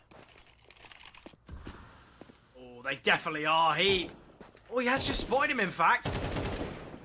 Blixie was playing right on the corner. I love the amount of util that's been sent here. The mollies at the feet. An attempt to retrieve the AK, but Dex and Poi deny. Ellie pushing out. Even Phenomen's deep position and kind of hidden approach. Still caught out. Another round that Eyeballers keep plenty alive. And the last 3 rounds, only 1 casualty here for Eyeballers. Ever since the weaponry's been in play, ever since the AWP's been out on JW, what a pivotal moment here.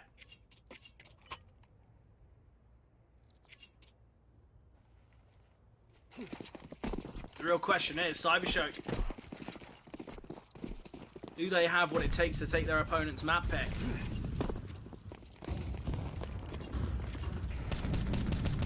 Back on the full buy, no AWP for Phenomen though, but Glowing. Nice opener here in middle. Takes down Poi, Lovicus as well. Finding JW. Ooh, Dex falling down but still finding. Such an unfortunate casualty there for Phenomen. Glowing. Oh, he's progressing out. He can take down the bomb planter. He can find even more. That's 3 in the round. A great round there from Cybershock. As I say, the success from Eyeballers is continuing. Cybershock. What a performance in that one.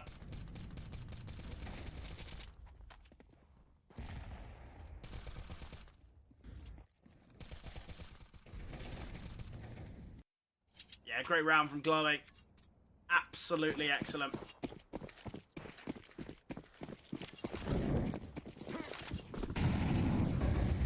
I think the problem here is Eyeballers. They've got the finances to work with, and Cybershock, are they going to be ready for an investment in the next? You know, even if Cybershock win this round, the finances for Eyeballers are strong enough for a buy. So you'd hope Cybershock don't kind of don't overcomplicate things and expect an eco. Obviously, that's for the future to decide, as we could just see Eyeballers take this one, but a lot to think about here for Cybershock. with this being Eyeballers map pick and with them being on the favoured side, it is in fact the T side in which the Eyeballers usually find more success with a just shy 60% win rate on their T side. I think a main reason for their strong win rate here on the T side is time and time again, we're seeing the Eyeballs players get themselves into ladder. Such a dominant position to have. Lovicus though. So much utility coming his way. Lovicus in a rock and a hard place here. Will he be able to make his way out? I really doubt it. So awkward, and as the smoke fades, it's all going to be about timing. Oh, Lovicus, he's creeping through. Lovicus, he spots him, but Dell still finds. Missed shots there from Lovicus is devastating, and JW will get one. Orb shot fired, hit, but sadly not killing. It will be Dex, though, to eliminate Notaneki.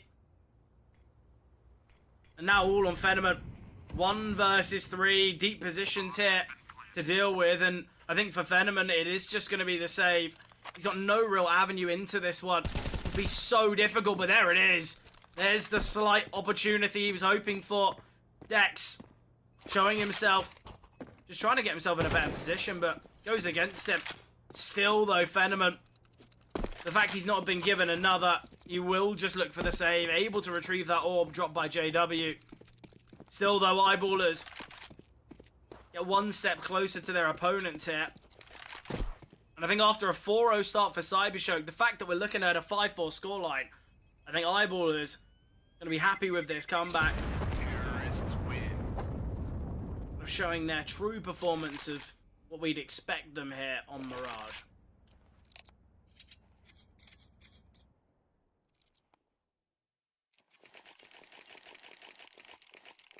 Attack pause here, first of the series, coming from Cybershock, and quite rightfully.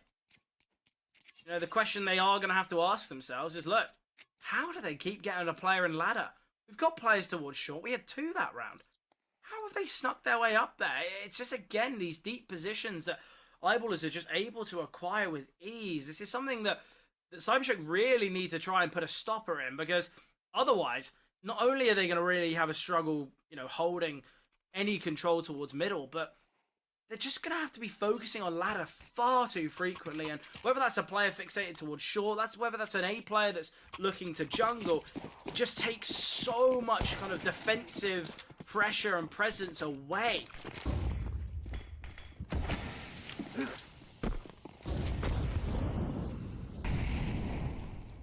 Eyeballers opting for the Mirage Classic, so to speak. Just a set of A-smokes. Let's see if it can yield them success, though. I think Eyeballers have opted for kind of these slower play defaults, getting players in deep positions. A differing approach could cost them here, but Notaneki will go down. A little bit of damage dealt. Sadly not enough for a kill, and in doing so, smokes are down, locked out of the bomb site. What do you do here? Phenomen on the orb, he was offered nothing in middle. Oh, I was going to say on the face of it, a perfect call from Eyeballers, but they've lost many lives here. Saying that JW and Heat, they do fine. Phenomen on that orb. Didn't find anything towards middle, but does find the round-winning kill. And Cybershock, even with weaker weapons in that one, able to make things work there. Just looks so awkward. We see 3 kills come through. It was I want to say a 5 versus 3 at one point. And we see just a triple kill come through from the Cybershock side. I don't know whether that's just kind of overlooking positions or just poor communication. I don't really know what happened there for Eyeballers, but whatever it was, cannot be seen again. It looked so kind of just so simple errors. You know, when you see the kill feed all blue there, with weaker weapons, no utility, locked out of the bomb site, it just begs so many questions as to what happened, because initially it's a great call from Eyeballers. They opt to head towards the A bomb site, denying any sightlines or kind of any opportunities for Phenomen on the AWP, with it being the only save weapon. And I think, you know, from the get-go, from the start, they get the bomb down, they get the site completely locked off. But I think the problem for Eyeballers is they opt for the full kind of smoke off mollies behind, but in doing so, it traps their players on the bomb site. It doesn't really give them an avenue to take space, and I think that's why a lot of teams, you see them drop the smoke towards stairs, the smoke towards jungle, obviously Molly in front of it, and then we see the attempt to take CT, whereas here for Cybershock, you know, there was no real control majorly lost apart from on the bomb site. It's not as though we had a deep player kind of towards ladder where eyeballers have always looked to get someone. And I think that's the problem. Eyeballers love this kind of space-taking identity, yet in that round, non-existent.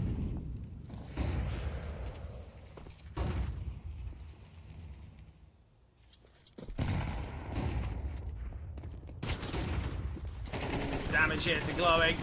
Attempt to back away. It will be Glowing again on the score sheet. Glowing's been excellent at getting these kills in middle. Lovicus can find JW. Phenomen. Nice shot there onto Dell. Important kill there from Dex. Brings it to this 2-on-3. And this could be another round where we see an advantage fall out of favour. But Lovicus with that kill. That is the bomb. It leaves the 33 HP Dex in a very, very tough scenario. Lovicus, though, wants to have a little bit of a look. Wants to keep himself within the action. Sometimes these types of plays are a little bit scoffed at, and they're usually, well, usually quite disappointing. And to be honest, it's gone against me. I was about to praise Lovicus' deep position. It would catch off Dex, but just the slight angle that Dex could see.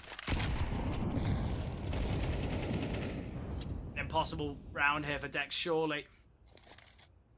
There's no way you can get to A in time. This is where you probably should just be shifting back if you're Cybershock. Dex, yeah, save the AWP. Give it another go in the next round. JW will be calling for that. I think it's the right decision. I think there is really no need of just throwing the AWP away. Counter-terrorists win. I think with the save weapon as well on the T side, you know, it will be JW dictating the action. Last round, though. Going to be a bit of an awkward buy. Poi can get a Galil out, but we could be seeing Mac 10s in play on the likes of Dex. Maybe a Deagle. Tough decision here. And this is where, with this minimal money, you might opt for a faster approach. But the fact that JW's on the AWP, you kind of want to slow things down, really. Give him the chance to find these picks. But it's Galil's all round. Very limited utility.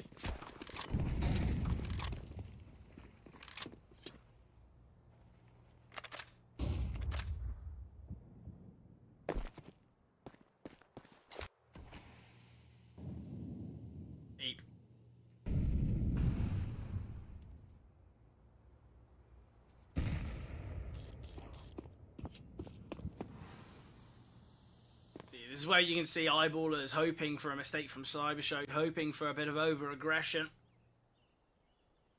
But right now, a lot of discipline showed from Cybershock. Not wanting to give away that opener, not wanting to kind of allow some space to be taken here from the eyeballers.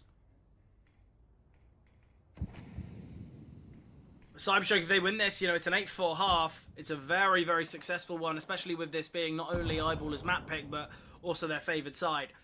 So certainly something to think about here if you're the eyeballers.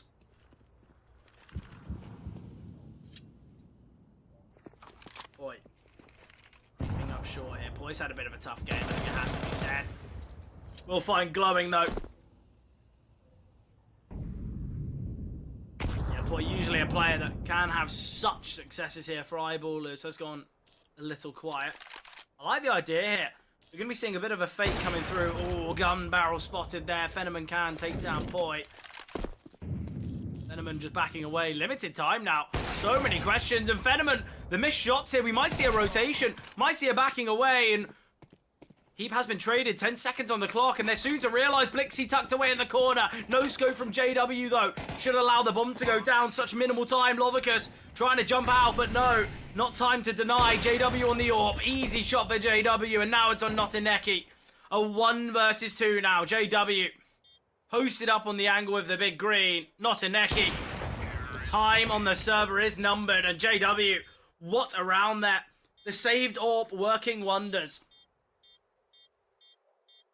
Eyeballers such a vital round for them. Because now when you look at it, you take the pistol round out of contention and it's a 5-5 scoreline. It's not bad at all for Eyeballers. The late decision and the late fake is absolutely excellent. It's just what Eyeballers needed. Just that little bit of time.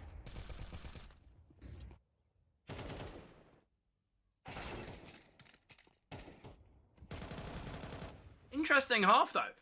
I think there's certainly more to be seen here. I think the pistol round is going to be a big round though. I think if it goes the way of Cybershock, this is where some tough decisions have to be made.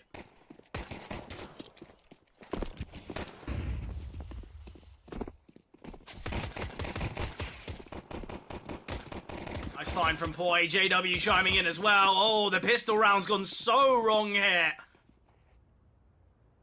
Oh, so wrong for Cybershock. Excellently for the likes of Eyeballers. And now Blixie. 1 versus 4. Don't really know what you do if you're Blixie. Counter-terrorists win. Guess maybe just a bit of a hit and hope.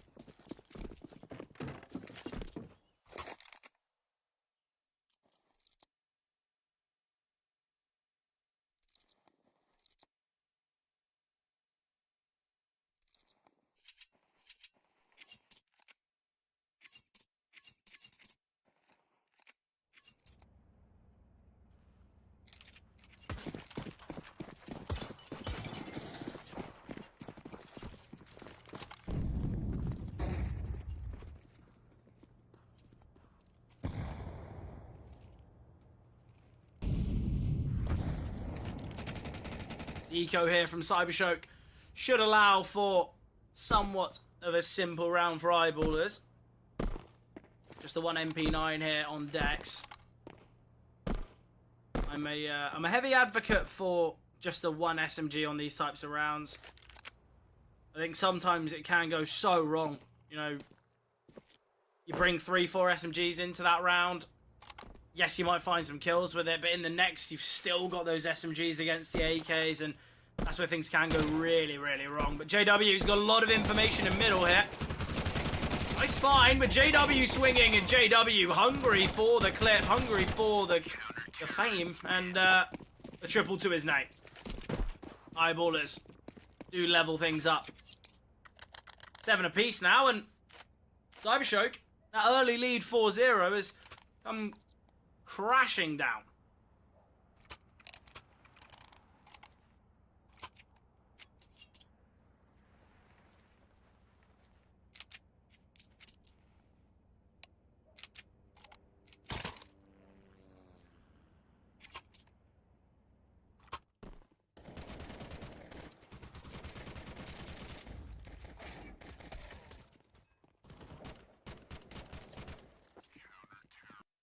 Now, though, this is the pivotal moment. This is Cybershock's investment. This is their time.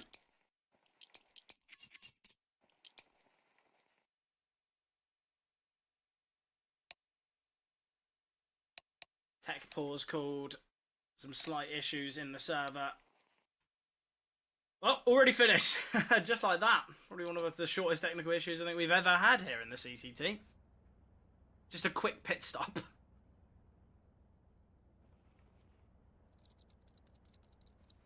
Look, decks are dealt. From what I saw a couple seasons ago, there was many questions. There was some ums and ahs about whether they were the right additions. But so far, so good here on Mirage. They're looking pivotal, vital for Eyeballer's success.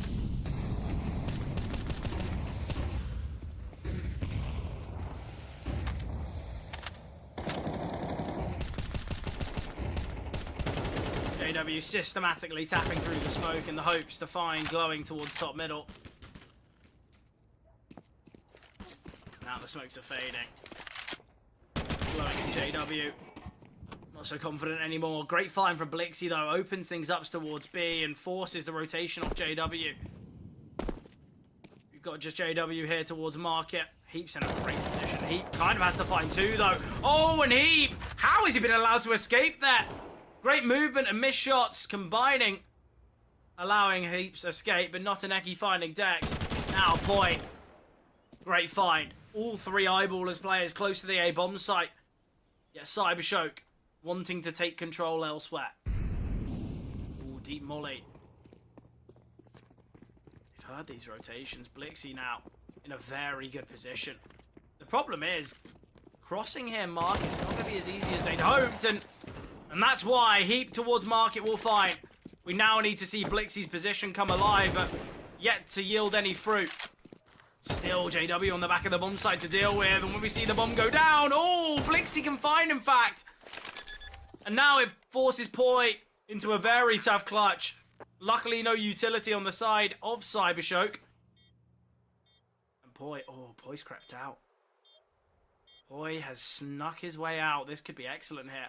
Timing is the name of the game. Oh, Poi will spot out the shoulder of one, and Poi's got a great idea. The tap of the bomb here. No movement from Blixie yet, but he sees him off it. Oh, it's all going to be about timing. Poi will peek. Is there enough time for the defuse? I believe so. A great clutch from Poi. It's just the fact he sneaks out of Market unknown. And the problem is, those positions aren't tradable, and Poi's just made them look so silly. I think sometimes in those types of clutches, you either both play it like a 1v1, or you look to play shoulder to shoulder and try and get a trade, try and get kind of a possibility out there, and the Cybershock pause coming through quite rightly. That was a great round for them to win. They had all that control towards B, yet still we saw a kill come through.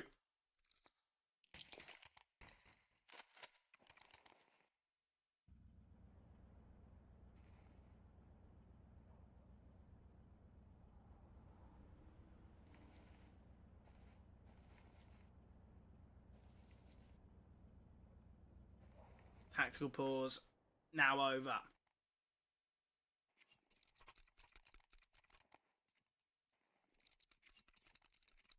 Eyeballers. Such a big round there. Such a big moment for Poi. I said, bit of a slow start for Poi, but rounds like that, real confidence boosters. And that's something that Cybershock, I feel like Blixie's had moments, Fenneman's had moments, but it's not really been a round where you look at it, apart from one of the, I guess the round from Notaneki where he gets all the information, but the rest of it seems as though there's been kind of team efforts here or there, but it hasn't been a big clutch to really rile up the squad. Nade chipping away. Oh, glowing! 3 HE grenades land at his feet. Here's the bullets to eliminate, but still, great way for Eyeballers to attain the opener. And opening kills have been excellent here for Eyeballers. And usually you'd attribute that to JW's off, but hasn't been that way. Nice find from Poi as well. Heap on this A4, finding Blixie. And things have begun to somewhat crumble here for Cybershock. A game that they started so strong on. You know, may I remind everyone at home, this was a 4-0 start. Not what you'd expect, not in the slightest, but Fenneman, he will get one. 5 versus 2 turned 2 versus 3. And with 11 HP on the likes of Poi, not perfect. Flash coming through. All three, in fact, can be going towards CT, but Cybershock, they've got 30 seconds on the clock, and they've made a risky decision. They're going to head towards the B-bomb site, but it's being held. It's being held by the full HP of Dell. Oh, Dell, he just switches off the angle. He will get one, though, in this 15 seconds. Fenneman's been spotted, and Fenneman can't get past. It's a risky decision to be made. They were just hoping to find a kill on rotation, but sadly for Cybershock, not seen. And now, this is where things become somewhat difficult. It's going to be a half buy for Cybershock. Eyeballers should find 9. In the last 3 months, we've only seen 5 maps of Mirage from Eyeballers. Not a single one of their victories have come all too close. Oh, I say that. A 13-11 against Fight Club, but the others, these are 13-7s, 13-6s. We might see something similar. Dex, a lovely double here, and the fast A-pop has been shut down. Cybershock have been silenced. And Fenneman, all that remains. Heat will be the one to get that killing blow, but Eyeballers, four players surviving, keeping the finances at an all-time high. Again, though, Cybershock, it's so tough. From the point of view of Eyeballers, is perfect. That's 6 rounds in a row now. Many questions to be asked here of Cybershock.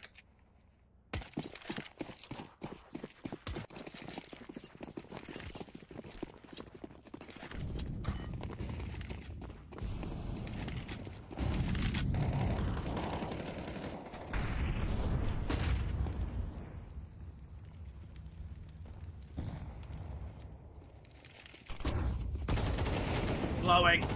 Spoke about Glowing's openers on the CT side in middle, providing excellence here on the T side. Great find there from Glowing. Smoke here in window. Fenneman looking to make his way up. This altercation's everything. If Dell finds this kill, it's back to a level playing field, and it's an indication as to where Cybershock wants ahead.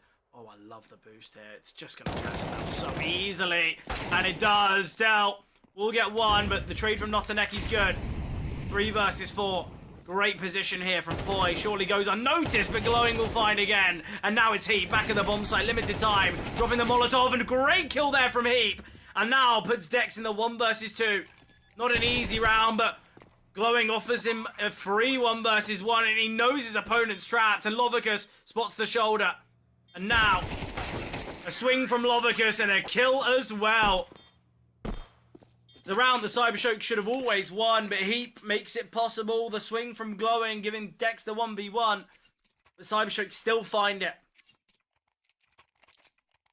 Again, though, Eyeballers, nothing is confirmed here on Mirage. Although they had that 6-round streak, all good things come to an end. And hopefully for Eyeballers, that isn't the truth. Hopefully it can still continue.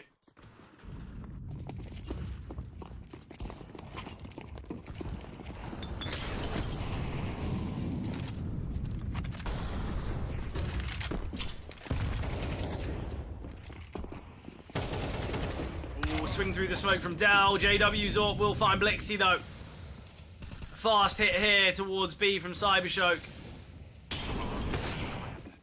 JW attempting slow rotations here. And Eyeballers, they've got no sight control. It is this 4v4, so because of these slow rotations, it's just going to be a save. I don't mind the call here from Eyeballers. A lot of people would put it in question and really wonder, look, it's a 4v4, it's a possible round, but Eyeballers know they've got not the best of utility. I don't think there was a defuse kit, so why risk it? Why throw 4 sets of equipment away for a tough chance at victory?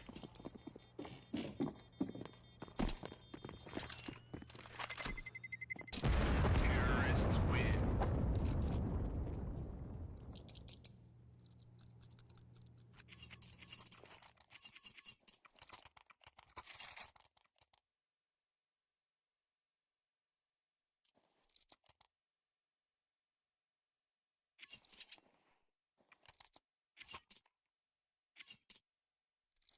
(10-9) scoreline though. Cybershock, their final tactical pause called.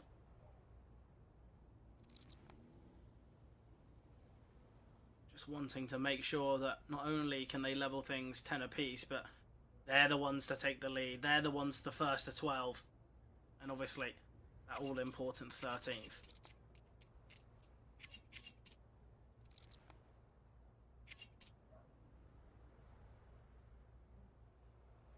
Eyeballers. They've saved 4 weapons into the next. No one else, though, spent a single penny. I think it's the right decision. Gives you a great chance with 4 weapons in this one. And you've still got the opportunity to buy in the next.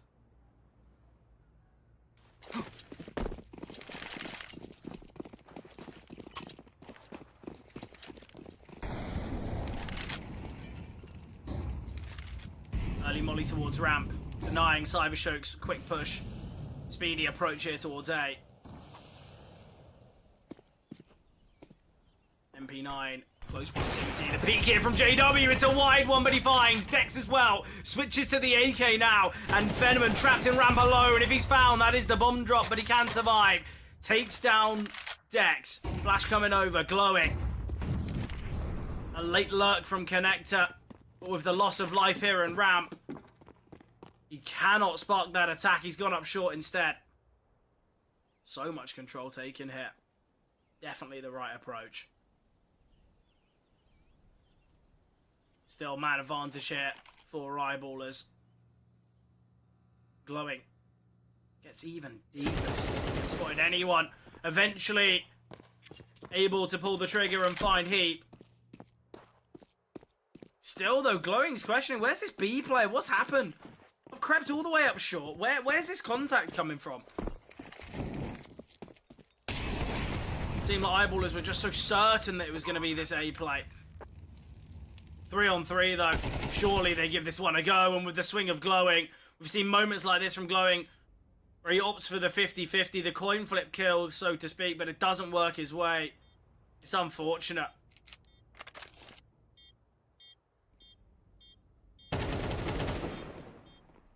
Oh, not a Neki and Fenneman. That's one way to flip around on his head. And now JW, an attempt to save the orb, he will be able to do so. We have been leveled up now, 10 apiece.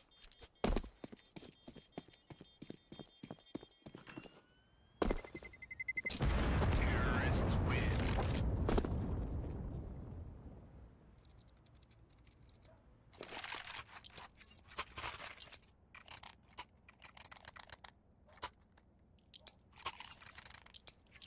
Cybershock though.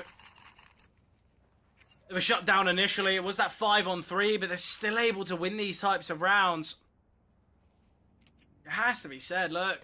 Eyeballers, still errors are being seen. There's got to be somewhat of a change. Otherwise, what's going to happen when we head to Ancient? What's going to happen when we get to Dust? Great find from Notaneki. Aggression from Heaps dealt with, and Notaneki tries again through the smoke. JW so deep here.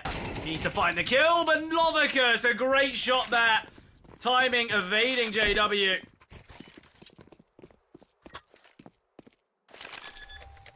Bomb goes down here, and now Eyeballers just going to have to save again. And at what point?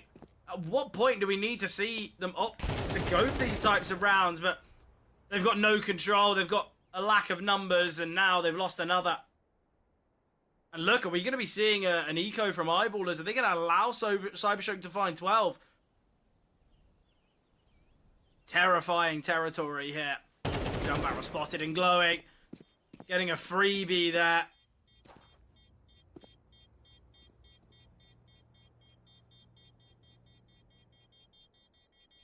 Terrorists win.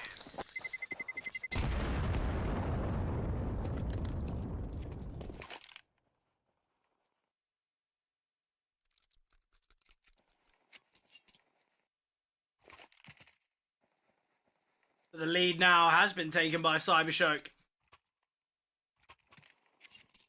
Seems like this map has had 4 different quarters. We saw the initial portion where Cybershock were dominant. Then it was Eyeballers' time to shine. They continued, but will we see it go back the way of Cybershock? Will we see this final quarter continued their way?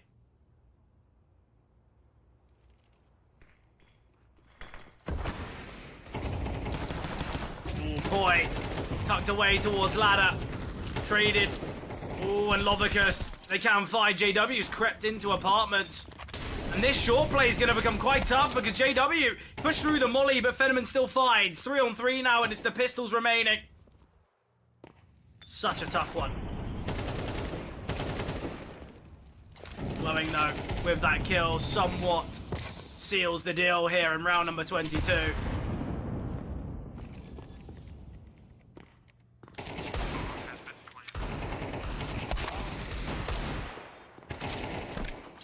Dex attempting with the D, unable to achieve. Ooh, we'll find Lovicus glowing. Again, looking for the coin flip kill. And Fenneman 9 HP. So many rounds, you look at them and you just question, oh, 1 bullet difference, and we're seeing some real changes. But map point here for Cybershock here on Eyeballer's selection of Mirage.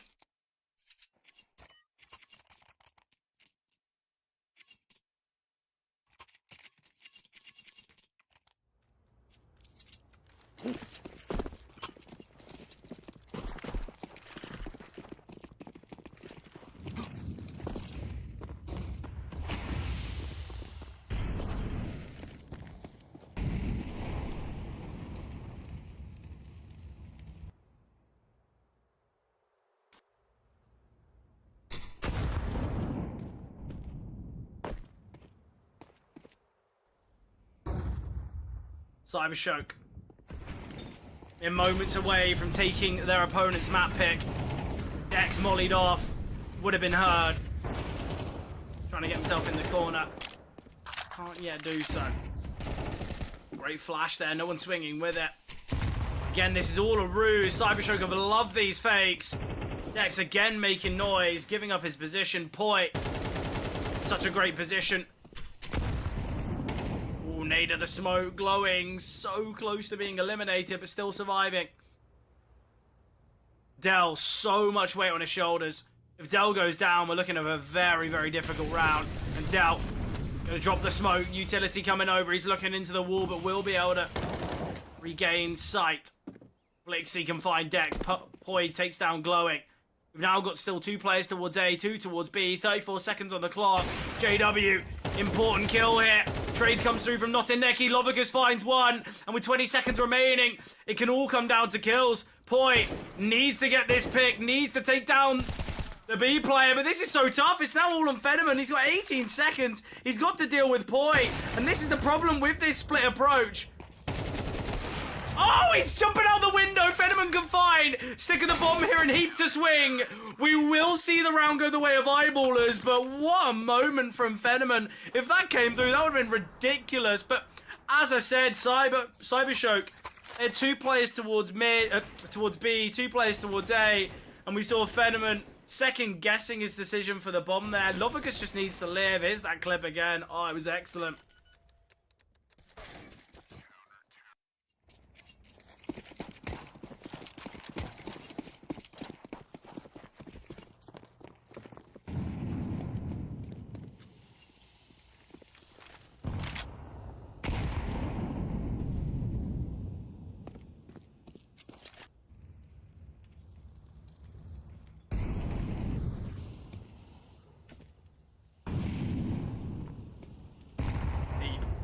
Heap's had a big game.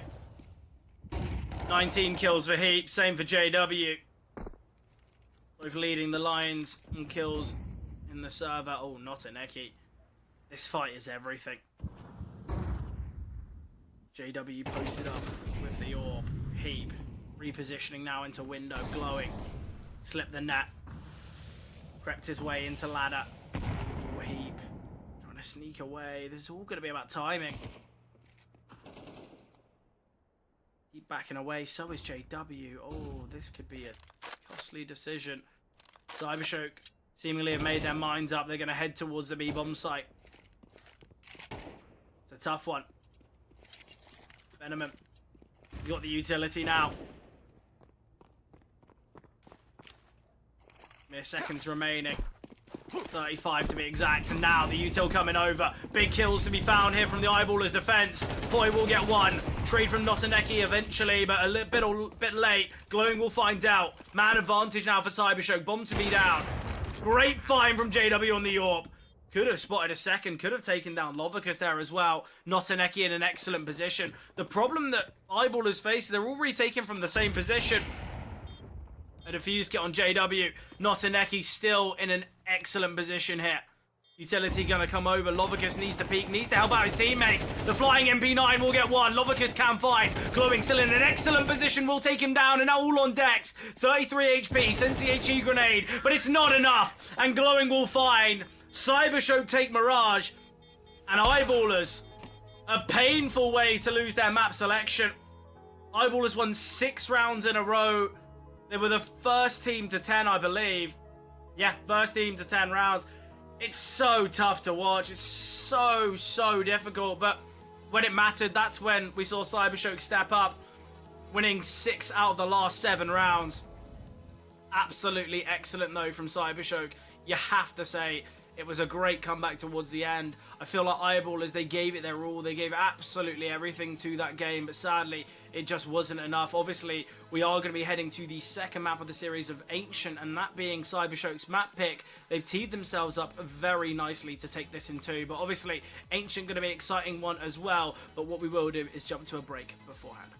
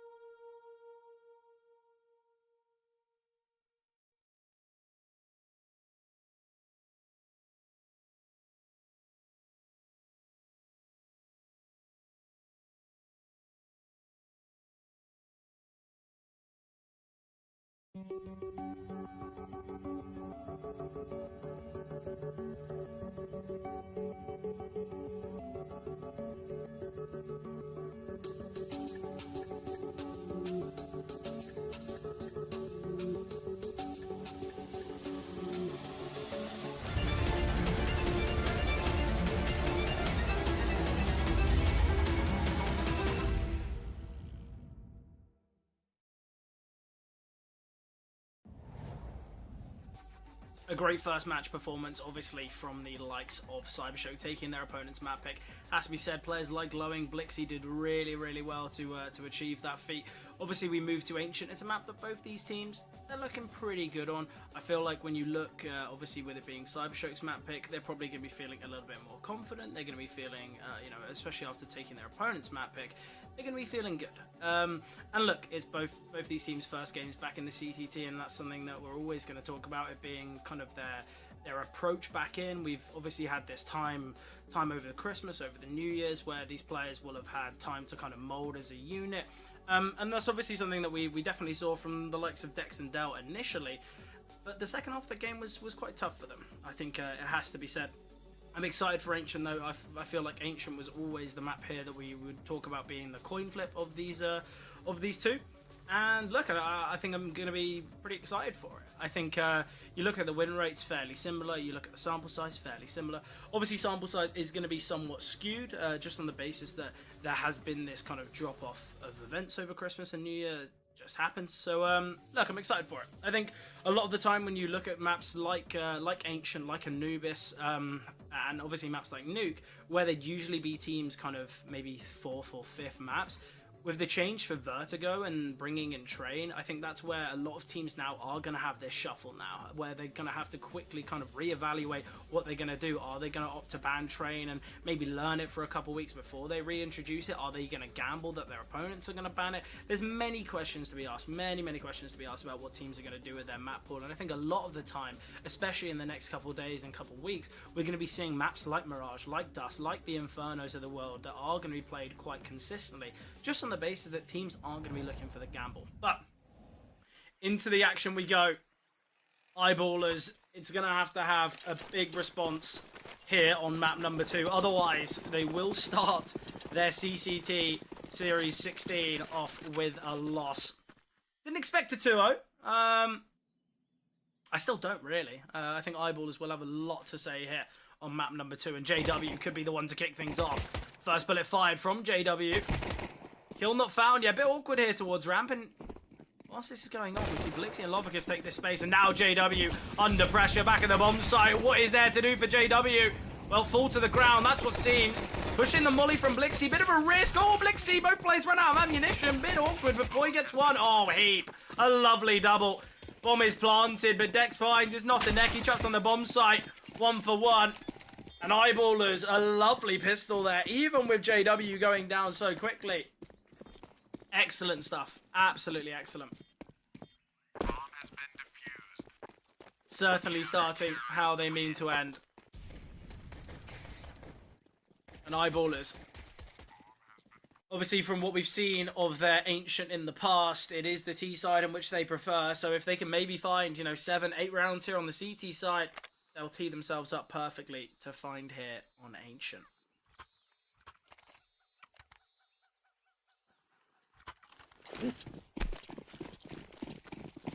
Look at recent results though. For Eyeballers, just a couple days ago, they played this map against 9 Pandas. It was a 13-3 loss, so hopefully for Eyeballers, we won't be seeing similar signs. Competition is what the doctor ordered, but a force buy scene from Cybershock straight away. They're opting for a bit of a risk.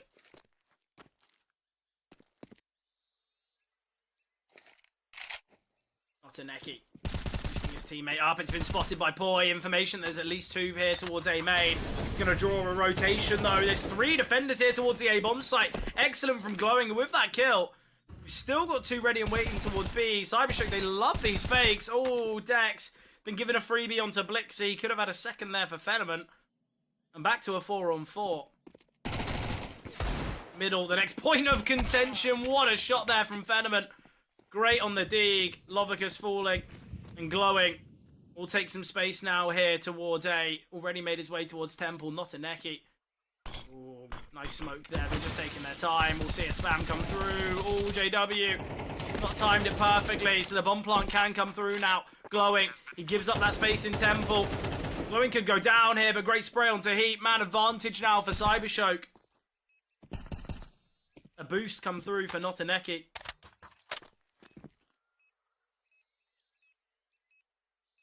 JW creeping through.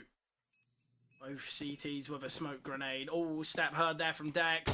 CT's pushing out now, but Glowing gets his third of the round. And all on JW, but just one to be found. And Cybershoke, what a rebuttal. They lose the pistol, but with the bomb plant, they can get out weapons. And with that weaponry, they do find that success.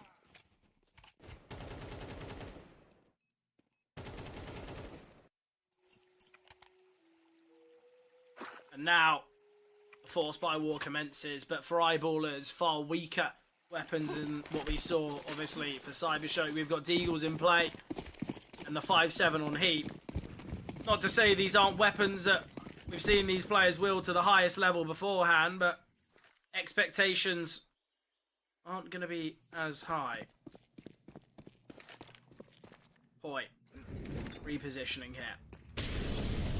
Space to be taken now from Eyeballers towards B, but with the amount of utility, somewhat certain an A play. I like the gamble call from Eyeballers. They've taken a risk, they've opted for it, but sadly won't pan out, surely won't.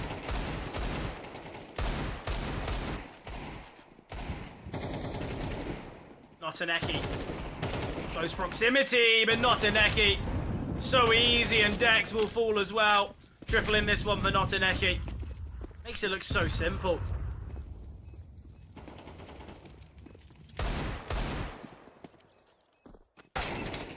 Oh, great find from Fenneman. Absolutely lovely that. Finds JW trying to escape.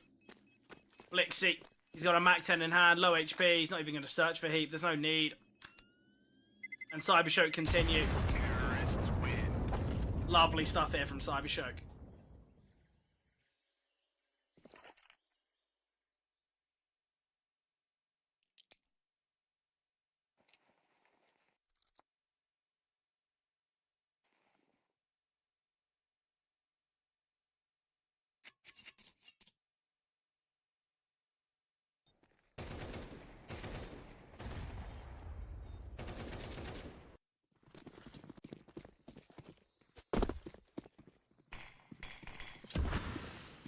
Just the USPs alongside that save 5-7. Speaking of, 5-7's getting right up in the face here. Blixie could go down. Oh, missed shots from Heap though, and Lovicus by Blixie's side. USP here on JW attempting. Notaneki though, aggressive and will fight. Glowing. Oh, Glowing deals with Poi. We saw ecos from the likes of Eyeballers on Mirage come close. They had success. They, brought things very, very competitive, even with weaker weapons in that one. Absolute domination here from Cybershoke.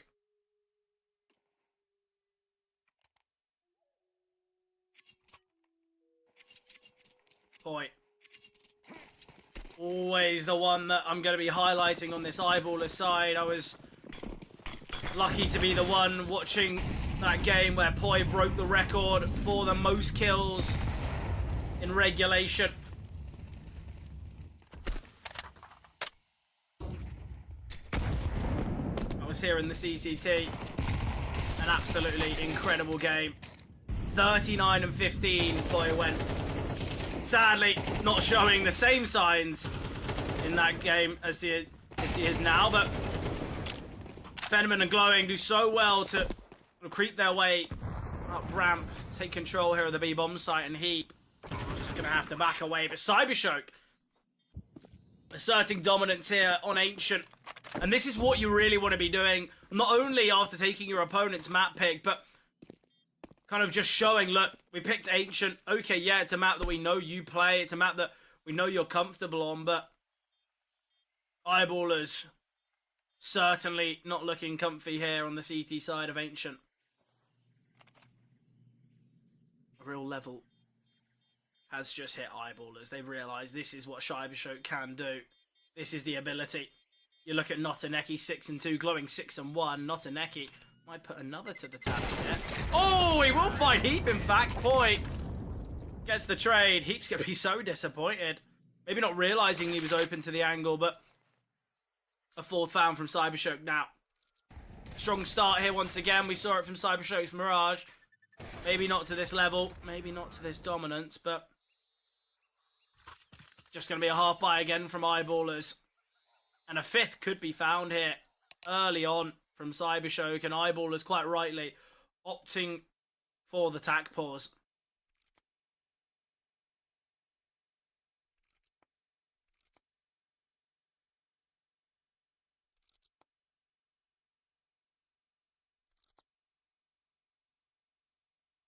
Early call here from Eyeballers, but look, they know they don't want the things slip away so soon here on Ancient, especially with map 1 going away from them. You look at the opening kills in that Mirage game, it was in fact Eyeballers to be the victors there, winning 14 of the 24 possible opening kill opportunities. Yep. Big moments, big clutches seen from Cybershock. You look at the stats as well. You know, Glowing had a 1.3 rating, but it was Poi, JW, and Heap all above the second top performer for Cybershock on Mirage. But goes to show the stats aren't everything. Oh, Notaneki. Some presence and pressure coming his way, but Notaneki will get one. Can't double down. Important trade from Delt. But now, surely we got to see an aggression. Oh, Glowing. It just makes it look so simple. Eyeballers. They've got one of CS's finest in JW. Yeah, Cybershock are making them look like well, making them look foolish.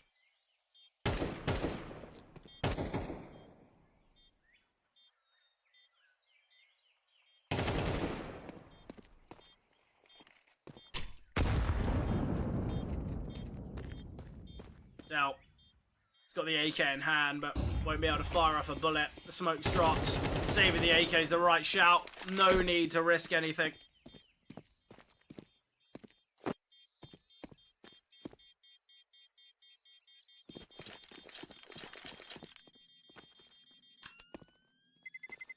Terrorists win.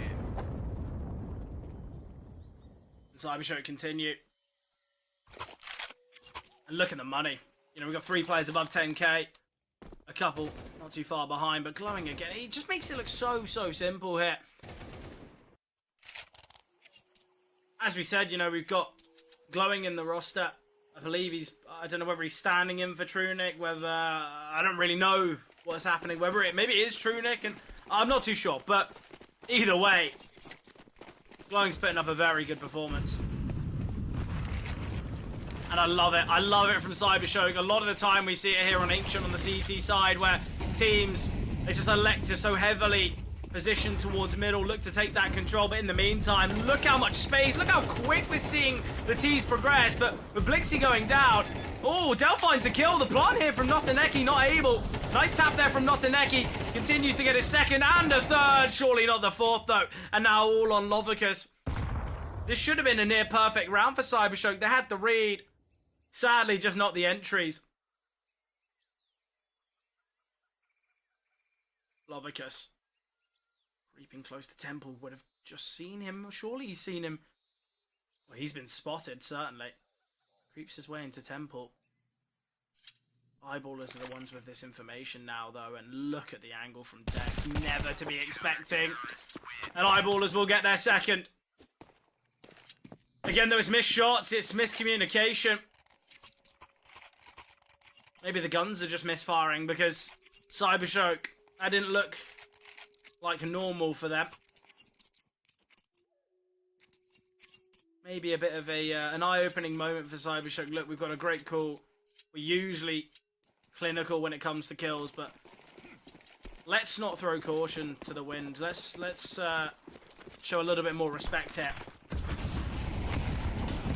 I think as well they've opted to leave Donut open as the place they want to take the space. Whereas if you've met no contact towards A, it's identifiably gonna be a mid hold, a heavy one from the CTs, and it makes you question. Look, why don't you just smoke off Donut? Look to try and take control towards CT.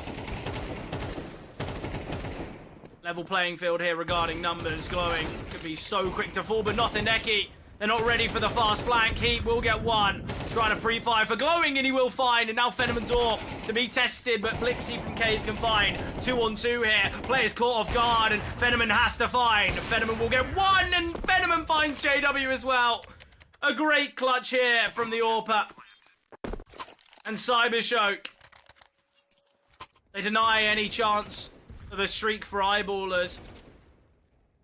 Just showing that that last round was an anomaly, but oh, the shots from Fenneman. Such an exciting AWPer to watch. And we talk about the kind of the two styles of AWPers. And Fenneman's certainly more flashy, more exciting. Triple B set up here from Eyeballers, an attempt to delay and deny Cybershock's lane control, but they've taken it quite comfortably. Nice nade, just chips away at Dex. Utility coming through now from Glowing. Ooh, the smoke towards Cave. Oh, in fact, it is the left side. Heat forced off the angle with a Molotov. Timing on the nade is excellent. Chips so heavily away at Blixie. An instant headshot required here now from Blixie. Minimal utility here on the B defenders. Just a one flashbang from Heap. We are going to be seeing Lovicus trying to take some control now. Utility, though. Far favouring Cybershock. Molly here towards the back of the bomb site. Molly thrown in Cave as well to clear the initial angles. Spam coming through from Notaneki, but won't connect. Still, though, we've got Lovicus. Oh, important kill from Dex. It's going to slow this right down. Blixie's got to find Poi. Blixie's got a lot of utility still, though. Nice flash, but they don't peek with it. Oh, very weird decision here, though. But it works. Fenneman, Notaneki, Blixie. Kill feed has all gone orange. And JW found by Lovicus. And it's Lovicus' delay. It's his late awaiting position in red room that can find JW. And now all on Dell. He gets one, but on 12 HP, that's all fine. And Cybershock get themselves 7. Dangerous times here for Eyeballers.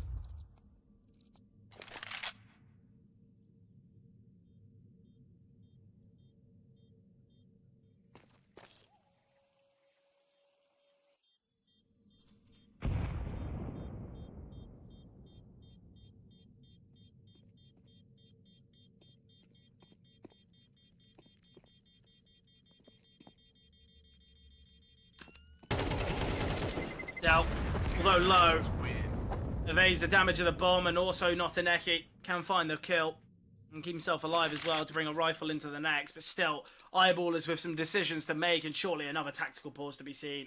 They've got to talk things through before things get a little bit too out of hand. But with a 5-round lead for Cybershock with 3 more to play, I think things are already getting out of control here for Eyeballers.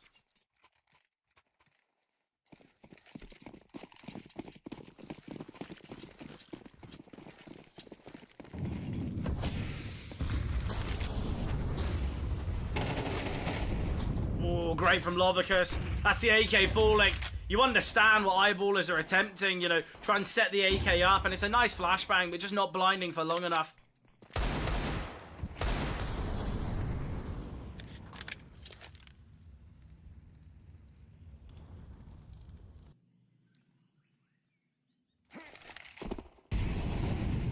There's going to be this approach here towards the B-bomb site now from Cybershock, the regroup. Well, the flashbang will allow enough time for Heap to get in position. I think Glowing has just spotted him, though. Maybe not, but position certainly given away now by Dex. It's all about timing, whether they can get this flank. Poi. Oh, Poi's in a great position. It will be JW to get one. Poi can find Glowing. Fenneman needs to find. He does take down JW. Dex through the smoke can deal with Blixie. And surely we're going to need to see a back away. Lovicus to take some control here towards Donut. Fenneman very fast away main now. I think Lovicus staying in Donut would be a great call, a great play.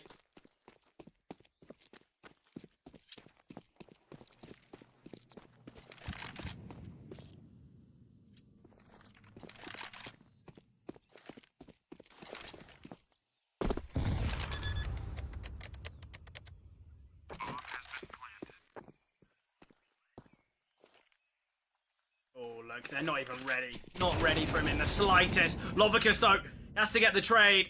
And in doing so, he gives all this information to Heap. Kill will be found. Another round secured here now from Eyeballers. And it's the flank. That's everything. I said the flashbang and the shots were enough to keep Cybershock steady. But they just weren't ready for that flank. Counter-terrorists win.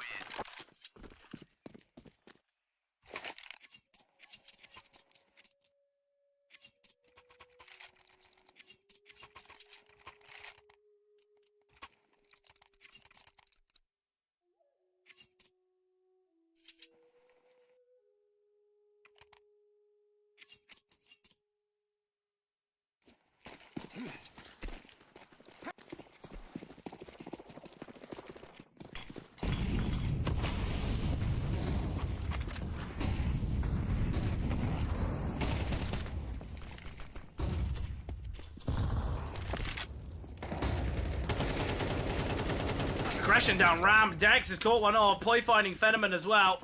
Aggression, though, onto the bomb site, glowing so quick.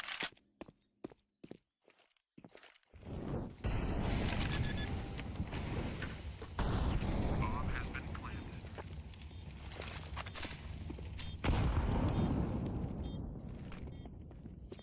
Glowing, looking to get aggressive here in Cave. He's got so much information now. Aid comes through, and which Glowing peaks with. I love the idea of that. It's excellent. It catches off Heat. Spam coming through. It gives away some indication this player's towards ramp. Peak is a bit too wide, but information found now. And Glowing attempting to isolate JW on the orb, and JW dodging the bullets, and will find there is enough time as well with the defuse kits and Eyeballers. They will get themselves their fourth. Big round there from Poi. Again, Eyeballers, a lot of their success can be praised from Poi. Saw the Nova there for a split second from Heap. I was hoping it was a misinvestment, but kind of at the same time, I hope it was real. I feel like weapons like the Nova, like the Mag 7, XM, don't get as much love as other secondaries. I feel like the MP9 has a little bit too much time in the limelight, right? Great from Poi once again. Lovely find that.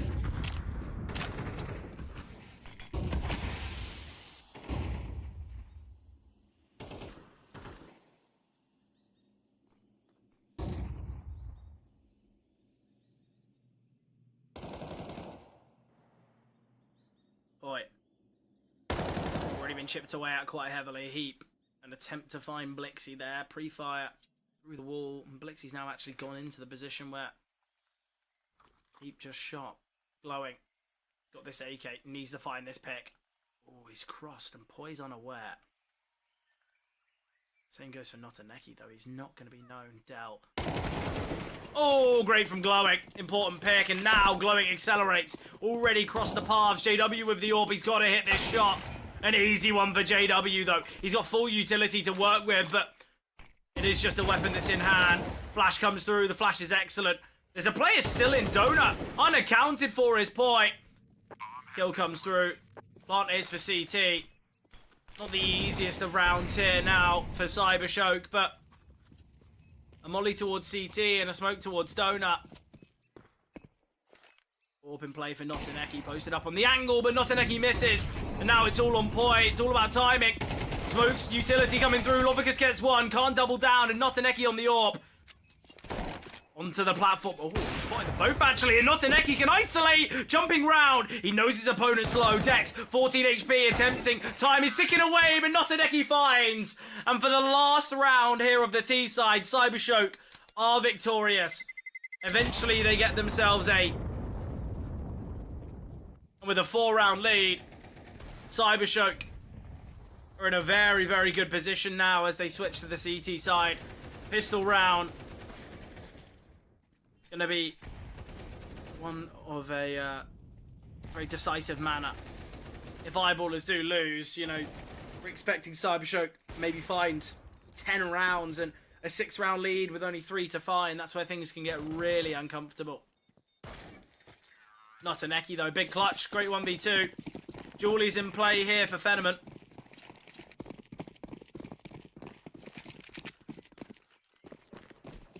A play from Eyeballers though. Early utility seed. No diffuse kit either on Cybershock, so they might have to speed this retake up. Spam through the smoke from Glowing. An attempt to connect a lucky shot. There is a smoke on Glowing, so you just try and smoke the bomb and create some tension. Venom is surely to struggle. Dell on the back of the bomb site, dropped to 4 HP. Eventually dealt with by Blixie. JW here in main, but Dex finding Phenomen. How are they going to get this one done? No, it'll even tap of the bomb. No chance. Round found by Eyeballers, a great pistol. Lovely stuff there from Eyeballers. It's a fast A approach, and just the amount of players in Donut there. Unfortunately for Cybershock, they smoke off the wrong angle. Terrorists win. Notaneki, though, what a game he's having. 17-9.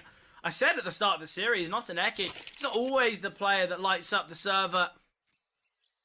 Seems as though he has a lot more of the supportive and, I guess, less fragging roles, but right now, someone needs to step up, and Notaneki is the one to do it.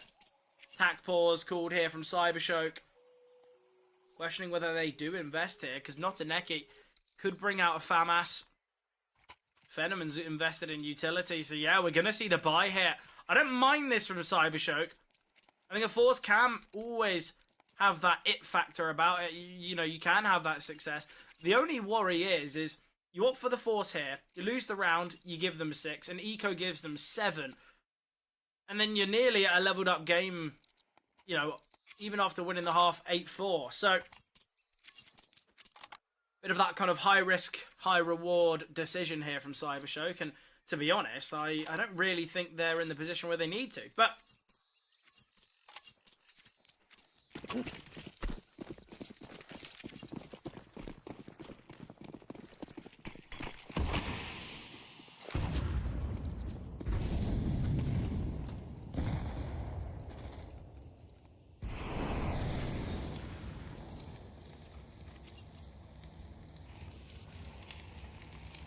JW. Gonna fade the smoke. Flash comes through. No one peeking. It is the rifle alone here towards A. Oh, Dell's just backed away. Oh, not a Neki. Maybe could have had a bit of a timing. Lovicus with a 5-7 at range. Okay. Let's see how this one goes. Trying to close the gap, but realizing he's got no players down lane. This is going to be so tough. Flashbang comes through, and Lovicus will fall. Lovicus is just in an unwinnable angle there. He's got no control from his teammates towards Shelf.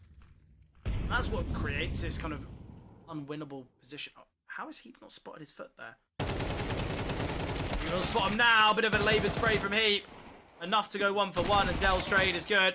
Not to Neki, though, is rotated. 2-on-3 now for Cybershock, but again, we're seeing Eyeballers quickly back away, make their way onto the A-bomb site. Boy, looking to take some space here, currently towards Big Box, has to find the kill, but does, and Poi brings Notaneki to very low HP, and now we could see a bit of a hunt coming through, in fact, from Dex. He's in a good position to do so.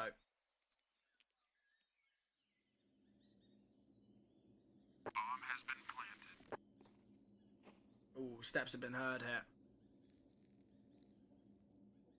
Eyeballers, as I said, they win this one, they get 6 against the Eco, probably 7.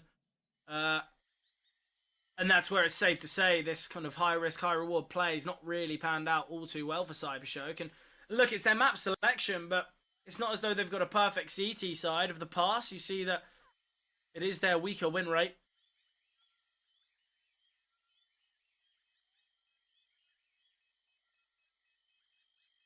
Of the last 5 matches Cybershock have played on Ancient, they've been victorious in 4 of them. And their loss was to Incilio, and it was 13-11. So Cybershock have looked pretty promising here on Ancient. Notaneki will get one before going down. Just the Eco, though. We're expecting an auto to be in play, though, for Phenomen in the next. And I think that's where we could see a real difference.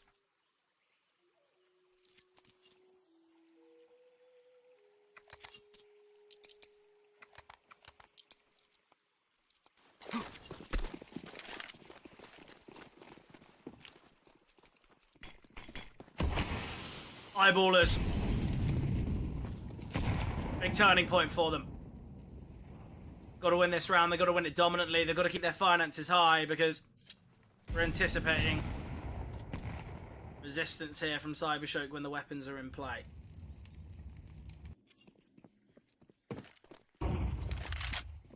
Ooh, flashbang coming through. Boy, searching for these kills, and we'll be able to get 2 so far. And the help from Dex from the heavens will allow JW's Mac 10.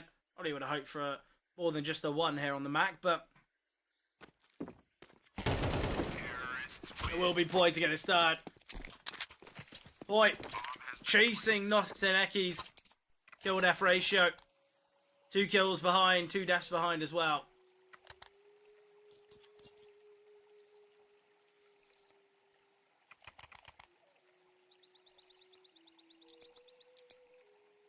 I say he's chasing it. In fact, he's got obviously a better KD because of less deaths, but either way, look, Cybershock, they got the AWP on Phenomen, they got rifles and everyone else. Utilities looking pretty good, pretty promising. The one error they might face against is no defuse kits. Oh, JW. Up to JW things, but sadly falls. Noteneki wise to it. It will be this A play from Eyeballers. And although they lost their leader, still a promising round, a promising chance in Heap, a great second. So much utility here on both Heap and Dex. They've got to drop it before falling. Both have been chipped away here. It'll be a real waste if they don't optimize their util. As said, lack of a diffuse kit could be very costly here for Cybershock, and we might be feeling it. Surely to force a quicker retake than they'd like. Smoke on Phenomen. He's going to have to use it for the bomb. They've got so many unknowns, but no, it's just the save. Eyeballers, 8 apiece now, but the openers from Heap are excellent. Monumental stuff there from Heap.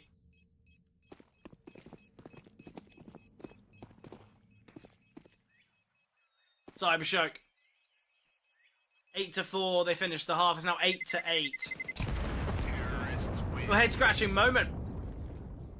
Cybershock wondering, you know, what's gone wrong, but I have to say, look, they opted for the Force, then the Eco, and they haven't really had a strong bite. Obviously, the last round was the first one where they had that kind of full investment. They had the AWP in play, but still there was missing pieces. The fuse kit's not seen, and you'd hope if you were not a Neki, you'd invest in one. He's got the finances, same with Lovicus. Neither one is invested in a fuse kit. I'm always the one to highlight it. I feel like it's always so harsh, but look, they've got excess in funds. The fuse kits are so important. I don't know why they haven't invested with them, but JW on the Mac 10 will get 1. Oh, glowing nearly. Getting 2 there. Nearly a 2 for Tuesday. You'd love them to fall like dominoes, but sadly not, just the 1. Noteneki. He's been the heavy hitter for Cybershock, still in the round, so Eyeballers know nothing is guaranteed. Although they've got a deep position in Poi and they've got that man advantage, it could all slip away so fast.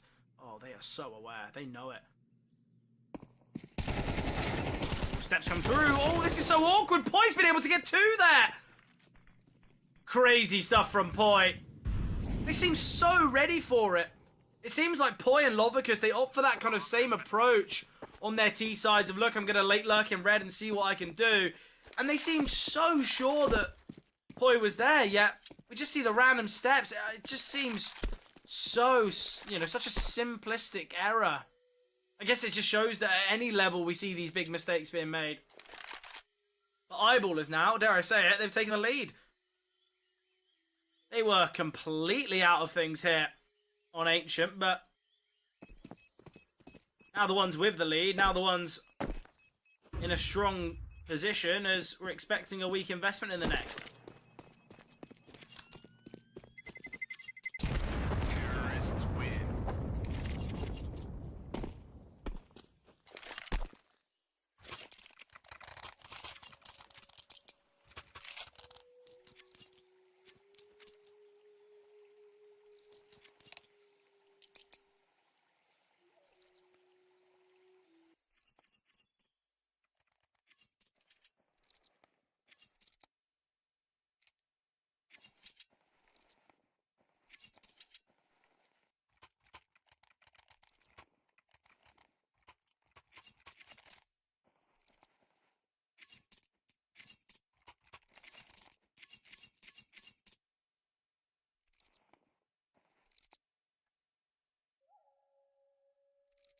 Cybershock trailing now. Questions to be asked. A slight decision, opting for that force. A very costly one. If they didn't go for it, you know, they'd be in the same position, but it'd be 8-8. Potentially even an 8-7 scoreline, who knows. Look, there's so many things to talk about in this game. Cybershock with it being their map selection, and the way in which they played on their T side, they look very threatening. It looked as though this Cybershock side were very dangerous, yet they've kind of lost that venom that we once saw. It pains me to say.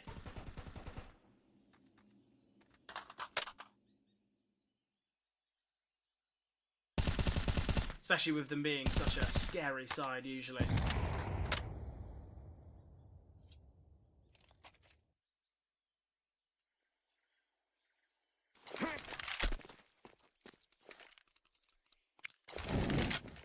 Boy, sending the utility towards middle.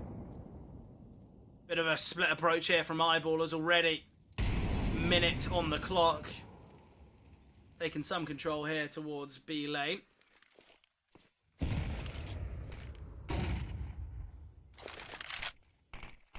Getting more utility. All a bit of a ruse though. Still coming over. Oh, great flashbang there. Dex is traded though.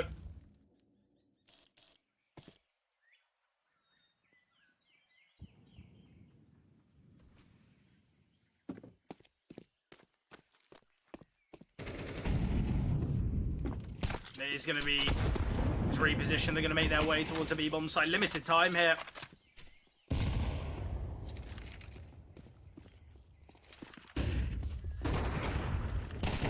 Warp shot coming through. Blixie will get one. Poi deep towards Red Room. And Poi again gets two in this position. He's so prepared for Lovicus as well. Poi 21-9. Excellent stuff there from Poi.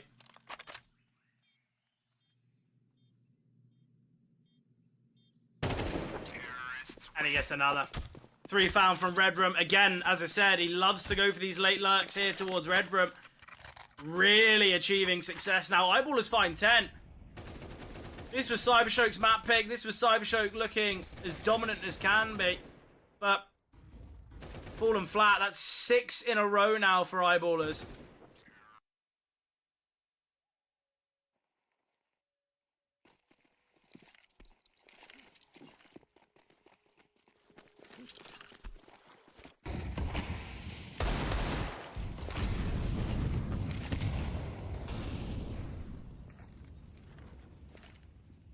Eyeballers now in prime position to take things here on Ancient, and obviously Dust 2 will be that third and final.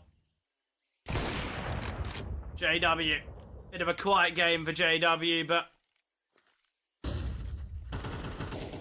bit of a quiet game for most of the Eyeballers players, and it's usually what happens when someone's 22-9. Not really much you can do. Most of the kills are being found by Poi.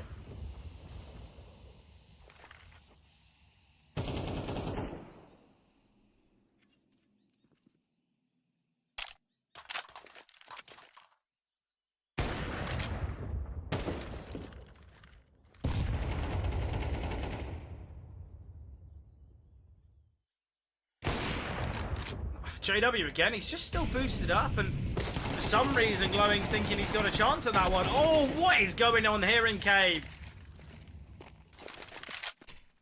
Trade comes through, but it's just so awkward. Dex clearing here in Cave, can't find Lovicus, and Eyeballers will get another.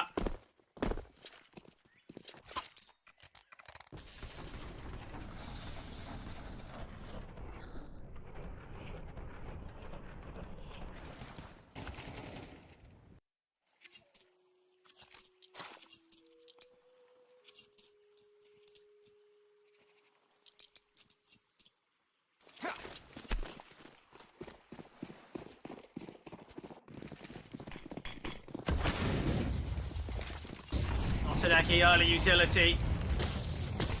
Slight chip damage to JW. What he doesn't realise is he faces the flames from behind. Lovicus finds as well with a rifle. Oh, okay. We could see Poi catch a bit of a timing here, but we won't. He hasn't opted to go through. Blixie, though, speaking of timings, will find Heap. And Cybershock, when it matters most, they've stepped up to the task. 5 on 2 now.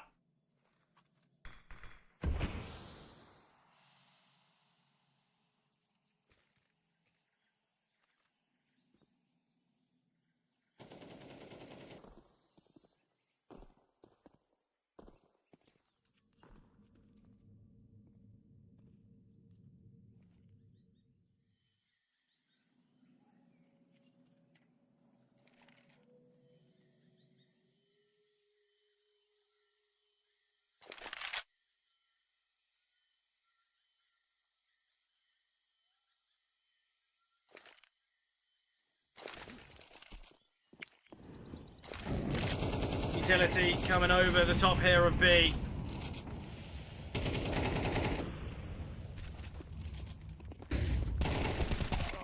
Ooh, nice find from Glowing. Great utility from Blixie. And even with the heavy advantage, it's clear that Cybershock, they're opting for a different approach. It seems as though we're not seeing those risky plays and kind of those tough decisions. The cohesion in this round is excellent. The flash here, pinpoint perfection.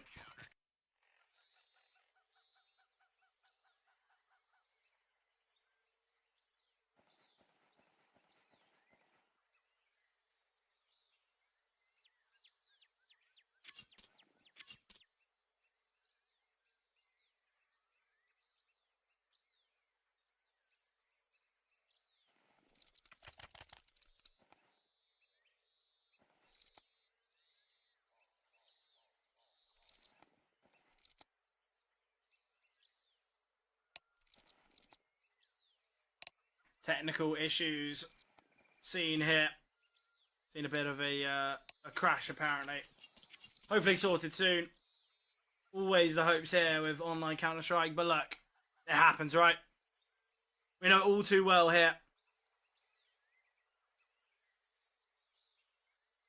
I think right now, Cybershock, they've just had a big round victory. This is the last thing that they want. A player disconnect kind of upsets their momentum path, upsets any type of flow that they'd hoped for.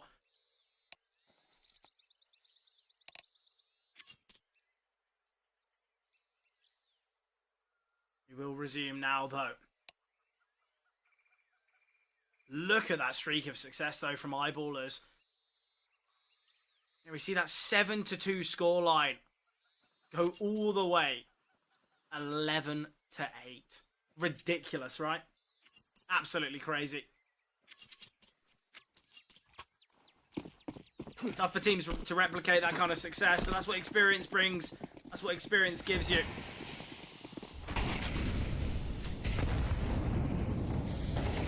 Boy, looking to get aggressive here. We'll be able to catch out one. Oh, how is Notaneki not traded? That's such an awkward fight.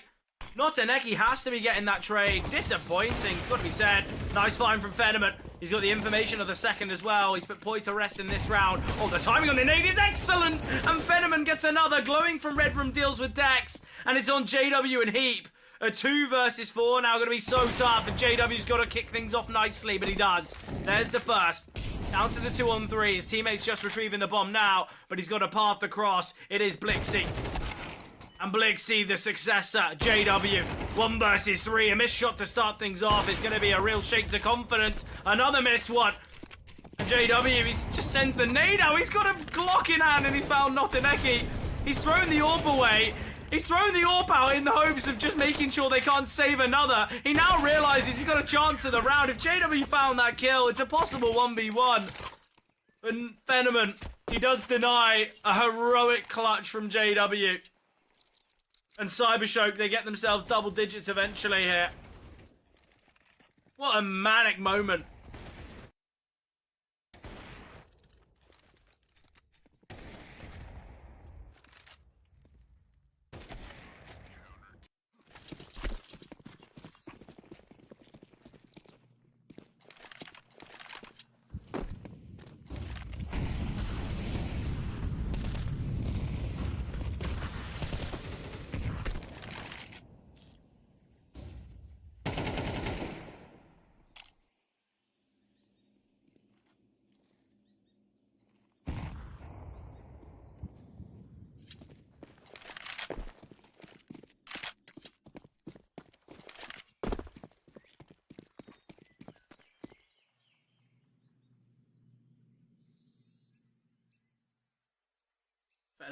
Posted up here towards A. Vast majority of the time, we've seen both these teams kind of leaving the A bomb site. But the fact there hasn't been this kind of early mid attempt from Poi could actually indicate to Cybershock they've opted for the right decision. I think leaving the big green towards A could be the correct call. We have seen the reposition though, and that's where we could see a bit of a problem. Utility coming down, the smoke actually. It's crediting that aggression. Lovicus, bit of an off angle here. This fight is everything, but Notaneki gets one, and Lovicus finding Dex. Lovicus doesn't need to push. Peeking here could be a big problem. And that's why we see the back away. Right decision there. Oh, nice find from Glowing. A real team performance here from Cybershock. And a team performance is what is required to push things to the limit. And I think Eyeballers are being pushed to their limit here. Got to imagine the mental strain a game like this would take. A 13-11 loss on your map pick of Mirage. A chance for victory on Ancient, but now it's leveled up.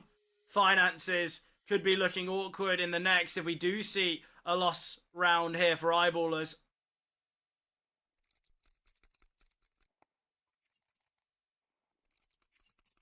You know, Dex and Poi would struggle to invest. Money's pretty comfortable for Cybershock. And this is the round. This is the do or die moment here. Cybershock, they looked in control in the first half. Somewhat stammering towards the start of the second, but got themselves back on their feet.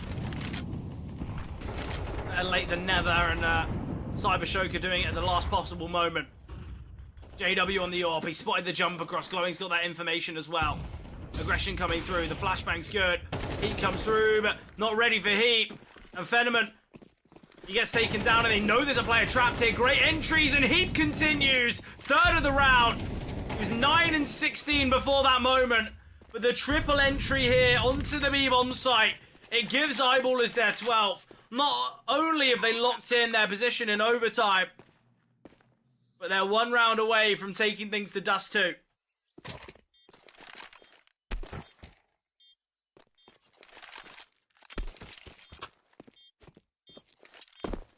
A lot of Eyeballer success here on Ancient has come through Poi. I think that's safe to say. Speaking of, he will take down Notaneki, but it was Heap in that round. What a round that. Don't know if you caught that. Poi picking up the incendiary grenade and making sure he throws it so he can buy a Molotov, obviously lasting longer.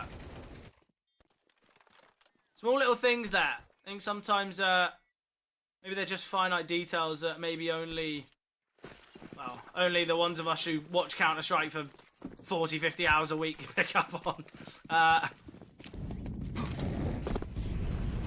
Early utility here towards lane. We're going to see a boost come through. And the boost will initiate, and a kill surely to be found off of it. Oh, what has happened here, Poi? He will get one eventually. Takes down Lovicus. Opening kill goes the way of Eyeballers. Re-smoke here in middle. Glowing. JW here towards B ramp. Blixie. Oh, Blixie makes his way back towards cave. Eyeballers now. They've got a decision to make. They've got a minute and 15 to make it. 3 players residing outside elbow here for Eyeballers with 2 towards B. Timing on this will be everything. Utility coming over and Glowing. Going to send the molly out now. Excellent timing on this util. Just a slight delay could be everything, and Heap looks as though he's going to take a bit of a 50-50 gunfight here. If Blixie's victorious, things could get very troubling. Molly comes through from Heap. Heap has spotted, but with Glowing falling, it's a 5-on-3 now. They've got information of 1 here towards B. And Blixie knows he's got to back away. It's the right decision. Phenomen's rotated in. It's going to be this B play now. 30 seconds on the clock. Phenomen kind of needs to help his teammate out towards cave, and that's what he will be doing. Phenomen! Oh, Phenomen with a 3-man collateral! You can see it coming through, but you never imagine a devastating way for Eyeballers to miss out on this map. Heap, 14 seconds now. But into the meat grinder they go. Eyeballers, it's devastating. 7 seconds now. He can hop across. He can look to plant. It can be denied, though. But what was that? I said Fenneman's got to help out his teammate. What in the world is that round? I guess that's what day one of the playing stage can show you. A triple collapse. Oh, Fenneman, he peeked into K with the hopes of 1. He finds 3. Oh, that is terrifying. I think as a coach or a dead teammate, that's a real head scratcher. The thing is, for Eyeballers, that's a moment they've just got to forget about. But my, oh my. Yeah, that's Fenneman's had a quiet game as well. But I guess there's the highlight of the whole series, probably highlight of the whole day, maybe even Series 16 overall.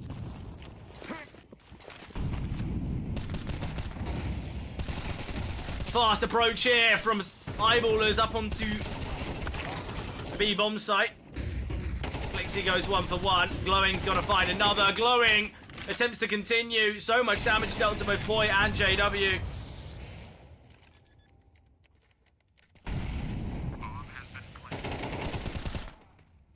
Nice finds here.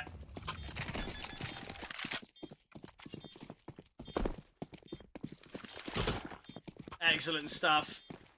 Cybershock, they get themselves 13. And look, I think for Eyeballers it's so tough. It's so difficult. Here we have it again. Oh, it's horrible to watch. It's just so painful. Like, I want to say we've all been there, but we just haven't. When have you been triple collatted when you're 12-11 up in the last round to take your opponent's map in a best of 3? I don't think many have. I think there's been many historical moments for JW. That might be one he takes to the grave. You're not forgetting about that round. Boy, though, aggressing in the Molotov. He's been hurt, but not a necky fooling.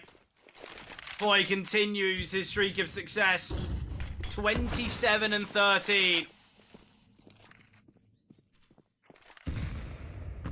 Just looks like the biggest game of chess between both Notineki and Poi. I think after this one, it'll be a good old game of bragging rights. Has to be said, though, Notineki. You know, we saw what he was able to provide on map 1.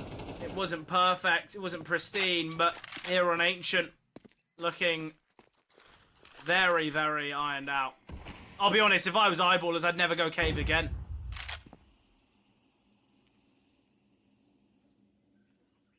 Late play through middle here.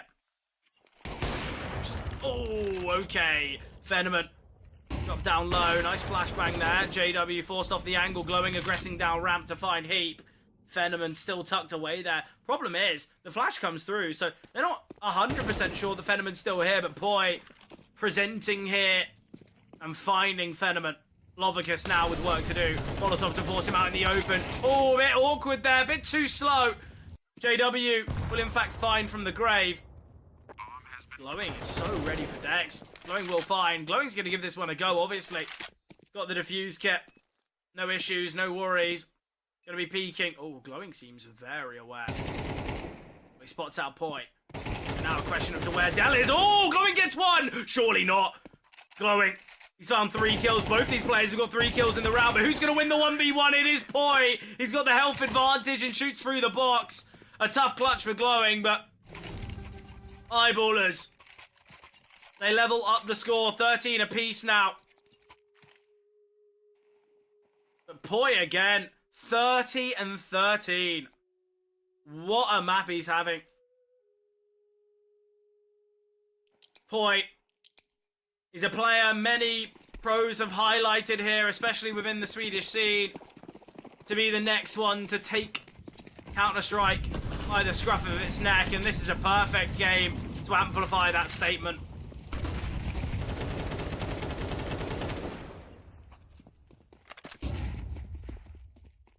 Glowing.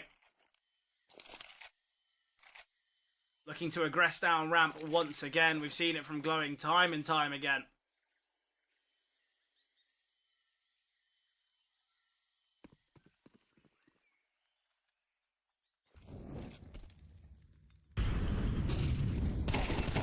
great position here, and glowing!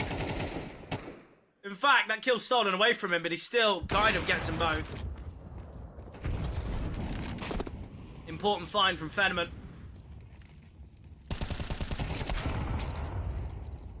Spam goes against Flixie there. Notaneki will get one. JW in the clutch, and JW 4 HP now. An AWP 1v1. Fenneman now taking his time. Oh, and JW. A great 1v2 there. And Eyeballers, they do find 2 out of the 3 possible here in the first half of overtime.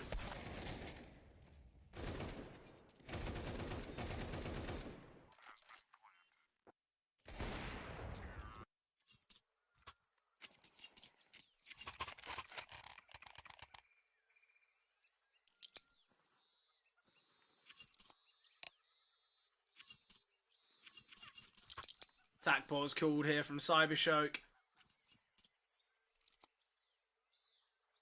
Even after the craziness that occurred in round 24, Eyeballers still looking as though they are in control here on Ancient.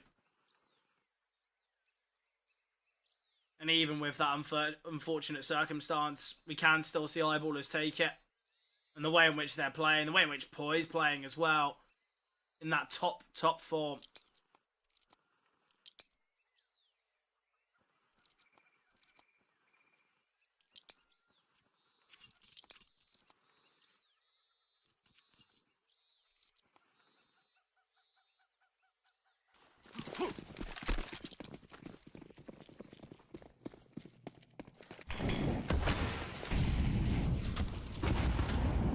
Boy here looking to get aggressive. Close here towards elbow already. We saw this type of play from him on the T side, and he's opting it here on CT. We'll get one, aware of a second, but found by Blixie. Not ready for the fast approach from Shelf. Heap. Potential miscommunication that it was smoked off. Oh, that's unfortunate for Heap. He's throwing a smoke that's kind of bounced off a pixel. Does actually provide the right intentions, but sadly, it's not as though he can have a look down ramp. Utility being thrown here towards the B-bomb site from Cybershoke. Ooh, miss smoke and molly combo. That's a rough one. The desired connection's not being found, but Notaneki, great find there. Takes down Heap and glowing. Fenneman as well. And Eyeballers, blinking, you missed it. The round is over. I think it's always a tough one in those types of rounds for JW. He's kind of holding towards both mid and red. Mid and A, sorry. And obviously, you know, it's a tough task overall, but he's not really had a chance in this round. And with that 3B setup being taken down so easily, it can just be a tough scenario to be in. But Cybershoke now 5-14. Could be heading to a second overtime.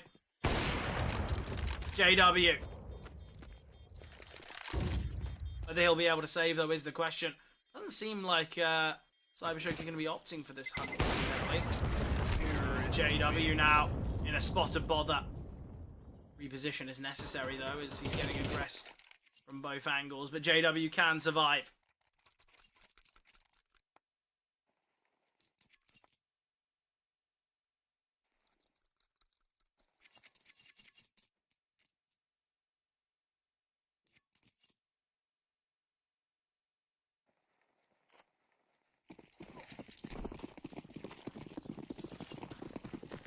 Big moment here.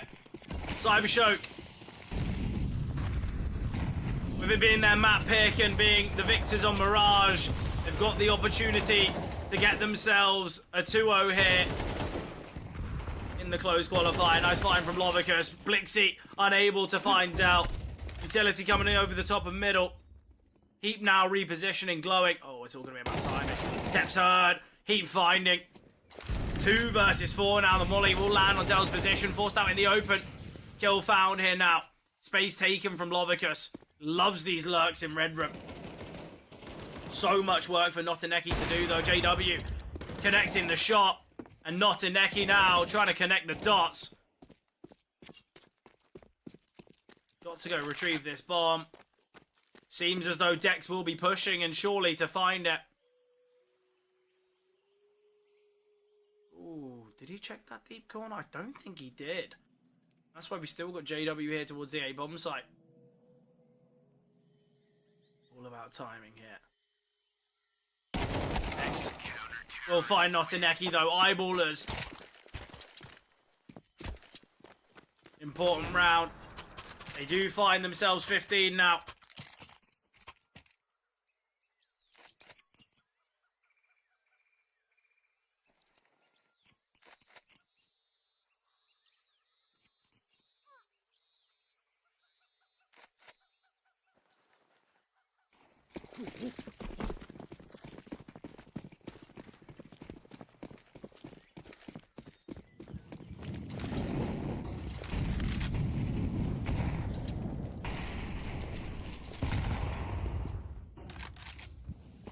Early aggression shown here from Cybershock towards the A-bomb site. All an attempt to force some rotations. Has done just that. HE grenade. Heavily chipping away at both Notineki and Blixie.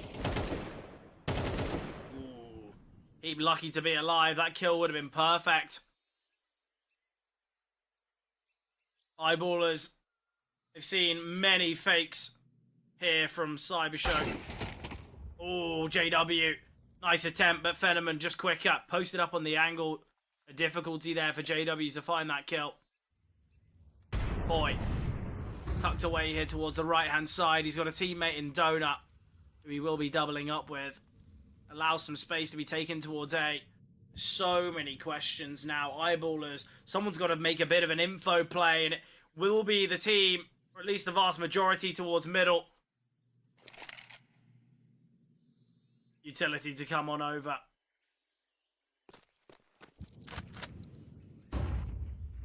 Aggression seen. Lovicus creeps his way up ramp. Utility coming over here now towards the A-bomb site. Bomb has been planted. Now realizing Lovicus can find this kill though. Lovicus takes down Dex. He's so sneaky on these lurks. And with that kill coming through, we should see somewhat certainty here. Poi not showing his hand. I quite like this from Poi. Oh, Dell. Has he spoken? Oh, Dell. It's unfortunate. Lovicus, 2 of the easiest kills he'll ever get, but steps surely been heard. 2 versus 4 now. Poi gets 1. Not an easy round, though. Surely going the way of Cybershock. No utility. No chance. Great double from Notineki. And we see another set of 6. Overtime 2 commencing soon.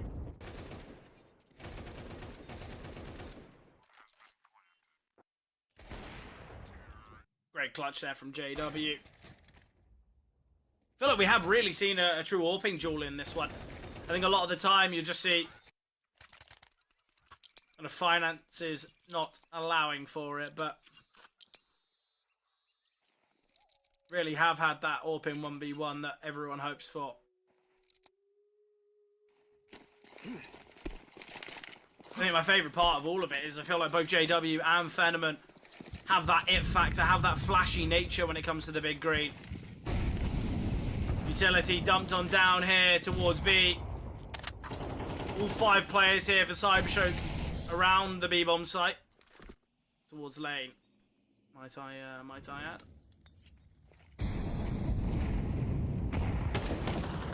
Util coming over. Aggression seen! Oh, Blixie! How has Blixie not found that kill? How is Dex able to double that? Dex seems caught off guard. Oh, glowing out in the open. We'll get 1. He's fixating on the smoke.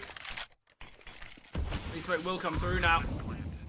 Nade deeper. Poi and Dell now. Oh, that molly will have been heard. Dell now has got to go huge. Got to go nuclear. And as the smoke fades, all attention will be on his angle. Oh, Lovicus. Again, Lovicus. Catching off a player there and glowing. Glowing will find Cybershock. Important round. Nice start to the second OT.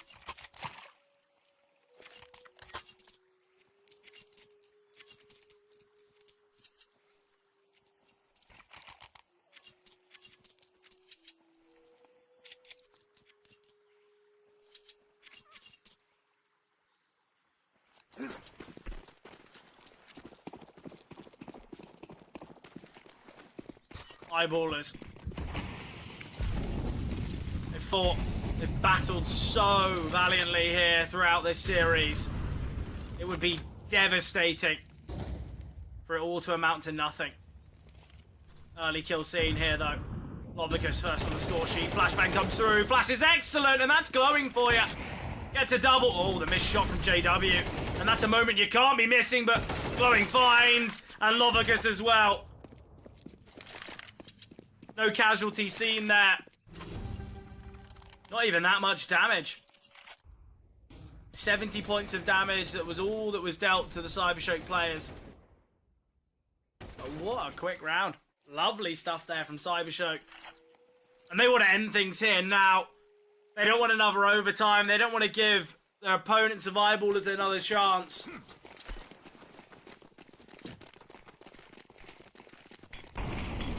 Seeing the cracks start to form. We saw it on that double entry, and then obviously JW's missed shot. We cannot be having that. Nice from Del, though. Takes down Glowing. He was the hero in the last. Aggression coming through now. Open play of JW. JW will find. JW can trade. 2 versus 4 now, though. Cybershock, their speedy approach in this round has cost them massively. Just the overlooking of the possibility of JW. A mistake that you cannot be making.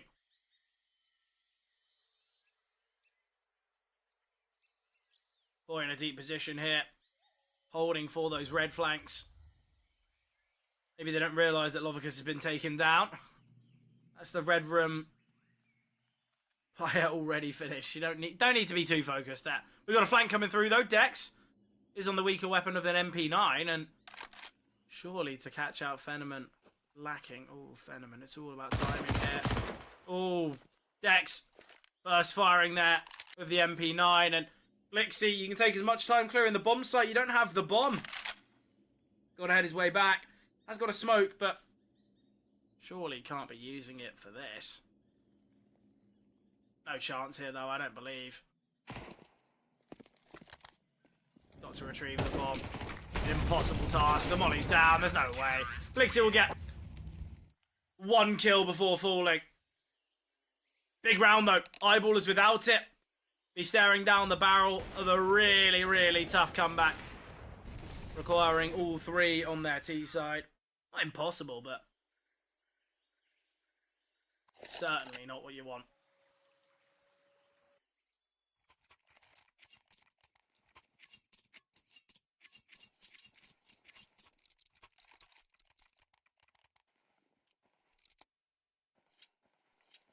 Technical issue seen once again. Not a Neki, though. He's had big moments. Glowing as well. Has really stepped up his game. You look at that triple entry. We've seen many, many moments like that here from Glowing.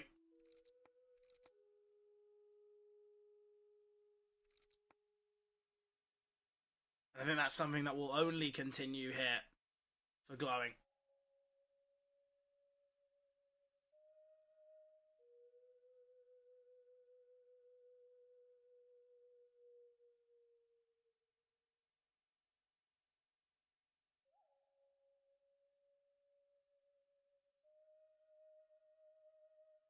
Cybershock.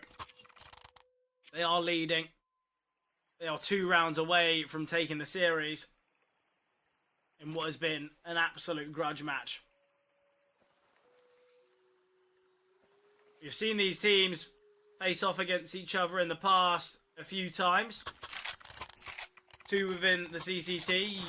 Look back to Series 8 and Series 7, of which Cybershock have been successful in 2-0 fashions both times. But will we see that continuance? Will we see another 2-0 in this fixture?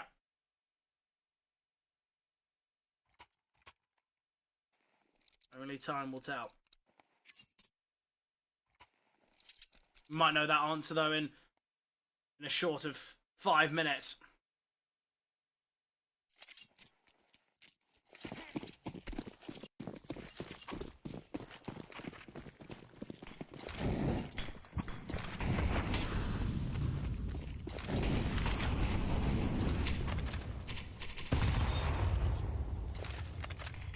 Flixie dropping the early smoke to try and deny.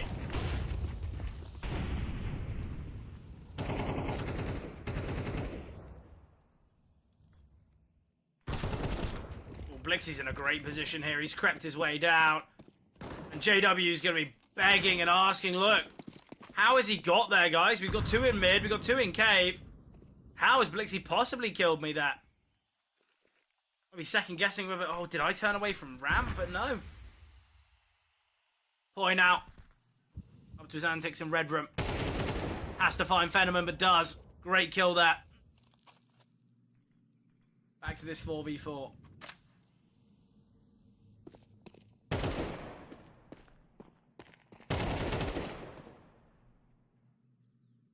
Another great find from Poi. He's continuing. It's still going to be this B play with Dex finding Blixie now. Currently in a bit of a 1v3 on the bomb site as Lovicus is late. Ooh, Dex will have heard this. Lovicus, is he going to account for this position? It's one of which he plays quite frequently, but he doesn't. And now it's all on Blixie. 1 versus 3 now. But Poi, again, he's been the one to really change these rounds. To keep eyeballers in it. You know, that was that 1v1 where Poi gets 4 in total.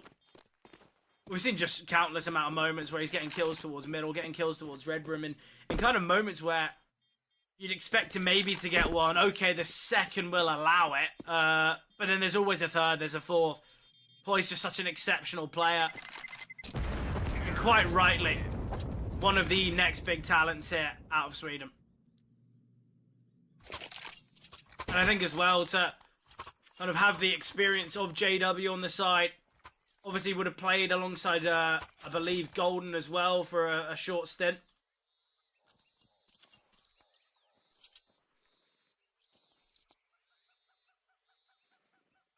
He's had some big names alongside him.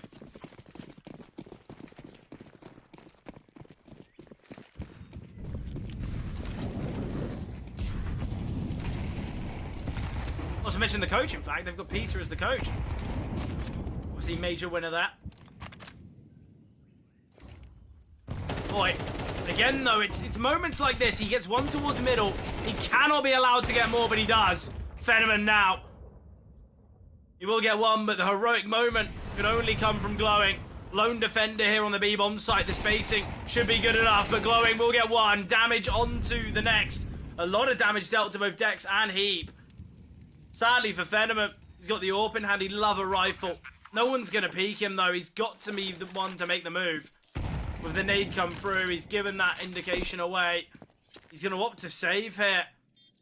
It's the right call to make. It's a 1 versus 3. It's not an easy round, but Eyeballers, in fact, will be the one to find 18.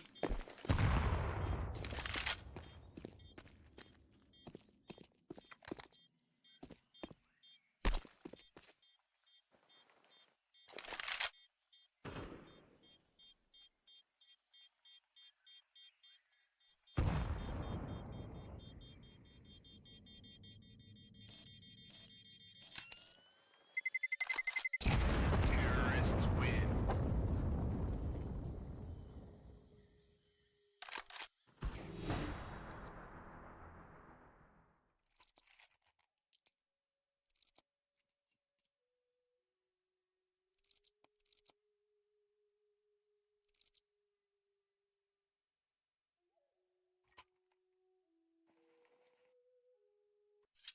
Eyeballers, though, prime position to take the series, take the map.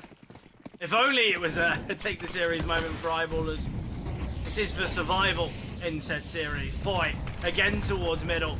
Surely he can't be finding picks like this again. Oh, he can. Makes it look so easy. Oh, boy. He's been allowed to back away. The things this young man can do on the server is quite ridiculous. Dex, though, another youngster for Eyeballers, has got his magic moment. Oh, and Dex doubles. Perfectly timed on the peak, and now it's on Glowing and Phenomen. They were needed in the clutch in the last round that turned to a save. They're needed again now. Glowing will get one, but down to 19 HP. Little does he know there's a player deep towards middle who's getting all this information now. But Eyeballers, this is it. This is their moment. They cannot falter. 4 versus 2. They've got the numbers. They've got the positioning. They've got the time. No excuses now, and with JW shot, surely secures it. Phenomen 1v4, and JW again closes out the game here for Eyeballers, and they take it all the way to dust. We saw that crazy round where we see the triple collapse from Phenomen, but even with that, it's not enough. Cybershock unable to take it in 2. I've said that the last 2 times that these teams have faced one another in the CCT, it's been 2-0s for Cybershock, but Eyeballers, they rewrite that history today as they find that first map against them. Obviously, we have got another map in Dust 2. It's a map that both these teams look pretty strong on, and I think it's going to be exciting. Both Phenomen and JW have had big moments on the AWP, but it's the rifling that has really, really impressed. You look at Notaneki, you look at Glowing. Obviously, on the flip side is Poi, and Poi, he was just good enough to take it. Obviously, Dust 2 is going to be such an exciting battle. Sadly, though, we're going to have to jump to a 5-10 minute break beforehand.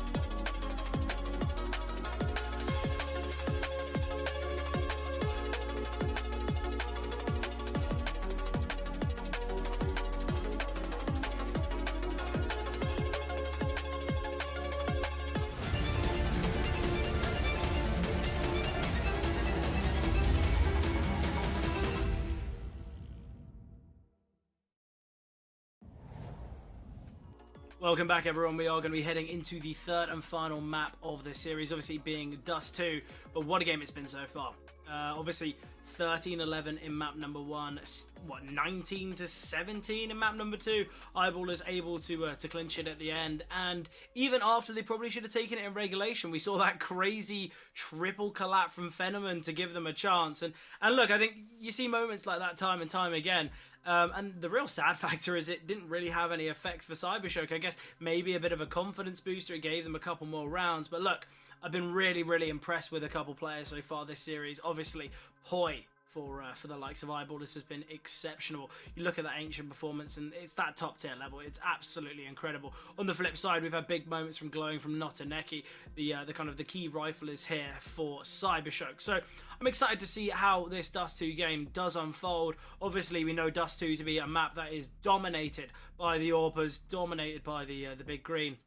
And I think both JW and Phenomen, they've got a big task on their hand. And it has to be said, Phenomen has been a little bit quiet in this series. Currently 35-35 regarding kills and deaths across map number 1 and number 2. In comparison to JW, stuff 46 and 38. But into Dust we go. Pistol round going to be unfolding in a matter of moments. And look, I think right now, it's an exciting one. I think realistically, both teams, they've got that it factor. They've got that ability to take this third and final map. And now this is where it really comes to which team can handle that pressure. You know, you're looking at the win rates on both teams' CT side versus their T side. It's pretty reflective, pretty bit of a mirrored image. Speaking of the CT side, though, Eyeballers, that is where they've decided to start. See an early attempt to kill there from JW, but not come through. Poi, nice fight. Poi was the hero of Ancient, and he's the hero of D2. Great double. Dex in CT finds Glowing. The CTs will continue. 1 versus 5 for Phenomen. 18 HP. JW finds him. Lovely stuff there. Eyeball is actually on pistol rounds here on Dust. Usually a little bit out of favour for the last 8 pistol rounds they've played in the last 3 months on Dust 2. Only winning 2 of them. So they've changed that stat. Gone from 25% win rate to that 33. So at least there's already positives for Eyeballers regarding the stats. Look, I think right now, prediction-wise, it's so tough. Both these teams love a bit of Dust 2. I think maybe I'd sway Eyeballers just on the basis that JW is playing a little bit better than the likes of Phenomen. But that can change in a matter of moments. Aggression coming through. Oh, the utility from Dex and JW. I guess the only positive is Dex is finding those kills with utility over the MP9, so not really making the money, but who cares? If Eyeballers can keep all 5 alive, no spot of bother whatsoever, especially with them having 4 premium rifles. No FAMASs in play here. They opted for the weaponry over utility approach, and to be honest, I back it. I think it's the right approach to go for. Right now, though, Eyeballers going to be getting themselves that 2-0 start. Eat with a nice tap there to finish things off. But big game. Both these teams certainly want success here early doors in the CCT. With it being the close qualifier or the playing stage, whatever you like to call it. Group B already has been an absolutely banging start. As close a game as possible. Hopefully we'll see similar signs here.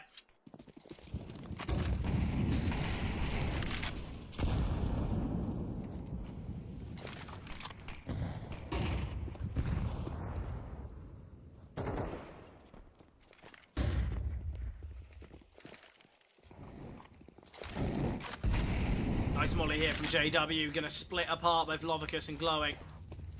Seen the mid-smokes thrown. To A smoke to deny the sightlines of JW, but he is in fact playing in front of it. JW will find Lovicus repositioning now, but JW, we know how much he loves to play through these smokes.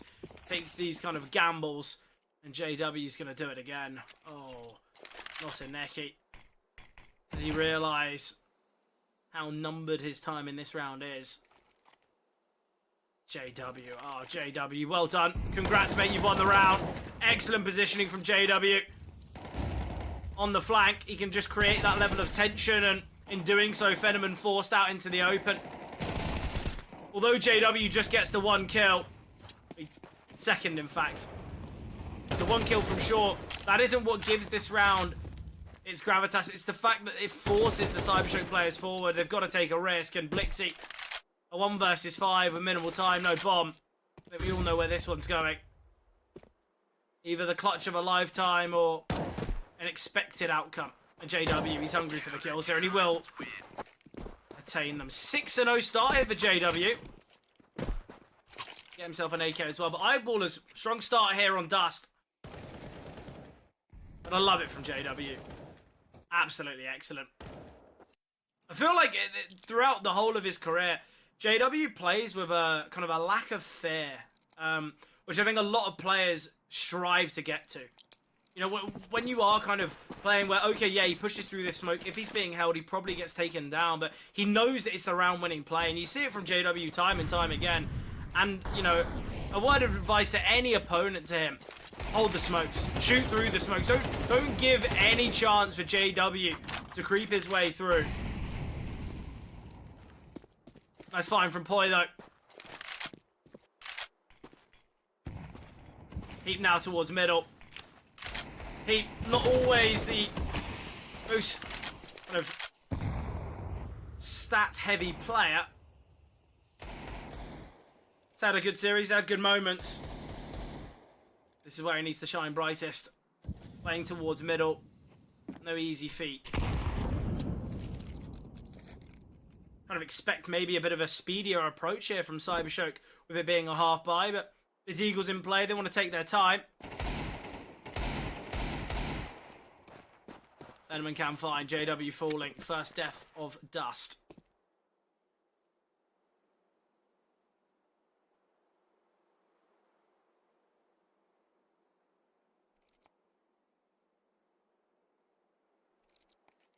Dex, elevated position, easy first kill.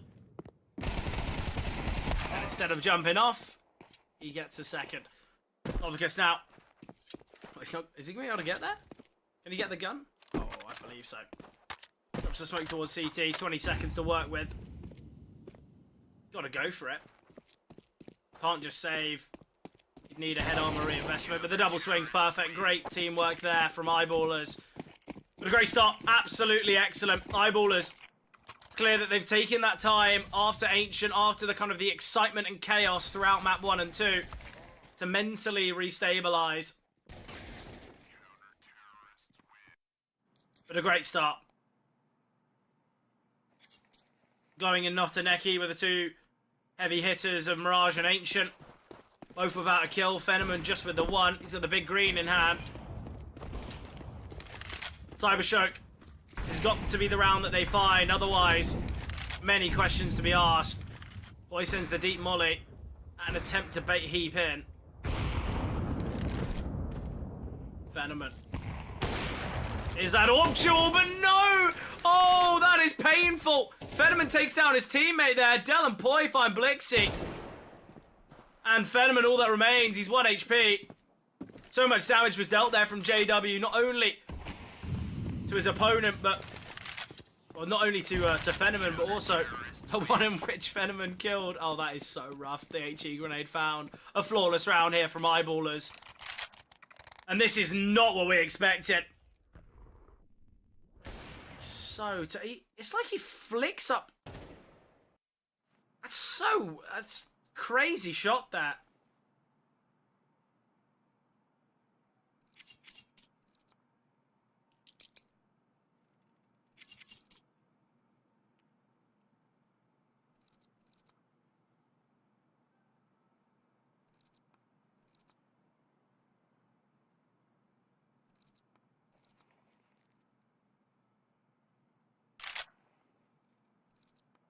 Eyeballers.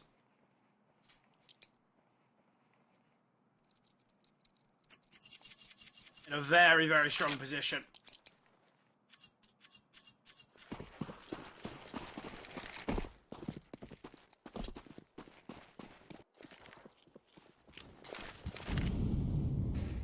Five 5-0 start.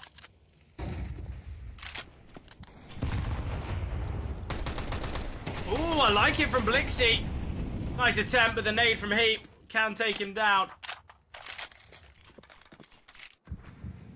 It was quick from Blixie. It looked as though the speed could have been the difference maker. But Poi playing here towards A side. Oh, it's excellent from Poi. It's just all about survival.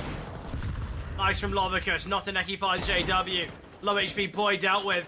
2-on-2 now. Lovicus has got the bomb. He's got time on his side. Notaneki. It's his job just to try and delay. Heap and Deli will be crossing in a second. Still got Notaneki in a deep position, and he goes unnoticed. Notaneki in the back lines. Will only get one, though, and now on Heap. Both players on similar HP. Heap's got the AEK, though. Ooh, missed shots from both. Not Lovicus needing to connect the bullet, but he eventually does. Cybershock. They put their first round on the board here.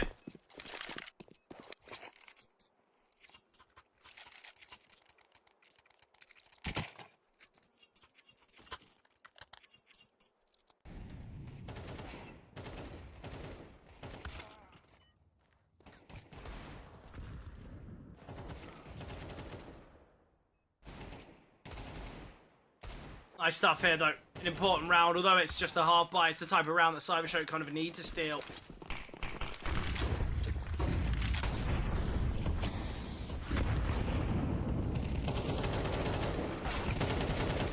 Ooh, nice from Lovicus here.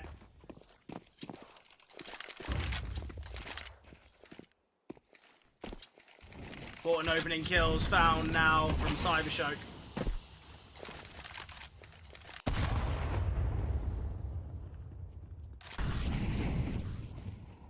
Nice find from JW, though. Repositioning now to short the final three players to make their way through long. JW be late to getting this information.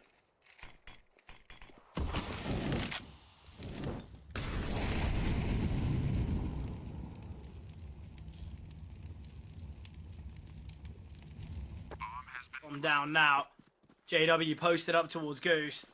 Could be a molly coming from Heap, and yeah, there it is. He spotted him. Simple kill, glowing falling. Fenneman, though, will get one. Gets another. Fenneman can't find Deli, though. Notaneki now, all that remains. Smoke on the bomb. Could just be a stick of the bomb here. Oh, Deli will find, and there's enough time for the defuse. Excellent stuff there. An important clutch, a big moment.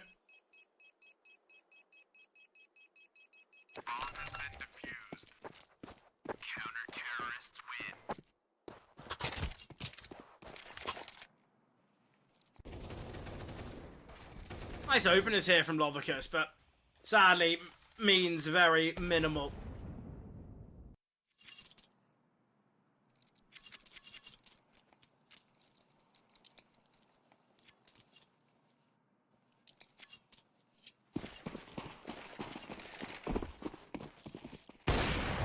Nice find from JW. Takes down Fenneman with ease. JW's been excellent here.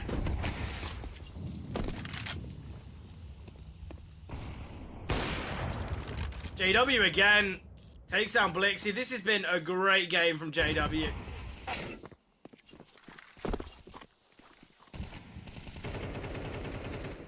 Ooh, I like it from Glowing.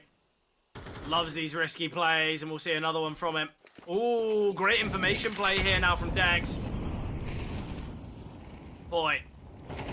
Trapped here towards Gandalf. But I think something we all know too well about Poi is he's never seemingly the one who's trapped. Yep, Glowing can find him. Man advantage still here for Eyeballers, and they look to disengage. I don't mind this approach. Del will find Notaneki, though. All to be retaking from short. Smoke is down, but soon fading. Glowing. Timing on the HE is excellent. Oh, a collect! We do see it! Damage dealt there from JW. Doesn't actually find the kill onto Lovicus, but the timing's excellent. Heat will clean up, and Eyeballers get themselves 7.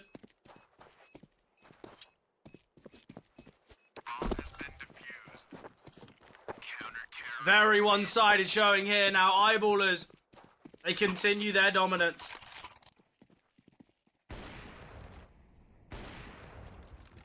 JW just so quick.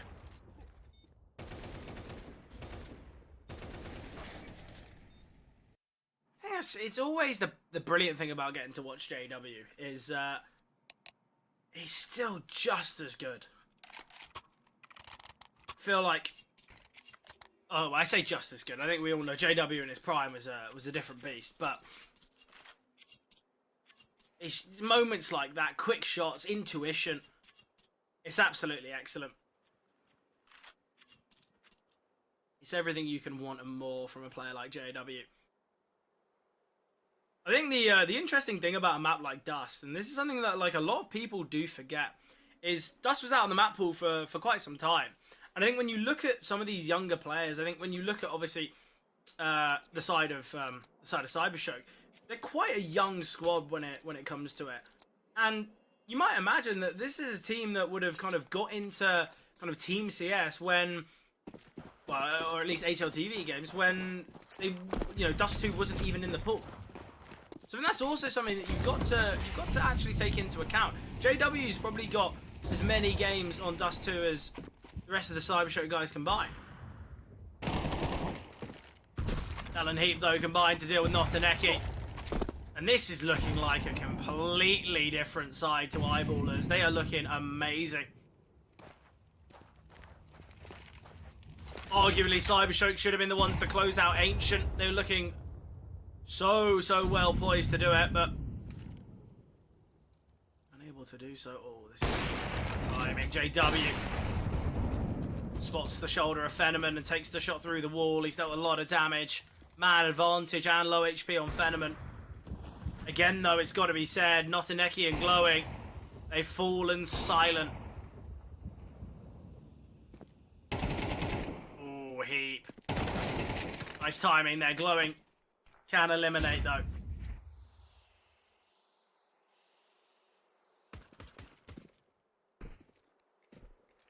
Back down to a 4-on-4. Very limited utility remaining on the whole server, but it's this mid to B smoke that could cause a bit of a ripple effect. Eyeballers, though, aren't biting into it. Still sticking around here. JW gets one. Poi with another. Glowing makes his way through the CT smoke, but Dex finds Blixie, and it's a Glowing 1 versus 3. He'll need the ace to clutch this one out. 15 seconds on the clock. No chance. Eyeballers get themselves 8.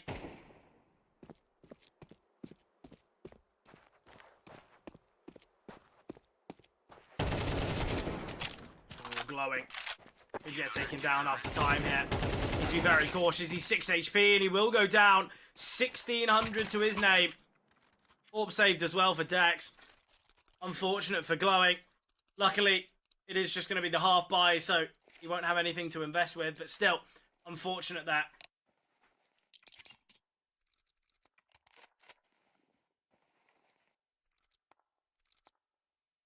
Attack pools called now, and I think Cybershock, there's very limited time remaining, it seems. Eyeballers are looking to continue.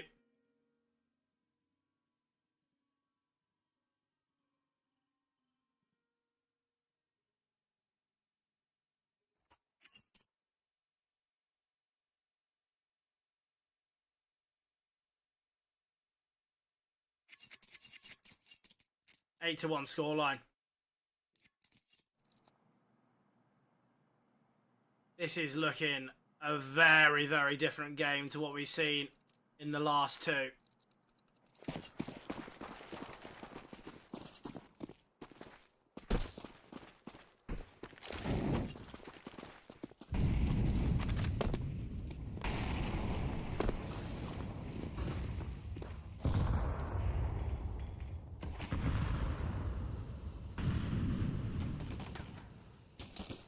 Investment seen here from Cybershock. I really question this decision. Not only is Glowing on a P250 with minimal utility, but it's not as though we've got AKs and AWPs in play. It's Galil's a crazy decision, but Cybershock, they've realised it's a little bit too far gone. They've got to have that instant success, that injection of rounds, but a lot easier said than done.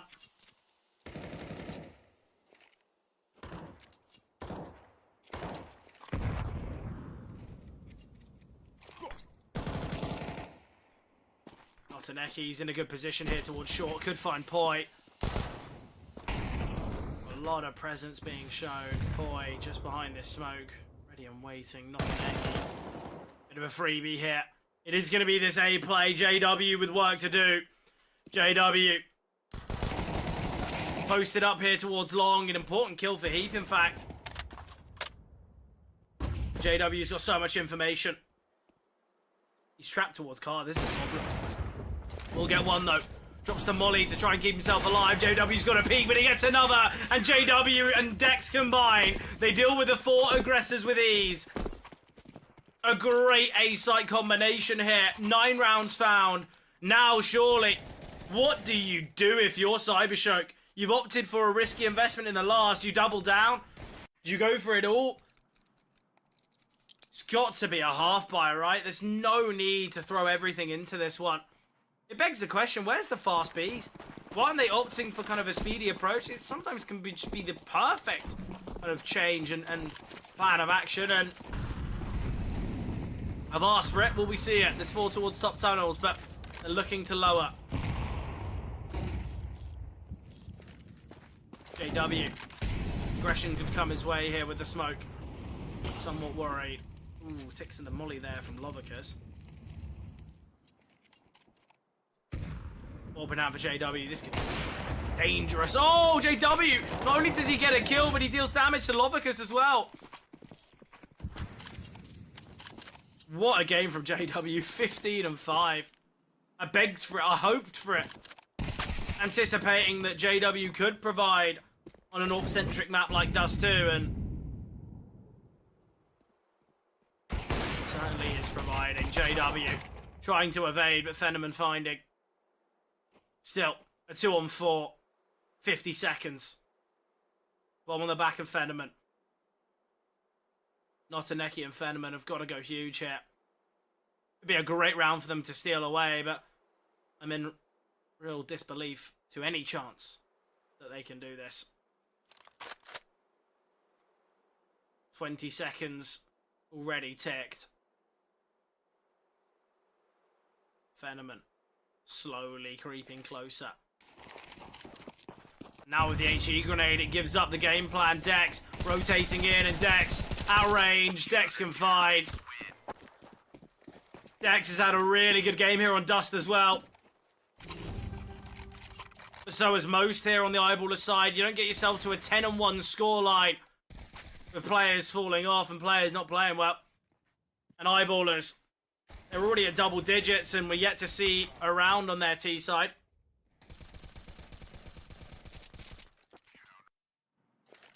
I think many were worried that we could have some slight delays. Well, I say slight, some long delays going into the next series, but the speed at which Eyeballers have taken this. The last game was meant to start 7 minutes ago. I think many were thinking we could be here for another hour, but Eyeballers have, I guess, tried to bring us back on schedule as best as possible with the showing. It's absolutely exceptional. And this Eyeballers roster, there's always so much promise around this Eyeballers side. And I think finally, the puzzle pieces have just slotted together. You know, we've got the young talents of Dex, Dell, and Poi. Obviously, Heap as well.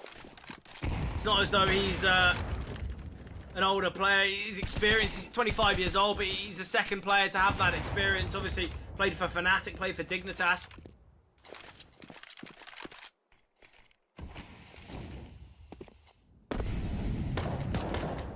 Heap tapping away.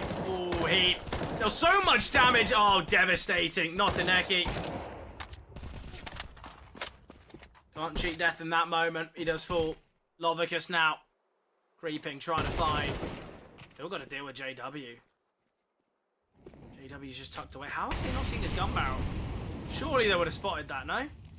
Just hyper-fixated on the crosshair. That's the problem.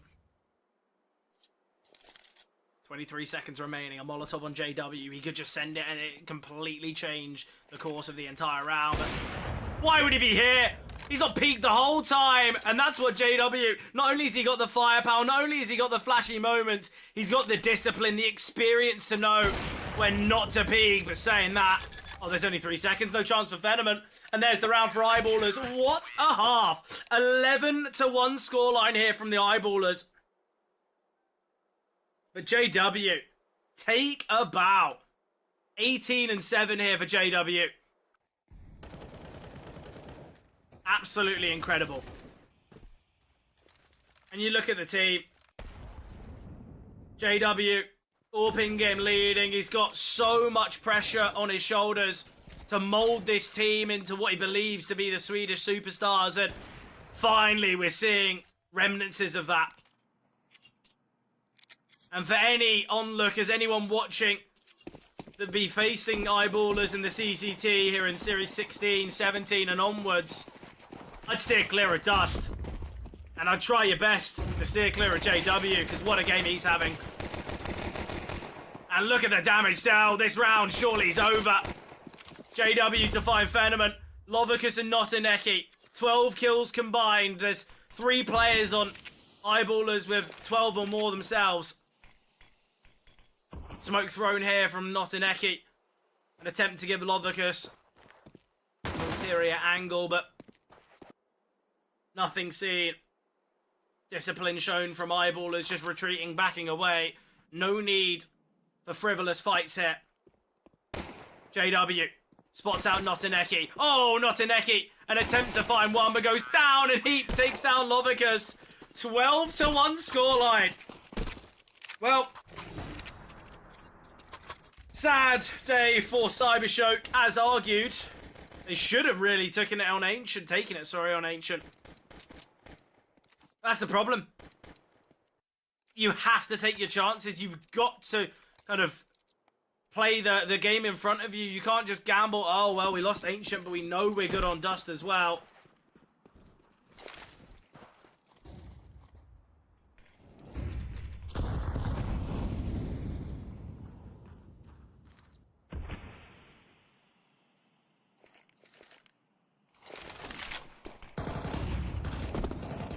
Point. Creeping through here. JW. Aggressive in short. The flashbang. Not perfect, but enough to deal with JW. Lovicus now creeping. Lovicus with a nice dig shot. Heap still here towards lower tunnels. Deleting. Phenomen, scout in hand. Tags down Dell. Will take him as well.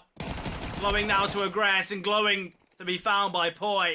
A 2-on-2 now. Cybershock. Is it only one round that they can get? That's the question. Oh, Lovicus, what a find there. Boy now dropped to 28 points of health as well. His opposing rifler of Lovicus on 29. But yeah, crazy game. When you take into account how close map 1 and map 2 really were. I guess Cybershock just not enough in the tank. Unless, is this the beginning of the comeback of all days, of all kind of manners? Is there any form of belief that Cybershock can come back into this one? I think there would have to be some monumental moments. Just some absolute ridiculous scenes for it to be possible. But look, you know the individuals of Cybershock. We all know how strong this side really can be. It's not impossible. Highly unlikely, though. But look, Cybershock. 10 rounds in a row needed on the CT side of Dust.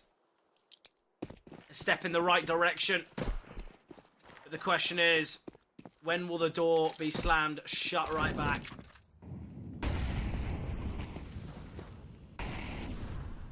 A half buy. I say a half, it's a force buy alongside Poi's saved AK. And Poi said an incredible game here. If there were a player I'd entrust the AK, it would be this man.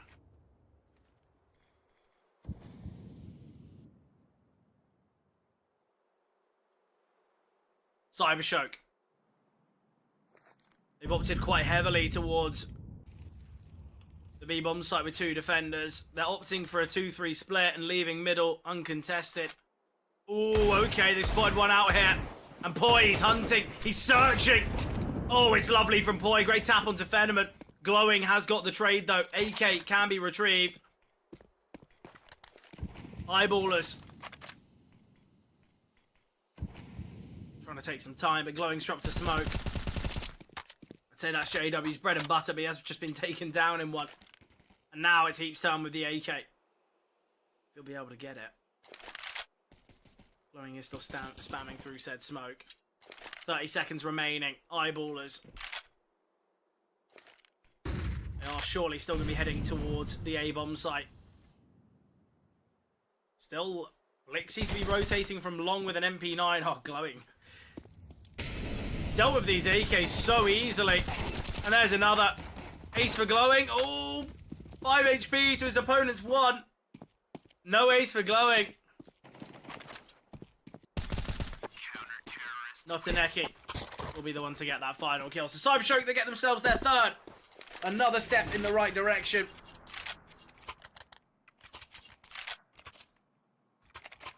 Glowing, doubling his kills in 1 round.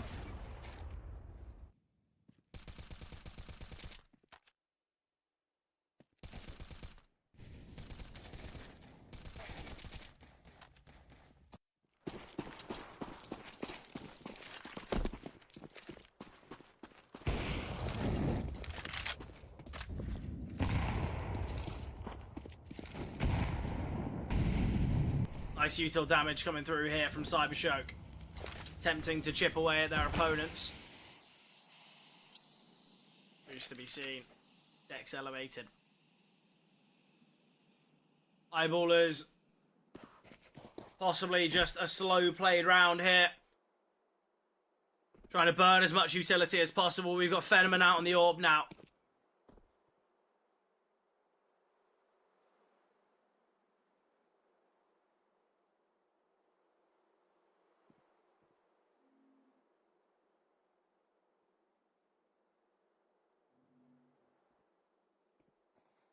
Cybershock have actually retained their utility for quite some time. Only sent out from Glowing. Dex not feeling the flames. We have got Blixie close by. Ooh, bit of football. Ooh. They're trying to use it as a bit of bait. I don't think it's going to work. I don't know why anyone would want to push in there. Who knows?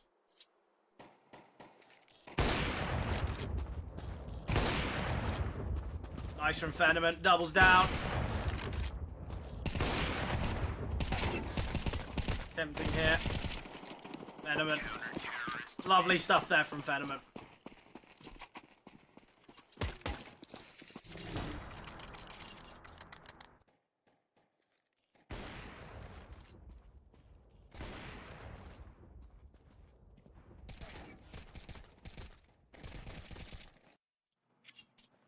Cybershock now with 4.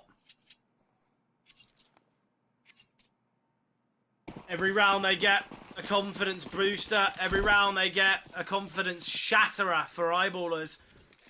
If this gets close, real questions have to be asked. But nice find from Phenomen. Just the leg there from JW.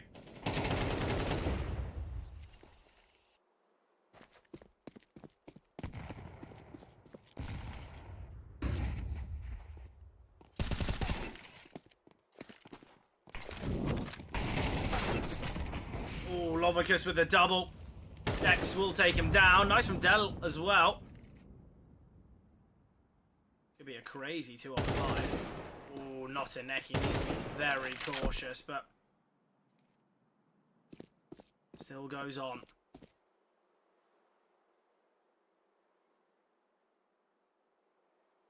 Dex. Got Blixie to face.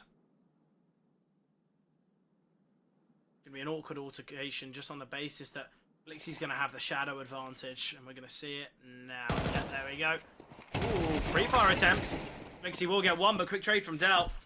Rotations will be seen from Phenomen, but Del's got a smoke. Oh, I love this from Del. I absolutely adore this. He's dropped the smoke towards CT. His opponents look to be splitting. Oh, Del can isolate a 1v1 here. The freest fight he'll ever get. And he goes back to long. Oh, he's going to go back to B. Now, the question is, does he have enough time? I don't think he does. But not a Neki. Does he think he has enough time? I don't know what's going on here. Not a Neki. Taking the gamble to head towards CT. And a 1v1. The Del. Oh, he spied him out. Del's got a molly. Del's just going to send it. The molly might miss. His opponent's crossed back, though. But not an Eki can still find. No 4K for Del. No 1v2. Or 1v3, technically.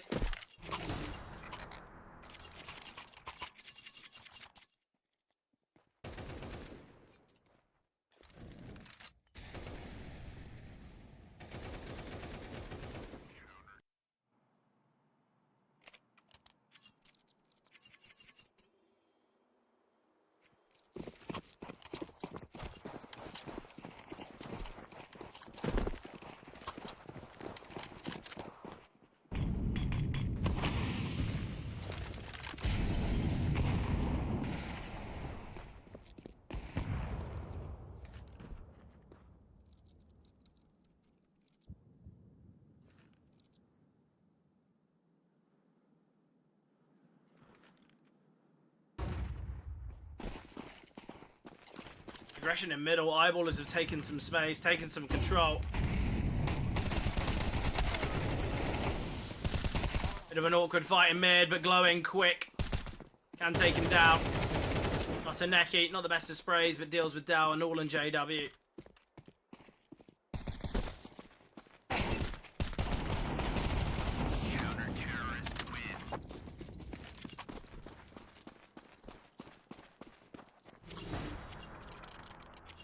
Cybershock, that's 5 in a row now. And making things somewhat possible.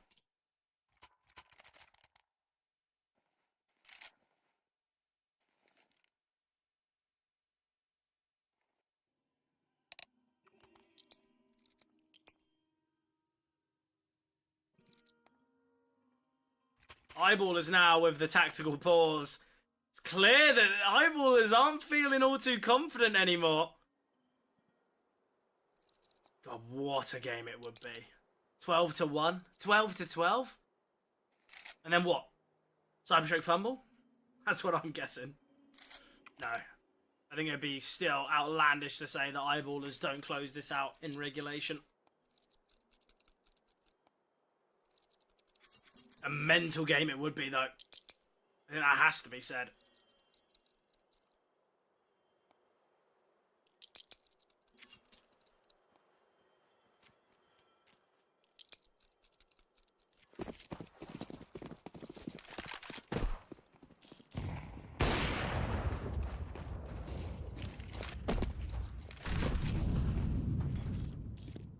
Oh, Fenneman has just spotted. Fenneman attempting but unable to do so.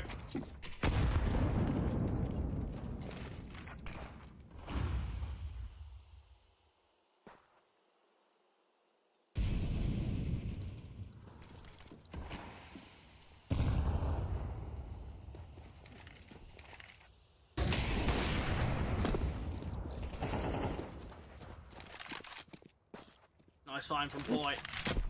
Opening kill goes the way of eyeballers. Certainly not the start the Cybershock were hoping for.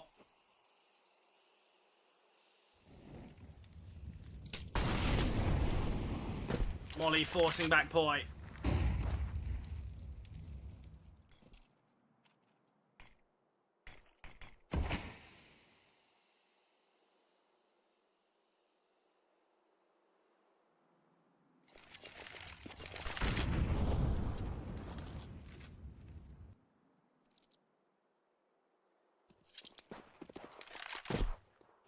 Not an easy moment here. Limited time now, although Poi's been so heavily chipped away at. It's a matter of time before he goes down. Blixie with a double. The boost there, excellent. Blixie will get himself a third. What a round from Blixie. What a moment. Not a Neki will get the last there. Cybershock continue. Even though they're the ones to lose the opening kill there. They do still get 7.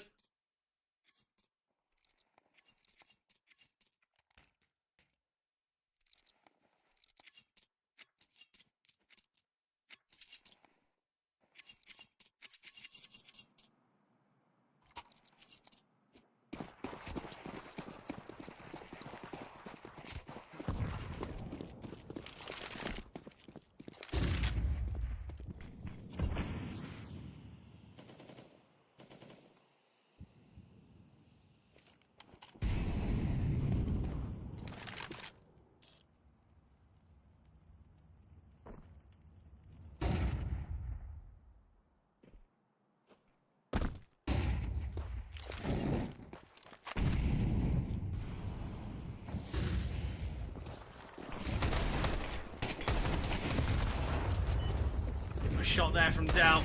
Lixie gets one, but Del again. Notaneki rotating in. We've got man advantage here. Eyeballers. Bomb now to be planted. Surely this isn't the round that it's done by. A couple D kills from Deli. A crazy moment. That's sometimes all it takes. Notaneki, though, will get one. JW, the Tech 9 in a great position here. Goes unchecked. JW could deny the bomb defusal. Notaneki gets another. Dex, though, will find JW dealt with. And now it's all on Dex. We'll get one. Oh, and the taps from Dex can do it. And we will see Eyeballers take it eventually. They are the victors of the series. The well-fought battle on Ancient is vital as they are able to take the series overall. An excellent game there, has to be said. Eyeballers, what a performance on that first half. We saw the scoreline 12-1 at one point. Cybershock, it's an attempt at a comeback, but I think we all knew it was never going to happen. I think we all knew it was too good to be true. But look, we're slightly behind schedule here with that one overrunning, so I think we're going to jump to a quick break, and obviously we'll be kicking things off with BC Game versus Anonymous in a matter of moments.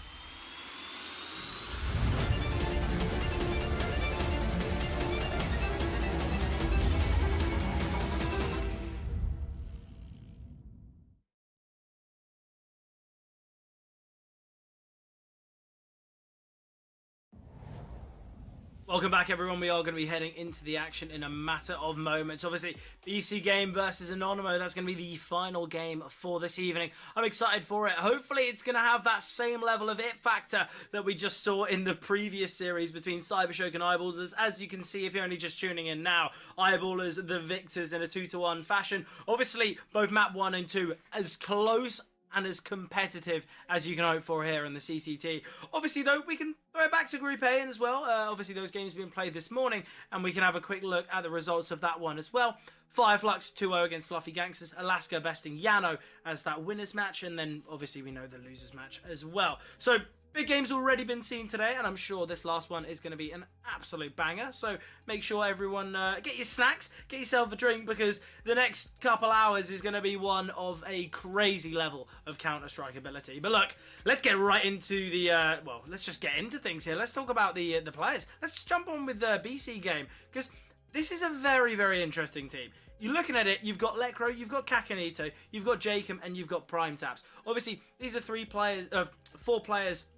You know, you look at Jacob getting maybe towards the end of his career. He's had, you know, he's been on some big name teams, probably the biggest. You know, you look at FaZe, you look at G2 of the past. Obviously, you know, you got players like Lekro as well. Crazy amount of experience. You know, Fnatic, NIP, Dignitas. Similar, really, Kakanito. Okay, yeah, maybe not the same highs, but he's also got loads of experience. And then on top of all of that, the player I haven't mentioned is Guardian. Obviously, was the coach of this team beforehand. Now he's playing. And look, I feel like Guardian's always going to be the one you talk about. You know, probably one of the best AWPers in the world at one point. I feel like he was an absolutely incredible player. And look, I count myself lucky to be able to not only watch Guardian, but to be on the mic for a game for Guardian. So I think this is going to be an absolutely amazing one, and I hope Guardian drops 50 kills a map. I know it's not going to happen, but look, I love to watch him play, and hopefully we can see that. For the flip side, though, I hope Anonymous are going to be prepared for this stacked roster of BC Game. Obviously being Enzo, Darsheville, Chuddy, Micha and Nami. And I think when you look at this roster, we've seen recent additions. Obviously, Micha being the most recent addition, only been on this roster for 10 days, only played 5 maps, being 2 best of 3s. Not the best rating, though. Hasn't had the best of times. Obviously, Enzo as well, a player that's joined this roster fairly recently. I feel like within the Polish scene, I think a lot of players know who Enzo is. He's had time on Los Kokotos, AGO, Permitter as well. I feel like Permitter was a team that, although he was only there for a short while, I got to see him play there. But yeah, I think Enzo, this could be an exciting new kind of term for him. I think this could be a big game for all 5 of these players. I think realistically, it's a tough one though. It's going to be a real uphill battle here for Anonymous. I think difficulties will be at every turn here. And look, I think if they can do it, what a storyline, what a way for things to unfold. But something that we always talk about being such a vital piece to the puzzle when it comes to the series is the vetoes. And let's have a little look. Once again, fingers crossed for Train. Can we get ourselves on a Train game? That's all I want to see today. If we can get myself some Train, that's what I'm going to be happy for. First ban. And it's Train. Okay. Well, look, you can't always get what you want. I'm getting to watch Guardian. I guess maybe that means I don't get Train. Train and Inferno both being banned. That was the first 2 bans in the last series as well. Ancient Pick. Oh, Mirage as well. We see a repeat of the maps. Dust 2 to finish it off. Oh, same. Are we going to get there? Maybe not. Look, when you look at these maps on paper, I think for the likes of BC Game, I think they're going to be very content with maps like this. You know, I think they've got themselves...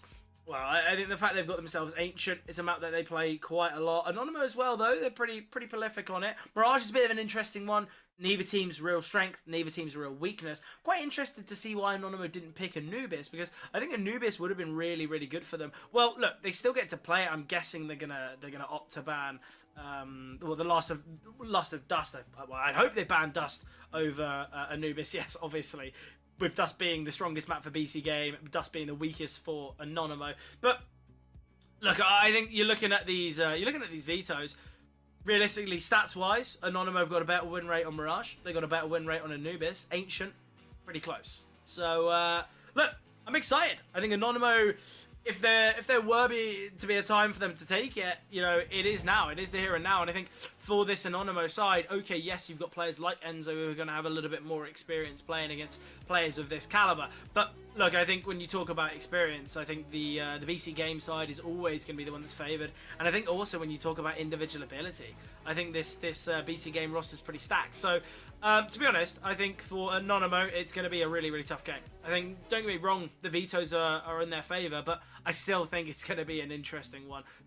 You look at recent fixtures, though, you look at recent results from BC game, it's not perfect. It's not going to be the I guess you could say, the fairy tale story that you'd hope. So, look, who knows? I think that's always the question I'll be asking, because I think you look at the last series and no one expected that kind of outcome. I think after this is finished, I don't think many will expect an Anonymo victory, but look, it could happen. It really could.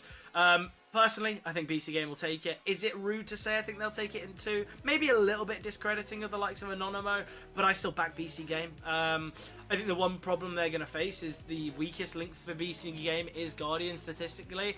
And when Guardian's the weakest piece to your 5-man squad, that's where things are getting really scary. So look, I think if Anonymo want a chance to take it, we've got to see some big moments. We've got to see some kind of crazy plays.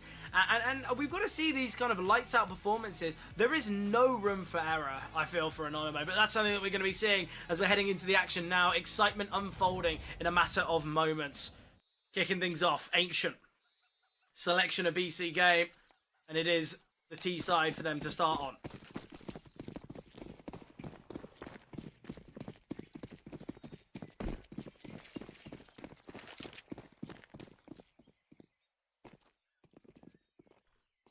Anonymo, a big CT start is needed.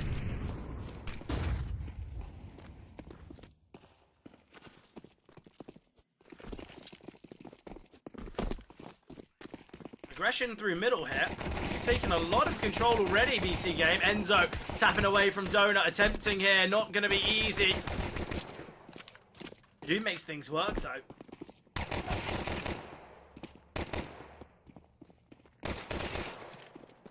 Nice from Guardian and Jacob. Those kills giving them that advantage. Lekro finding Chuddy. And now all on Malavi. Has been taken down, though. Has been found. So, BC Game, they are the victors of this one. They do find themselves in a really, really nice position. They do get themselves the early dub on the pistol.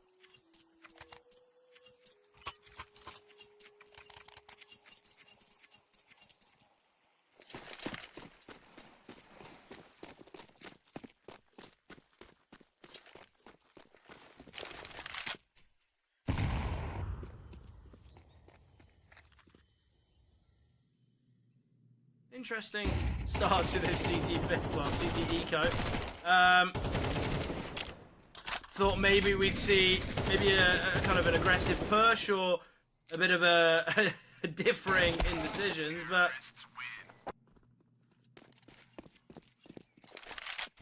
we do see the round go the way of BC Game. I guess it's kind of gone as we expected. Maybe not as exciting as we'd hoped, but look, BC Game, they deal with it very, very easily. They just sit back and relax. They're not wanting to really make any big mistakes, and I quite like it. Big game though. Really, really important match, important fixture for both these sides. With it being the first day back at the CCT, this is where you really need to try and kind of show what you've been working on. As I said before, this is going to be time where teams have had, you know, the last couple months to really iron out the cracks in their sort of, whether it's the map pool, whether it's their, you know, just their approach to the game. But right now, I'm enjoying what I'm seeing here. Bit of a frantic start towards ramp. Oh, timing for Kakanito is excellent. A lot of damage dealt to Prime Taps. Guardian towards the back of the bomb site finds Malavi. Enzo tapping the bomb, gonna force a peek out. And they're not biting. I love this. Absolutely excellent. And there it is. Just send in Prime Taps. The sacrificial lamb in the clutch. Kakanito will fight. Lovely stuff. And BC Game, They do find that third now. The investment from Anonymo has been silenced.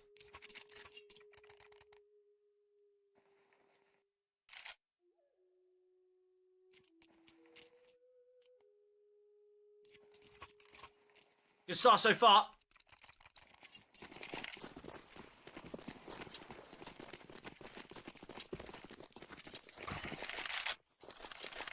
Just a question of when are we going to see Anonymo find that success? They've got to show some form here on Ancient. Otherwise, that's where we really, really question the decision making here. The last 6 maps of Ancient that we've seen from Anonymo yet to find victory.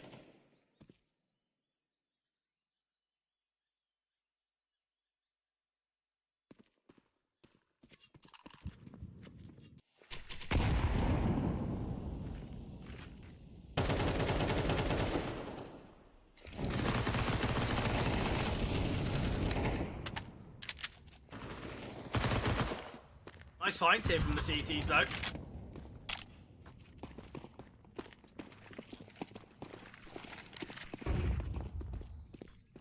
Very possible round here for Anonymo.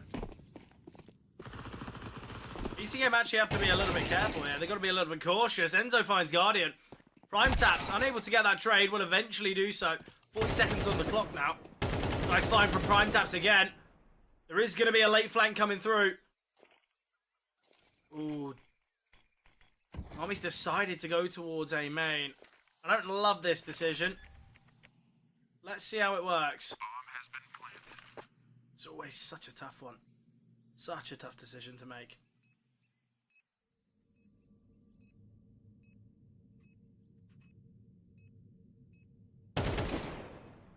Oh, information gathered now, and that's where things become difficult. Jacob gets one. Prime taps. Will take down at the final in Nami. So tough, but great from BC Game. They are victorious once again.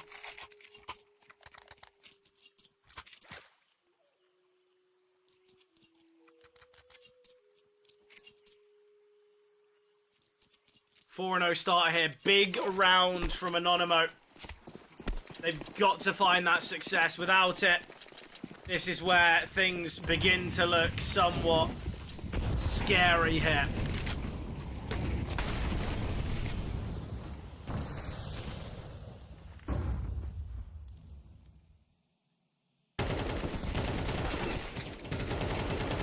Prime Taps gets one, traded by Nami. Kakanito with a good response.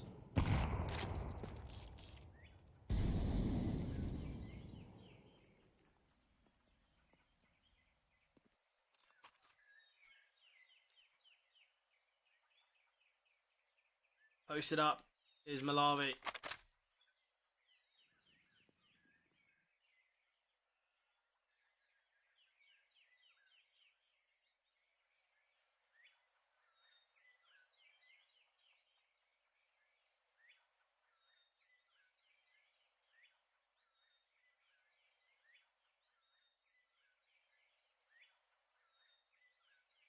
Darsheville will be the one to find this contact. Malawi, in fact, the AWP in hand. Smoke towards Cave. Ooh. Main majority, the BC Game players will make their way up ramp. Kakanito does have a flash, and he is sitting in Cave. 28 seconds on the clock, though. BC Game would love an extra 10-15. Oh, Guardian, okay. Gets a collat. One's his teammate, though. Can he right the wrongs, though? Can he find Darsheville? Darsheville can deny the plant. 16 seconds now, and Kakanito takes his time. Kakanito can find. It's all on Enzo. 1 versus 2 now. 8 seconds on the clock. Lekro's got to plant the bomb. Time is dwindling. And we see the denial of the plant, and Enzo backs away. What a round, what a moment, and what a misplay. Poor decision making, it has to be said. Many questions to be asked at what BC Game were doing that. The plant position is low.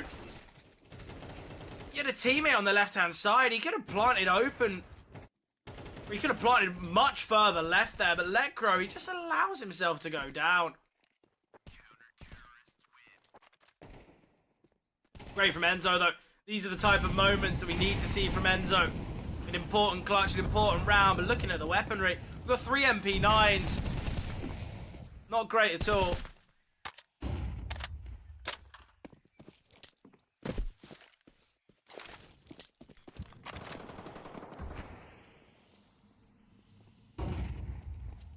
Enzo was the hero of the last. Close to the action here. Flashbang coming over, but the smoke will silence him. Darsheville. He thought he spotted a small gap there to work with. Oh, Darsheville pushing through the Molotov. Cleared out the back of the bomb site. Smoke on the bomb now. Things become a little bit difficult. It's a 5-on-5 retake, but it's a full stick. The defuse will come through, but no, it's denied. Lekro and Guardian with the D's can find. Enzo elevates himself up. There's still minimal time. Kakanito, he's yet to spring the attack. He's got to peek now. The bomb can go down. Oh, Kakanito will get one. And now quickly scurries back. Minimal time. Alavi is just going to have to back away. So Kakanito victorious in the clutch. Milliseconds. Dividing his chances there. Terrorists win. And BC Game back to winning ways here on the T side. Both teams, in fact, preferring the T side of Ancient.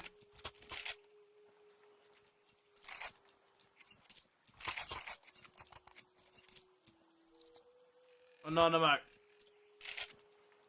They had their success story in the round prior. A big clutch from Enzo, a big moment, but we need a little more from Anonymous. I said maybe a bit outlandish to predict a 2-0 for BC Game, but if things continue, that's where we have to see more. We've got to see a bit of a change.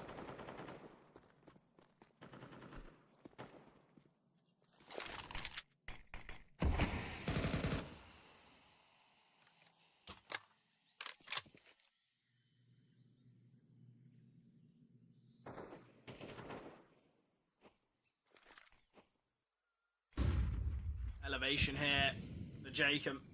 Jacob's had a good start to the game, but as is everyone for BC Game.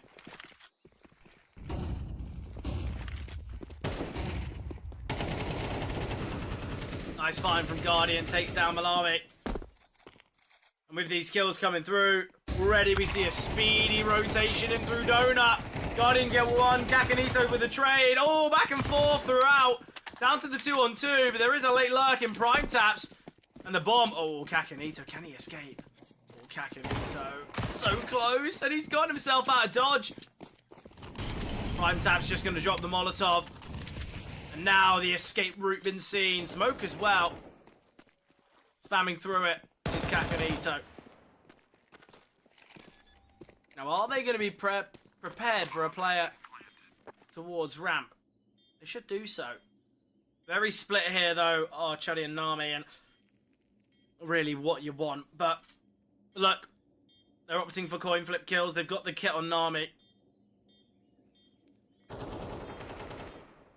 Sadly, it is Nami to fall, and the chances of this round slipping away. Chuddy gets one.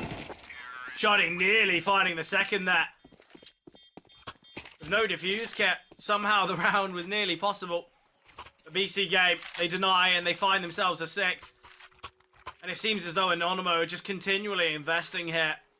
Not really the approach you'd love to see, but I guess that's what they're opting for. They've just got to keep fighting, keep battling, eventually get their big break. Sometimes, though, that's not how it always pans out. Jacob with a nice find in middle. Prime Taps will get one, but Nami's Molly takes him down post-death. 3 versus 2 now. Lekro, aware that Chuddy was close towards middle. Information has been relayed. Kakanito, it's been chipped away at. Kakanito needs to be so cautious here. Could give up his life. Oh, timing could be perfect. Kakanito could creep to cave. Opts to smoke it instead. A rotation's been seen though. Darshville's got a great idea. He's maneuvered his way to CT. Chardy's made his way back as well. And BC game reevaluating now. Questioning, okay, well, no one's aggressed towards ramp towards B. No one's in middle. Realistically, they would have made an info play or they would have made a gamble. So let's group together. And let's push our way up B in the hopes that maybe we can find someone deep here. Deep smoke coming through. Still a lot of utility remaining on BC game. Darshville. Speedy approach here. There's a gap in the Molotov. Oh, if this goes unaccounted for. The elbow holding for it. Darshville goes 1 for 1. With a low HP Kakanito. Chuddy has a chance, but still a 1 versus 2. Not an easy one at all. Minimal time here. Kakanito offering himself up here quite unnecessarily. Will go down, and now Lekro. Tap of the bomb for Lekro. Lekro does find the kill. Again, though, we're seeing BC game in these clutches, in these moments. They are giving chances, it has to be said. Certainly not what you want to be seeing, but I guess a win's a win.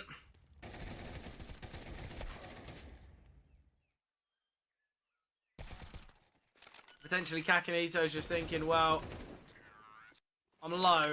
If I sit in a corner, I'm probably going to lose the 1v1. So I'll try and get some information. I'll try and push on out. I don't mind it. And the fact they won the round, I guess you can't falter it, but still. Unlucky from Enzo. Just a missed initial shots, and Jacob capitalizes. Jacob.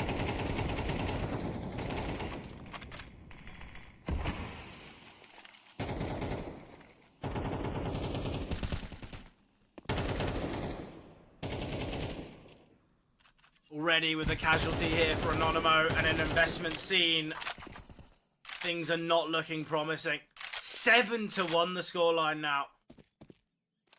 So tough.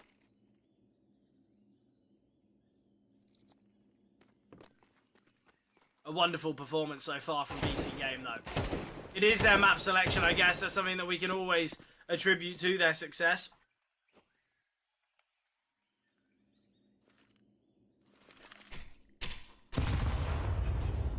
Nade slightly chipping away at Nami.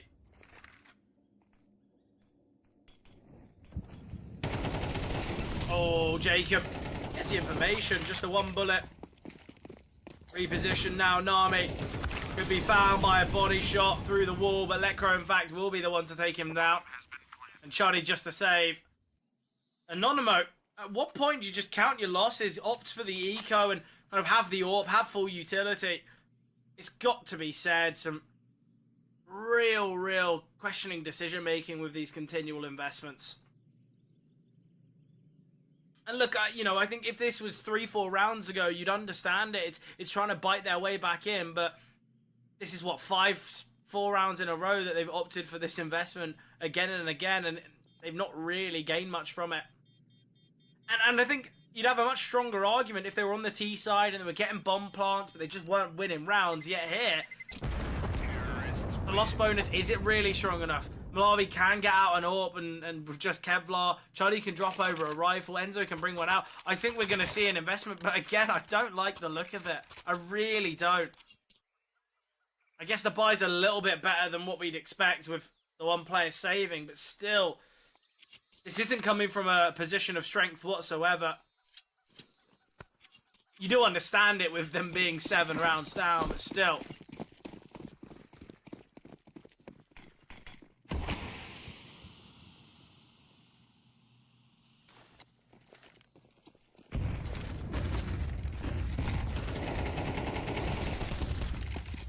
Chuddy, nice find here. BC game, the ones to lose the life early doors. We haven't seen all too much of. Ooh, miss Molotov, it's tough there. Nice find from Malawi. Lekro takes down Darshville though. Disadvantaged here, a BC game with Kakanito chipped away at. Kakanito, I feel like very rarely you're seeing him on full HP.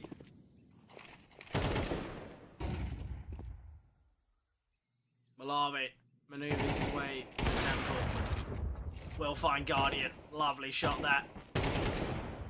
Taken down by Kakanito, the low HP player continuing. All the Molotov forcing him backwards, but forcing him to the grave. And now, Lekro, 1 versus 3, unable to attain. And Anonymo, they put another round on the board. 3 players surviving, money. Not great, but still, will be a good enough buy.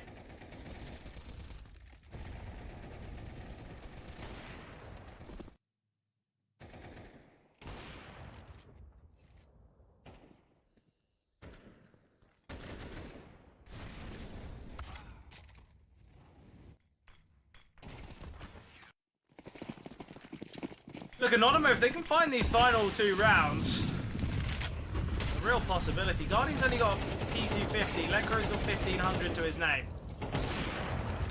I never like to see stuff like that. That could have been a Mac 10, that could have been a Galil. If he sold some utility. Prime taps with an important kill. It gives them that avenue, gives them that opportunity to progress towards B.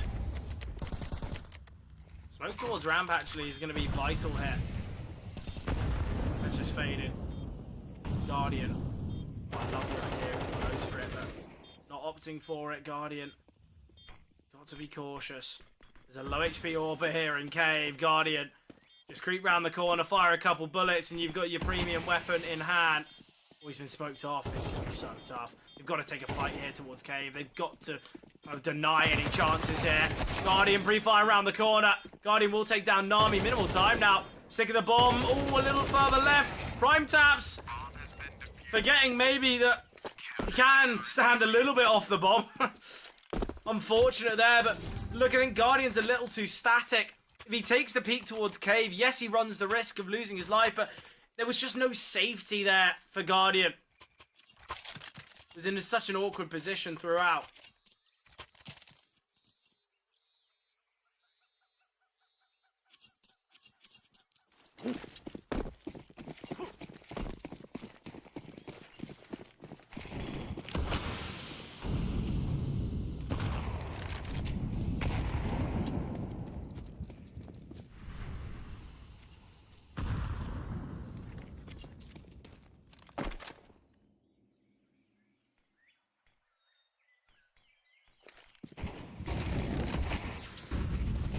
Aggression from BC Game towards B. Great from Prime Taps. Can upgrade that Mac 10 to an M4 as well. Free smoke towards the right hand side. So much damage dealt to Guardian on Prime Taps. The nade could take down Guardian. No bomb plant yet.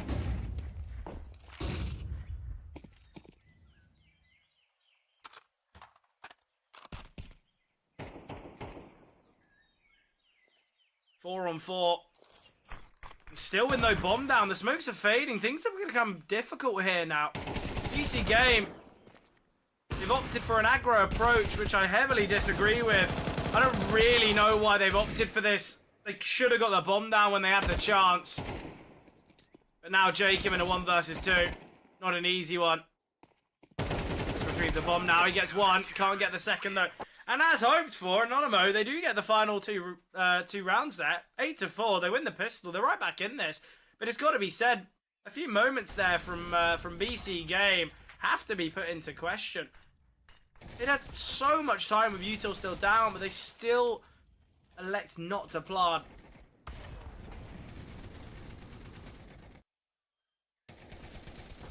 It's a tough one, but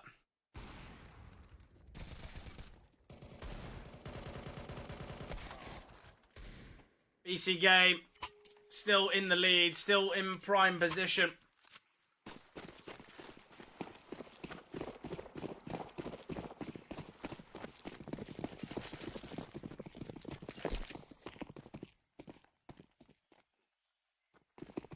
Ooh, I'm mining the CT pistol. We'll 5 towards middle.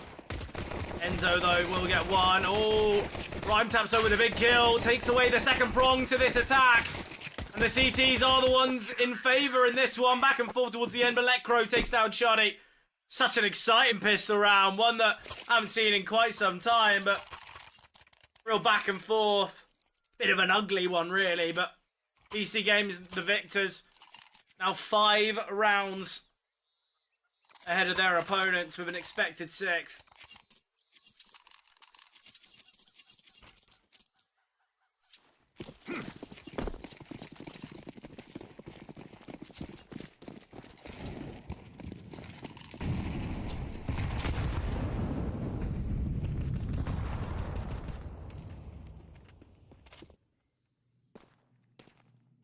It is the investment here from Anonymous.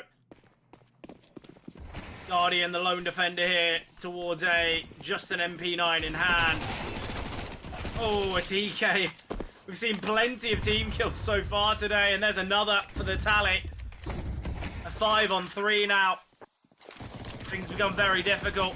The only positive Anonymous have is no defuse kit for BC game, but just because of the sheer numbers, they should overwhelm. HE grenade landing at the feet of Malawi. Guardian can find him, pushes in front of the flashbang, and there it is, the MP9's on cleanup crew.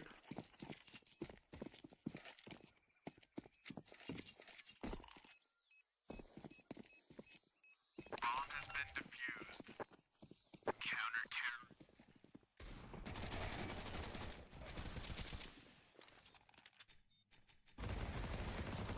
BC game though with 10, and look, I think Anonymous are in that kind of no way back scenario. Yeah, there we go, an investment again. I think we've seen one eco from Anonymous, and I don't even know if we saw an eco. I might just be making that up. It could just be force buys continually.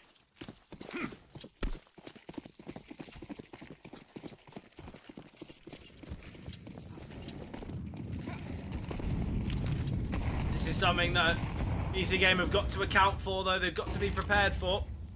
And weaponry-wise, Anonymous do have some premiums.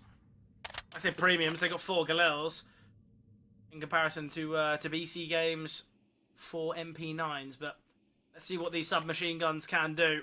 I think we know that the MP9, one of the strongest guns, or at least one of the most welcomed weapons.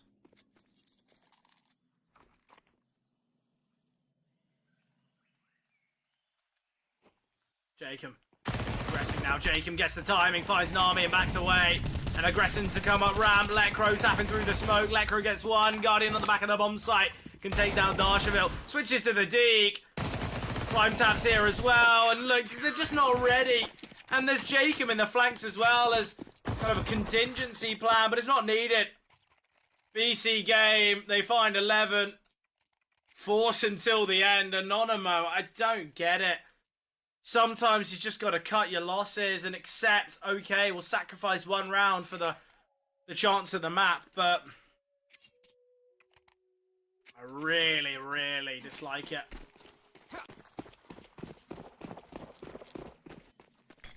It's a style of play that can work. And Enzo shows that success straight away. Nade's coming down towards ramp. Kakanito just to find one. And although we've seen so many nades raining down, util damage, not crazy. Smoke on the bomb here from Chuddy. Flashbang coming over. Guardian will get one. A 2-on-3 here, but a very possible one at that. Malawi dodging the flash there from Guardian. Now Lekro to attempt to clutch. They should just save. Lekro doesn't actually need to give this one a go. Ooh, Malawi. Malawi offers up a free kill. Ollie into Cubby. Chuddy's on the bomb site. Swings out into the open this time for Lekro, and it's a low HP of Enzo. Enzo's done so much in this round. Did he spot his head? Oh, well, he will realise late, but Lekro just going to be backing away now. Does he survive? Well, I guess we'll find out. Now he goes down to the bomb. And no, they do win the round. Just one survivor, though. Finances aren't going to be perfect, and may I remind you, that was 4 MP9s and 1 M4. Oh, in fact, a couple Khalils. I tell a lie. That wasn't true. But still, you know, you're looking at it. BC game. They really shouldn't have even had a chance in that one. But Anonymous, if they want to mount this comeback, they cannot be losing, you know, 2 extra players there. There's no need. I think Lekro was always going to be looking for a save, but when he gets offered 2 kills like that, they will be welcomed. Control taken here from BC game towards B ramp, and this just solidifies BC game's thoughts of where this will finish. Guardian. Oh, Jacob spotted Lekro now. Has got to go huge, but he gets 2. Guardian now. Going to be the defender of A. Needs to be the rotation. Oh, the shadow spotted. Malavi keeps thinking the shadow's his opponent. Preemptive pre-fire, I guess. 3 on 3. Nami on 5 HP. Enzo, if he goes down here, it could be awkward. And Enzo's found. And Nami, the only one on the bomb site, very low. Spots the shoulder of Kakanito, or the shadow, sorry. Still possible round here. Certainly. Nami found from prime taps, and they've got to realise they have to know that Malavi is here towards Donut. Flashbang going to come through. Oh, they've spotted both. Malavi, is he going to be able to get the nade out? Is he going to be able to get the molly? It doesn't matter. Malavi, he's going to send the Molotov, but they're never getting off the bomb. What was the point in that? He had a perfect idea of what he wanted to do. We saw him jiggling with the Molotov. There was no smoke for the CTs either. It would have been perfect. But no. Second guesses his game plan. So tough.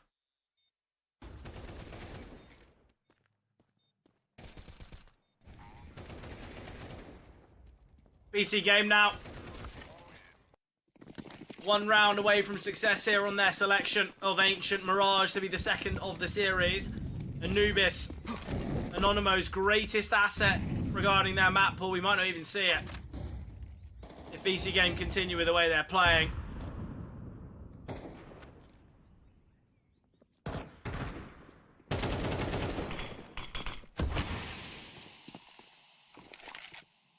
Nami though with an important kill. Second of the round, obviously the opener found by Chuddy. Nice from Darsheville. Nami as well takes down Letcrow. Lovely stuff here. Bomb has been planted. Kakanito to save.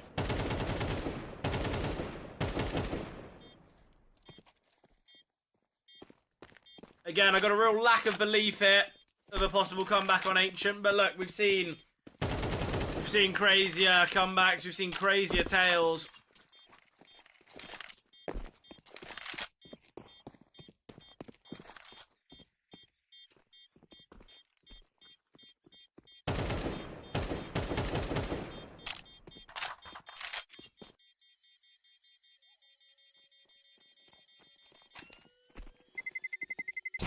Terrorists win.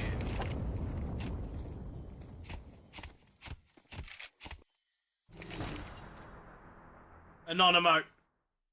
I guess the real positives that we can talk about here for Anonymo gaining more rounds, more traction, more confidence is when we do get to Mirage, at least it's not one of those, 13-2s, 13-3s. There's still plenty of positives that Anonymo can take away here from this Ancient game if they bring things closer. Enzo, though, 19 and 12. Chuddy, 16 and 15. Yeah, Nami, Darsheville, and Malavi really need to be stepping up. Because, look, it's not an easy game. It's not an easy opponent to face. This is not the time to falter. Oh, great from Kakanito. An important find there. Man advantage now, even with weak weapons wielded. Great here from BC game. And Prime Taps could get another. Darsheville does find Kakanito. They're going to be aggressing Guardian. It's all about whether he can delay, whether he can take attention away. Chuddy finding Prime Taps. Chuddy doubling down. Oh, Jacob. Jacob. Oh, he's going to get blocked in the molly. Letcrow has retrieved the M4, though. Letcrow without armor. Switches to the dig. Stepping in the molly without armor is a dangerous game to be playing. Double swing. Oh, Letcrow. He's got perfect information now. Go for it again. Oh, I kept lining up. I believed in a collateral, but didn't come through. Anonymo again. They will find another bit of success and eco to be seen from BC game, but it starts so well here. It feels like Prime Taps should have been a little bit more selfish to kind of hide towards Cave, wait for his teammates to rotate in. Or you've got to go the different approach of swinging out of Cave and really trying to be that difference maker. It was a bit of a half-hearted approach, I have to say.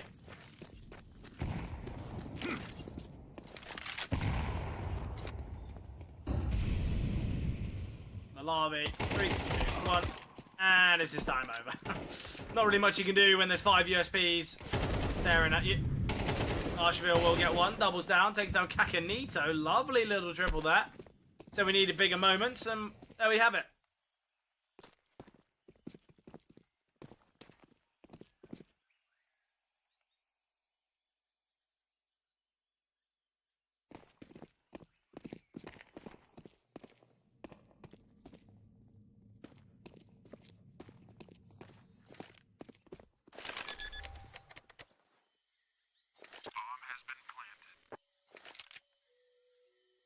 Just a 1-kill scene here from BCK.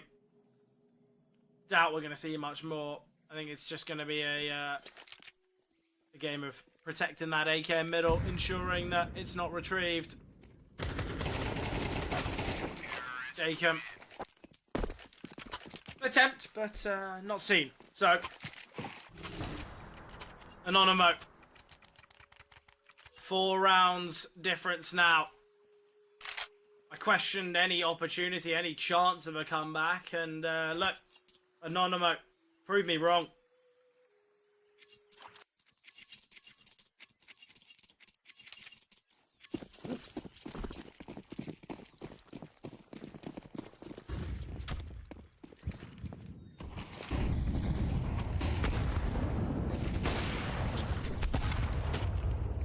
Ooh, TK there. Enzo finding Malawi. Darsheville. Spots out Lekro. We'll get one as well. Great nade there. Aware that Lekro's going to be close by. And Chuddy, an important kill there. Oh, they seem very aware of Prime Taps. Nice nade. A second nade comes through. Prime Taps is trapped. Speaking of HEs, Guardian with an excellent one. And there it is. BC Game eventually closed it out. Seemed as though they were taking their sweet time, but Anonymous, they do well to come back. They do well to gain some confidence off the back of that ancient loss. I think it could have been somewhat of a more dominant scoreline, but Anonymous, they stepped up towards the end. At least they've got that confidence coming through to Mirage. Obviously, Mirage being their map selection, we've got to see them look clinical if they want a chance to get to Anubis. I mentioned Anubis, probably their biggest strength, their biggest asset, but the fact we might not get there in the series is crazy to me, especially when they could have been the ones to pick it. But look, I'm excited to see how things do unfold on Mirage. The question is, are we going to see a BC Game 2-0, or will Anonymous come back to take it all to 3 maps? Obviously, that's something we'll be finding out in about 45 minutes time. We jump to a 5-minute break beforehand.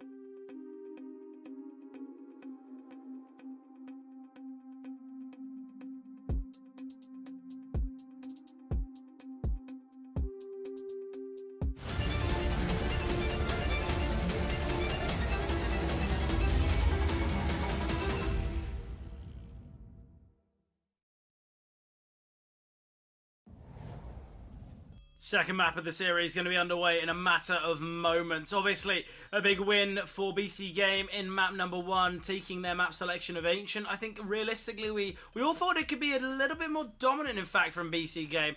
Obviously, you know, it was scorelines of, I want to say 12-4 at one point, or 12-3. It was looking pretty dominant for them.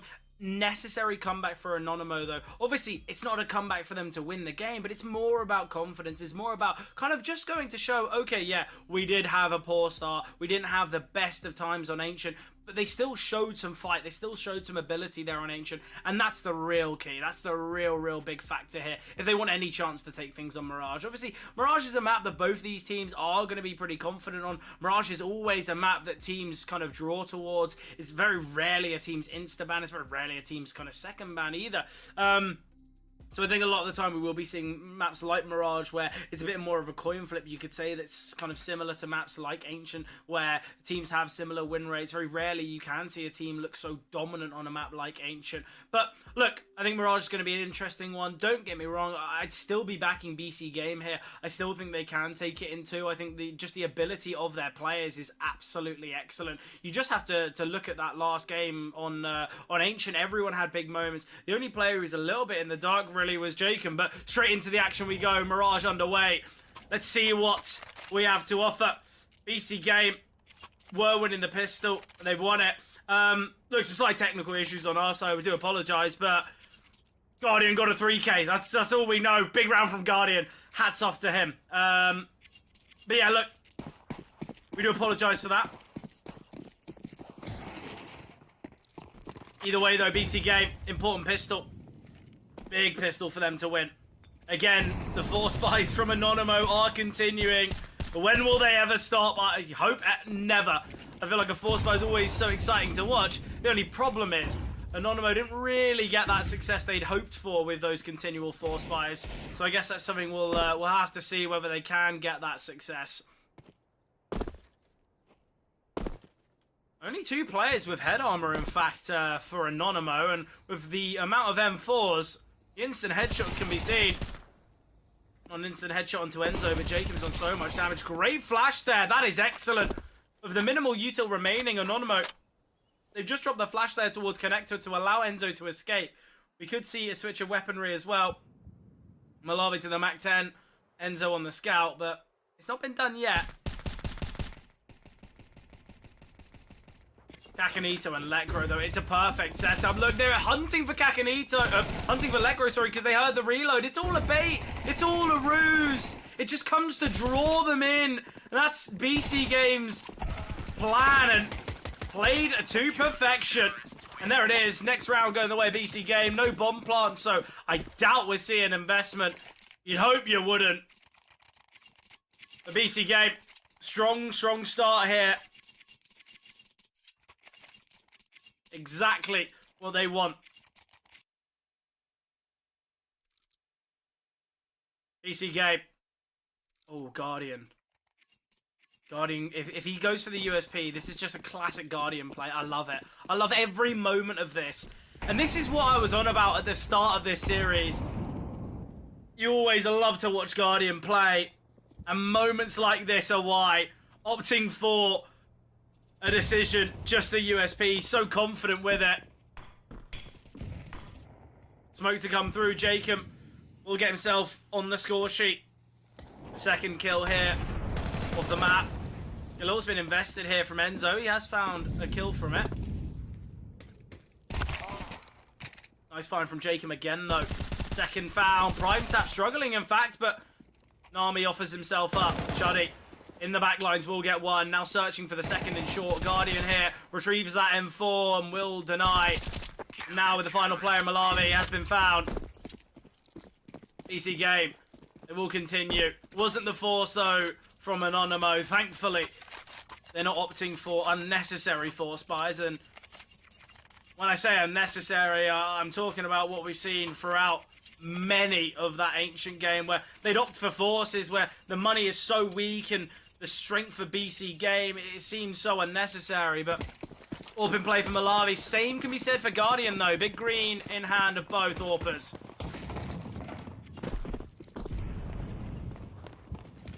Guardian now searching for an early pick.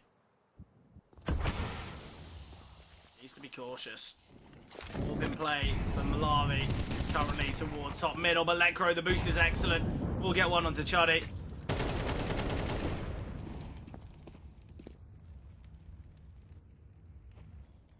Nami, an important kill there onto Lekro, brings us back to a 4-4. Nami's been found though. A lot of damage dealt to Prime Taps and a great nade from Enzo. Darshville takes down Jacob as well. Great entries here towards A. Smoking Palace and Enzo not pushed through it yet. Kakanito will be allowed some space. Guardian, great awareness. Darshville falling. Simple shots for Guardian. Malawi though takes down Kakanito, and now Guardian in a tough clutch. A 1 versus 2 now. Oh, great flash. And Guardian, oh, you'd hope he takes his time, but he doesn't. Quick on the trigger there is Guardian, and sadly, cannot connect. He's sure that he's tagged him, so he sent the nade. Doesn't connect. Now needs to deal with Enzo towards triple. Enzo to beak. Enzo so unnecessary. And now Guardian, he's aware of his opponent's position now. It's all about timing. Has got a Molotov. This will force him out into the open. And he spots him, and Guardian, he will win it. A 1 versus 2. And this is the ability that this man still has. You turn back the years and you look at Guardian in his prime. His time at FaZe. And, you know, it's just a player that you've seen such heights from. Obviously, his time at Na'Vi, his time at FaZe. And now he's showing that true level. But he's doing it for BC Game, a team that he was once the coach of, but now showing true star power. Absolutely excellent there. Oh, and Guardian, he's got the confidence. He's getting right up in the face of his opponent. And this is not what you want if you're the side of Anonymo. You've given so much confidence to this man.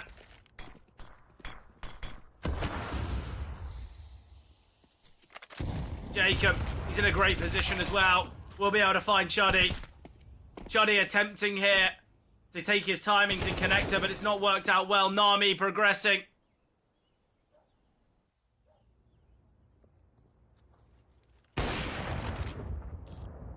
Guardian now searching for the player for Palace. We'll find him.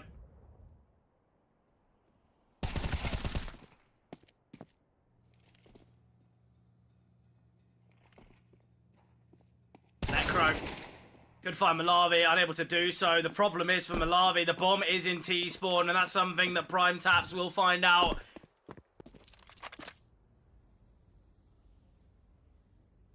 Prime Taps is offering himself up, but with the knife in hand of his opponent, I think we all know where that's going. A 5-0 start here for BC Game. Absolutely excellent here. Guardian is 10-1. You talk about a player who's already retired. He came back to coaching, and now he got a taste of it. He got a taste of what his true Counter-Strike ability was. He was sat on the sidelines watching this BC Game roster and realised, you know what? I'll be the difference maker.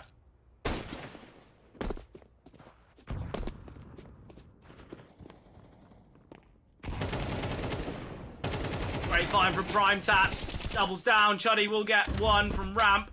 Aware that Chuddy is still in contention here. 2 versus 3 now. Lekro tucked away towards CT. Jacob in connector. Jacob in front of the smoke and can't find Chuddy. Malawi needs to get the trade, unable to do so. And Jacob, third of the round. And BC Game, they are making them look silly. A real David and Goliath story, but I don't think a small stone and a slingshot is what Anonymo need. They've got to be hitting. They've got to be finding these kills. But it just looks far too easy here. You even see the opener. They take down Guardian. Such a cheeky way. But even after that, it matters not.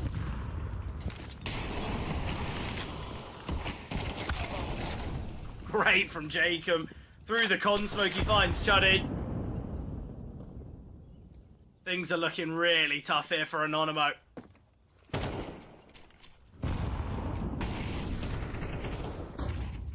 Guardian He's 10-2.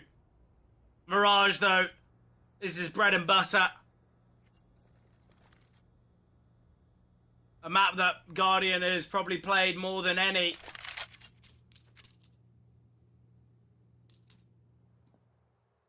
Guardian with over 1,600 maps played in total.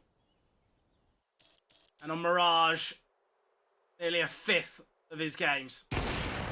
And there he is again. I speak his name and he shall provide. Guardian now under pressure on the back of the bomb site. Smoke thrown here, but Lekro will keep Guardian alive. Darsheville fallen. Same with Nami. Enzo can deal with Guardian eventually, but a 1v5 for Enzo. And he's dealt with, he's taken down. Jacob, he's having big moments. The only player who's not really performing is Kakanito, but look, it's a 7-0 scoreline. Who cares if you're 2-4? 4 players on the side of BC Game above a 3 KD. What are we witnessing? Absolutely beautiful, though. A perfect performance, it has to be said. We've got to see a change. We've got to see some differential. But Guardian again, first on the score sheet. Darsheville attempting. Darsheville falling. Nami and Malavi, though, important kills. Again, though, it's Guardian. Second of the round, 13th of the map. And the HE grenade. Oh! The HE grenade will find him. Whatever he touches turns to gold. He pulls the pin and finds the life of the final aggressor of Anonymo. 8-0 now. What are you meant to do? This is a player who's come out of retirement as a coach. He's then moved to be back as an AWPer. And he doesn't seem to miss. There's a reason he was in the HLTV top 20 for 6 years running. Second in the world in 2014. Although over 10 years ago, he is still putting up those performances. Jacob, great find onto Malavi. Prime taps as well in an excellent position, will get one. Spams through the smokes, cannot connect. And Prime taps aggressing. Prime taps can get one more for falling. And it's all on Enzo. And Enzo to surely fall to Jacob. A USB shot to do it. 9-0. Well, I asked for a similar competitive nature to this game as to what we saw in the last. As far from it. 9-0. BC Game. What a performance. Group B has been absolutely exceptional. And I feel for Eyeballers, the opponent they face in BC Game is not going to be an easy one.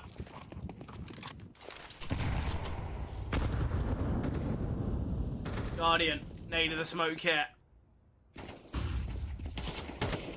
Aggression coming through. Enzo through under.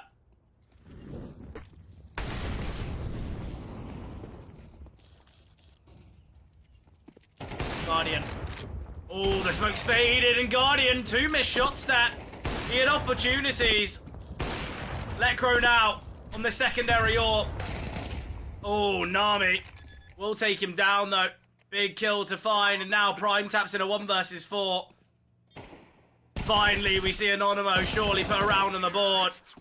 And it will be seen. No mistakes, no errors. Not giving any chance there for Prime taps.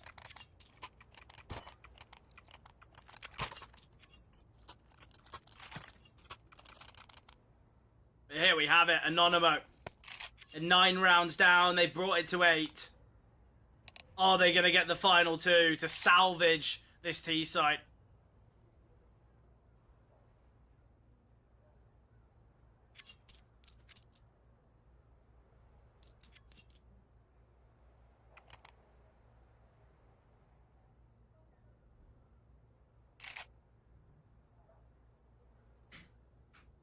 Anonymo.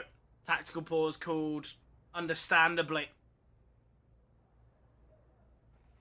They know they've got to find these final two. If there's any chance of a comeback here on Mirage, Anubis is a real pipe dream.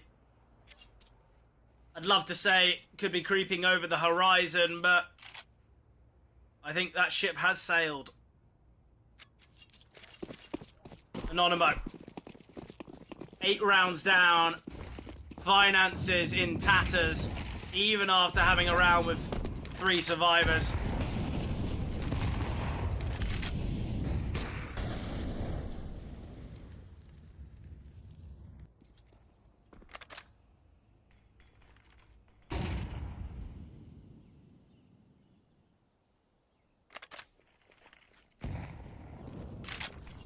Aggression through connector now. Oh, Jacob, great timing there. We'll get one. Chuddy's trade is necessary, though. Malawi. Oh, Malawi seems aware. Spots the boost and will find. Great kill there. So necessary.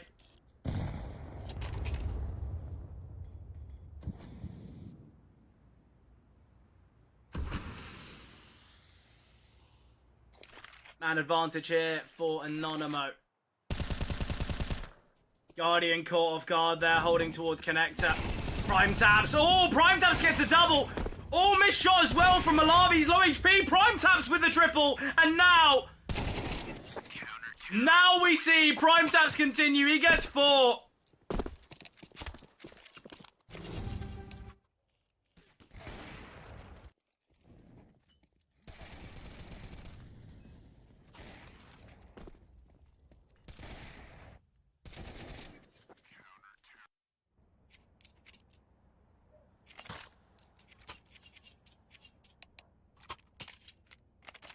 Technical issues are seen here. But for Prime taps, it's just a moment where he can just sit back and relax and kind of bathe in the glory. But what a round. He gets 3 on the emergence out of ramp. And then obviously getting the final. It's absolutely excellent there from Prime taps. All you can ever ask for. You see Guardian, he gets taken down by the ramp player, and when you see that happen, you kind of question, okay, well, they've opted for a bit of an differing approach and kind of defense to the A-bomb site, but they opt for Guardian to be out in the open, gambling that A-ramp isn't going to be the way it's played, but I guess the contingency plan of Prime taps is one that not many can account for. But Anonymous, tactical pause over.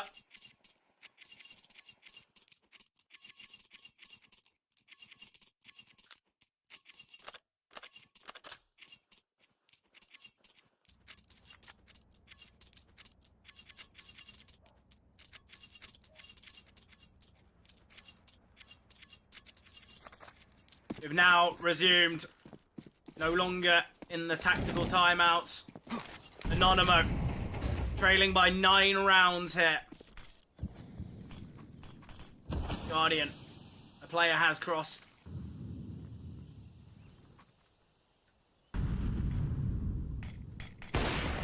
Great find from Guardian, takes down Darsheville. Ooh, Guardian spots another. Lecro taking a little bit of chip damage. Guardian supplies once again.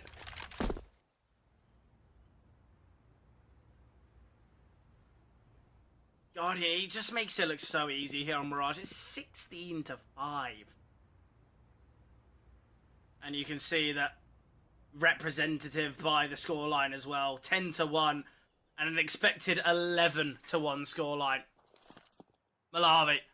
AWP in hand. Or Scout, in fact. Oh! Scout or an AWP, he gets the instant kill. AK now, but he gets another. What has happened here? Malawi. A great double to give them the chance. Nami gets the trade, and now it's all on Lecro. A player who's been in more clutches than most. A player who has got the experience behind him, and Lecro. Lecro's got a great idea of it, and Nami, he's got a smoke, he's got a flash. He's got some time to work with, but Lecro is so sure of himself. Oh, Plant come through. Lecro could speed things up here, and he does. And there it is. That's the half. 11-1. The simplicity of it all. But here's this 3K. The double's excellent. It's the fact he somehow can get himself the third. But even after that, prime taps to end it all. Prime taps to get that fourth. What a moment.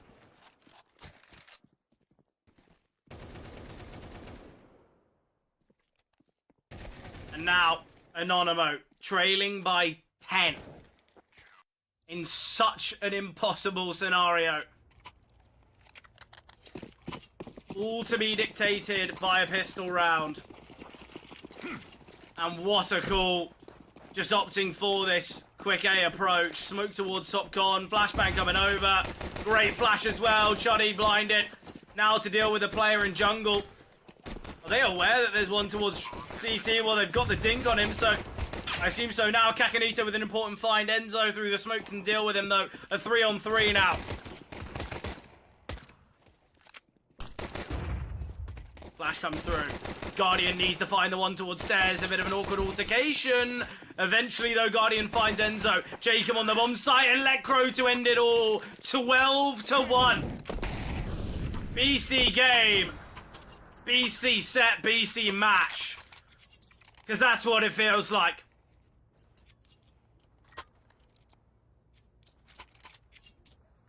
It is surely all over here.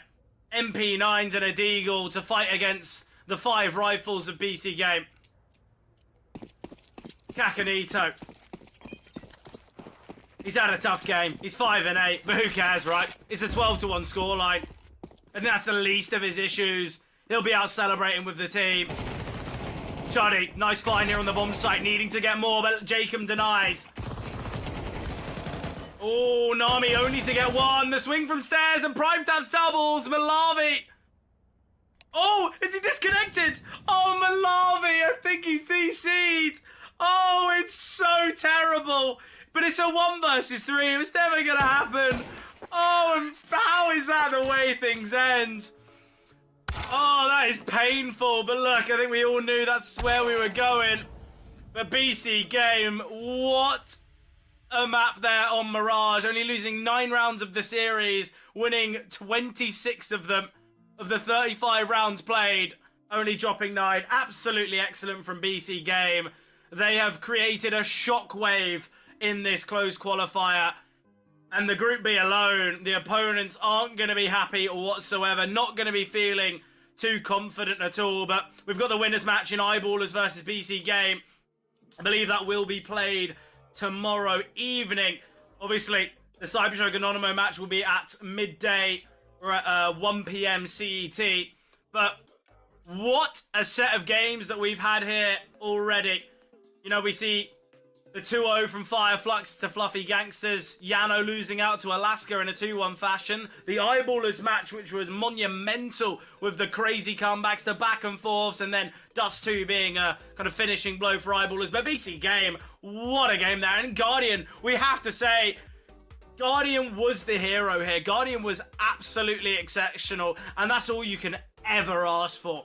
Especially from a player who is, as I said on the cast, he's a player that already retired. He got into his his coaching arc, so to speak. Obviously, his last team being Sampi in 2022, but he was called upon to come back, and what he has provided today is a true representation that Guardian. This is his second story, I guess you can say, and I hope that we can see games like this from Guardian throughout the rest of the CCT and throughout the rest of his time here on this BC game roster. Obviously, though, that are the games for this evening, for today. We are going to be kicking things off at 9 AM UK time or 10 AM CEST with that Fluffy Gangsters match. Obviously, you'll be joined by the wonderful Hayes. So if you are getting up bright and early to watch that match, make sure you show him some love because he's an absolute awesome commentator. But look, that's been it from us tonight. Hope you guys enjoyed, and we'll see you tomorrow morning with that CCT action.